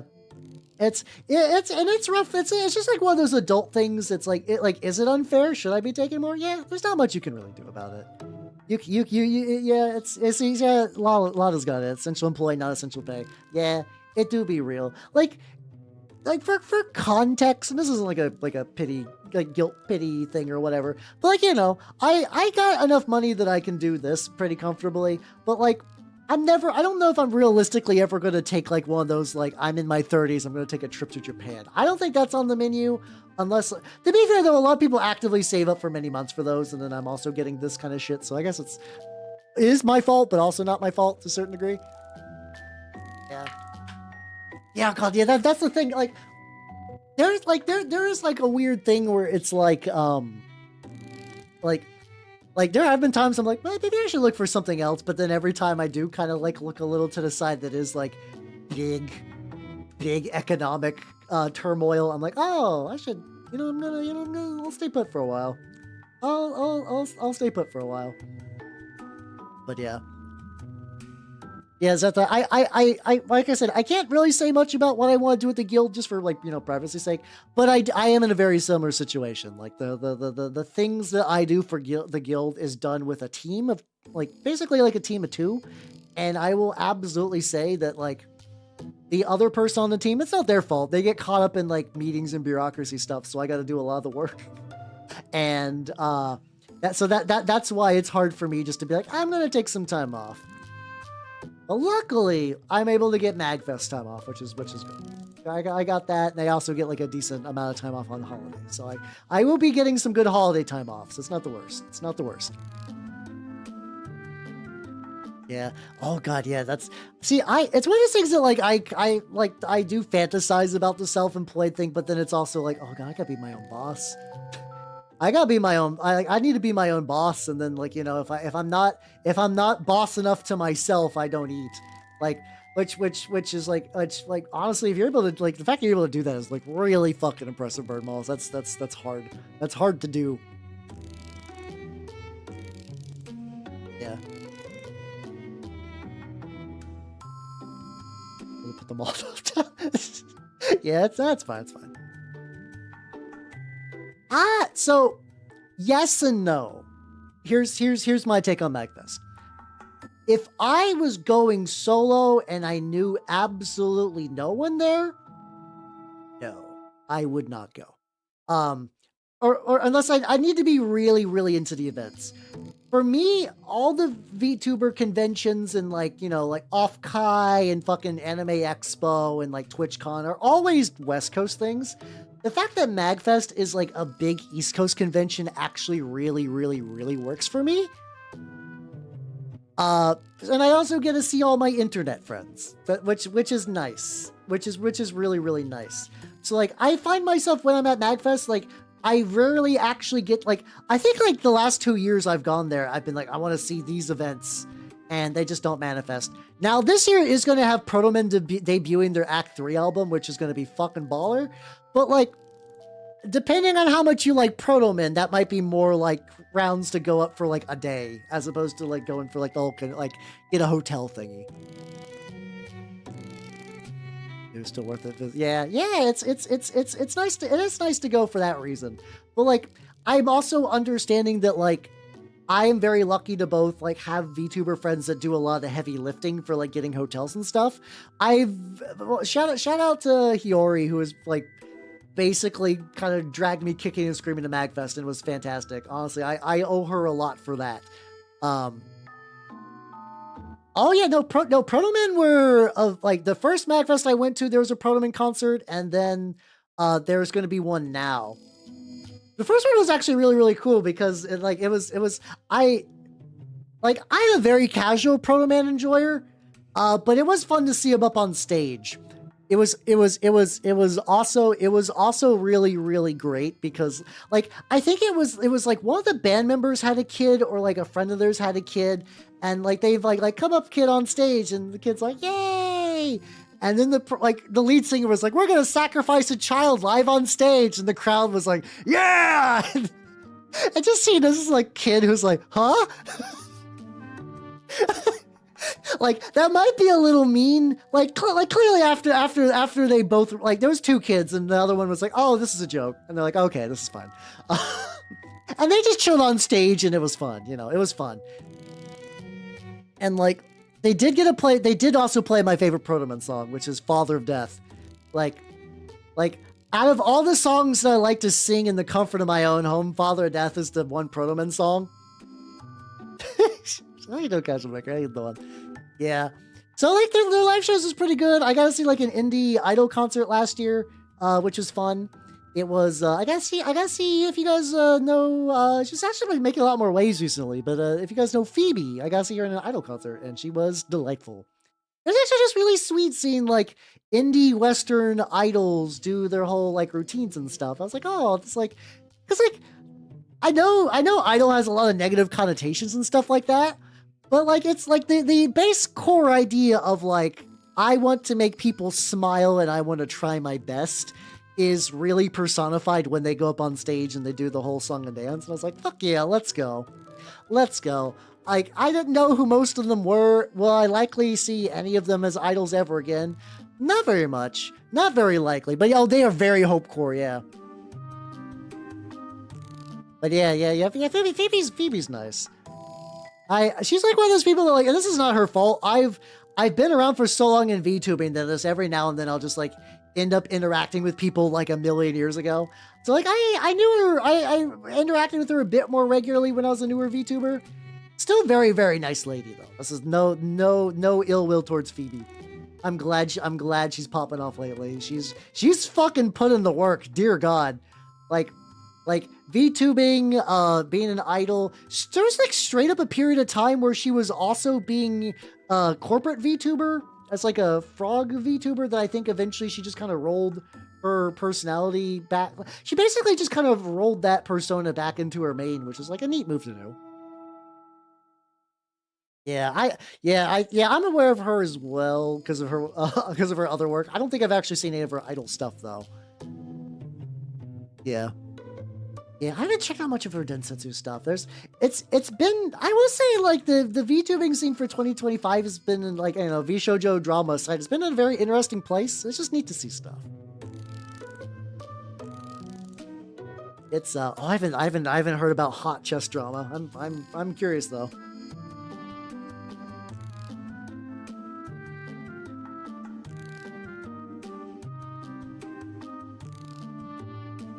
Century bursting. I kind of feel like you do you ever, like, if you've ever seen like a movie where there's like an immortal in it, like a like kind of a vampire movie, but I'd argue more kind of like a fantastical one. And then like they go over to a portrait and they're like, why do you have Abraham Lincoln on your desk? You're like, I remember fighting the war with Lincoln, and they're like, what the fuck? I feel like that's me with a lot of VTubers. I've just been around for a while. I'm also really bad at keeping in contact with people, which is definitely like a me thing. So I just tend to kind of go with the flow. I'm also just like I'm gently putting guys on bases to get a feel for which ones will fit where, because I had a setup for this and I've lost it. So yeah, I just kind of like float in and out. How you doing, Preston? Welcome. How you doing? I'm currently working on some Sternguard. Let me go to medium zoom real quick. But yeah, I'm a billion years old in VTubing years, but I also, when left to my own devices, will keep to myself. So oh shit, this guy's gonna. I didn't clip off the tactical rocks because I was like, I'll just paint so these are like, you know, pre-made bases. Oh, the pre-made base toppers. I'll just paint them the same color as the rocks. The tactical rocks are painted the same colors, though, so it'll be fine. Yeah, I like the oh god, I always saw the first Transformers movie. Apparently Transformers 1 is really good, but I did not see that one. I feel like when it comes to things that I'm aware of that have numbers added to their title recently, I think Godzilla -1 is the one. Why did I phrase it like that? I took what should have been. I just took something that should have been really straightforward and made it way more convoluted. Yeah, I mean, I do sometimes. I also don't want to feel like it's also tricky too when it's like somebody blows up and you're like, I remember them when they were smaller. But it's like. It's kind of, it's fun. I don't want to be weird with it, but it is kind of fun to be a little nostalgic. Like the fact that like I have done collabs with people who would go on to be part of like bigger just fucking all of it. Oh, they do all have tactical rocks. Oh, I'm blind. Okay, hold on. I guess maybe I won't be gluing anyone on the bases. I gotta paint all their fucking like itty bitty tactical rocks.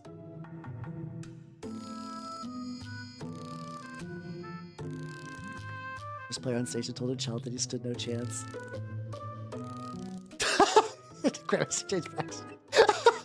That's really funny, actually. Oh yeah, let's go. I'm normally more of a chaos lad, though today I'm working on some Sternguard because I just happen to have them. They're not done really at all, but I feel like I made good progress on them. I'm happy. Today was definitely more of a like yappin featuring painting and not painting featuring yappin, which I'm okay with. I do both. That's a good old honest Abe VTuber. But yeah, no, it's been neat. It's been neat. Like I've seen, like for me, it's always just weird because I've been around long enough that I've seen people like get big, blow up, and then fucking like, oh god, no, ever, hold on. This is not making fun of you, Casual Maker. Everybody 07 for Casual Maker. Everybody 07. How you doing, Craft Engineer? Welcome, everybody. Welcome. Everybody 07. Everybody 07. We had a spilled wash in chat. Also, how you doing, Nezunagi? How you doing, Craft Engineer? How you doing, Azure Ethereum? How you doing, Dorito Hanzo? How's it going, everybody? If you do not know me, I'm Halbernut the Mimic Elf, miniature painting VTuber of the Nerdlandscape variety. What was... Okay, so it's not the worst. Yeah, okay, sounds like Casual Maker lost their Nuln Oil. But what is mimesis? I'm not aware of that. But yeah, I'm Halbernut, Mimic Elf, miniature painting. Oh my god, I totally forgot my own intro. How's it going, everybody? I'm Halbernut the Mimic Elf, miniature painting VTuber of the Nerdlandscape variety. The way I have embedded my own intro, it's in purely muscle reflex. I really don't comprehend that, which is why if I try to say anything out of order, it immediately falls apart. It just immediately implodes. Ah, okay. I am a mimic, so that do be fun. It is fun to say. I do find that sometimes when I'm in a collab, I'll just rattle it off, and other people are like, "Hey, I like to do this." That's just their intro, and I just pull it off the cuff, and they're like, "Oh, fancy, aren't you?" I'm like, "I'm sorry, I just got that brain disease now. I got the brain condition that makes me want to say my whole intro." Oh yeah. Ooh, I'll have to check that out later. Thank you. So what I need to do now is... I still got a little bit. I intro myself. No. So it's very weird in that I like my minis. Thank you. For people who have not seen my minis, you should check out my Instagram where I have a lot more minis. I have a lot more minis on Instagram. But yeah, lads. Still need a lot of work on the lads, but I'm enjoying the lads.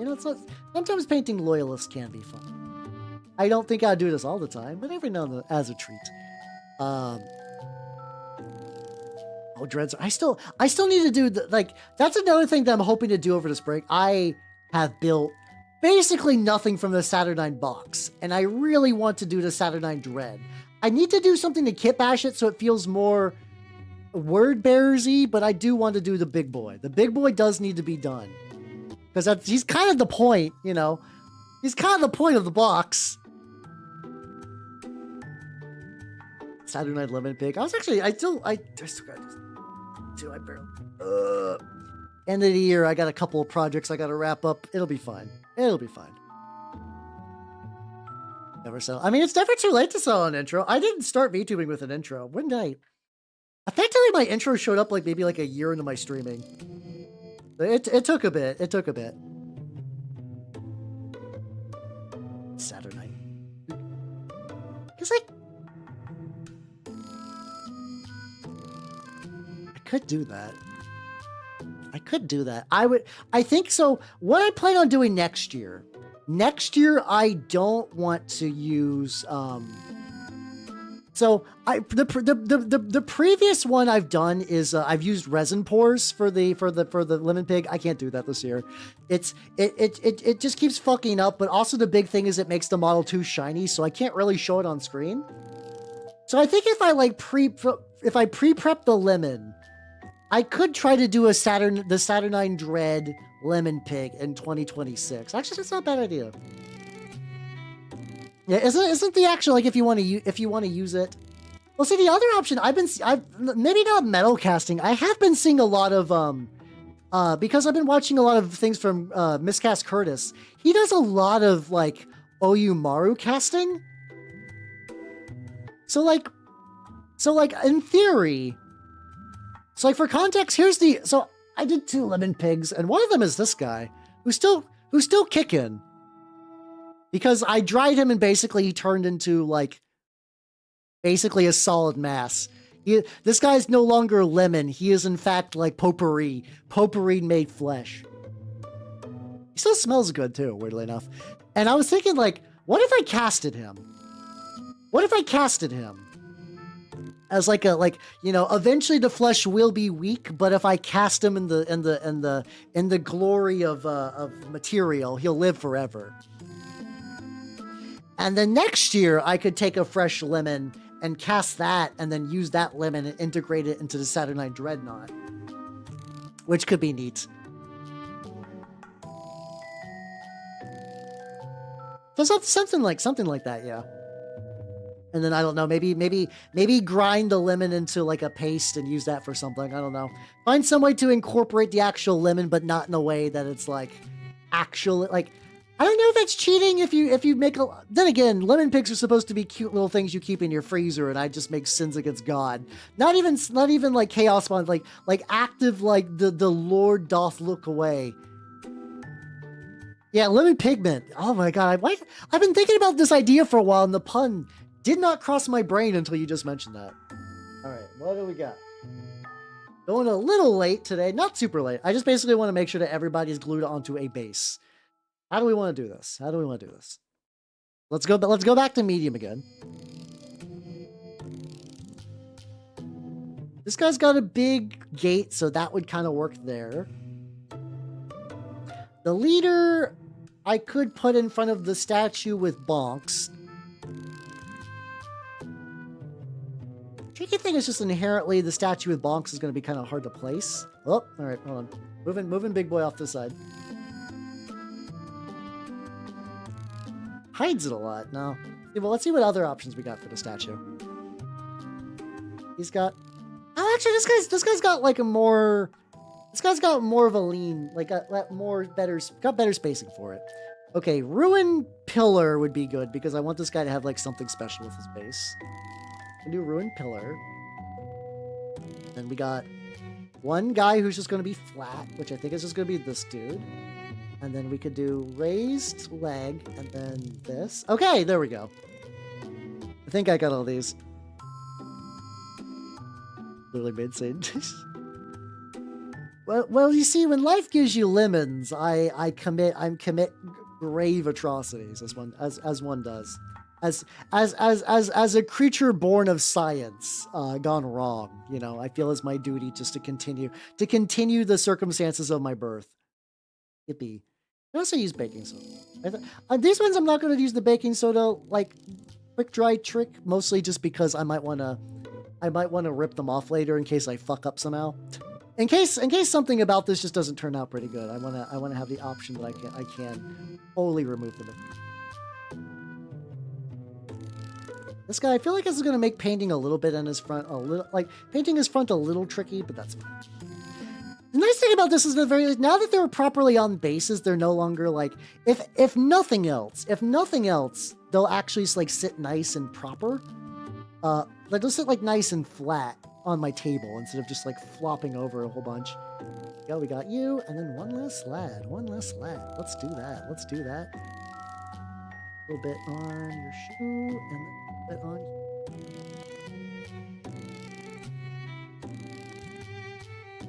We did it! Yay, hold on. Yay! There we go. Yeah, bird braid right as we end. Bird braid. I need to get off. All right, let's go to the chatting screen. All right. Thank you, nerds, for coming. I had a lot of fun. Schedule for this week. On tomorrow in the Discord, we are going to be watching a movie. That movie is Slave Girls from Beyond Infinity, which it sounds like a weird choice, but I've bookmarked this for a while for a weird camp. Can I show that on Twitch? It's not safe for work, but I don't want to risk it. I think it'll be fine. It'll be in the Discord if you want to watch it. Well, otherwise, on Thursday, I'll be continuing with Ripper, the Christopher Walken 1996 FMV game, which should be pretty neat. And then on Sunday, I'm painting on Sunday. I don't know what. I'm thinking what I might do is paint up the that big fucky horrible cannon thing that I showed you guys earlier. I think that's my plan. I think that's my plan. Yeah. All right, everybody on the YouTube, I'm gonna cut you loose. Bye, YouTube people. Bye. And ooh.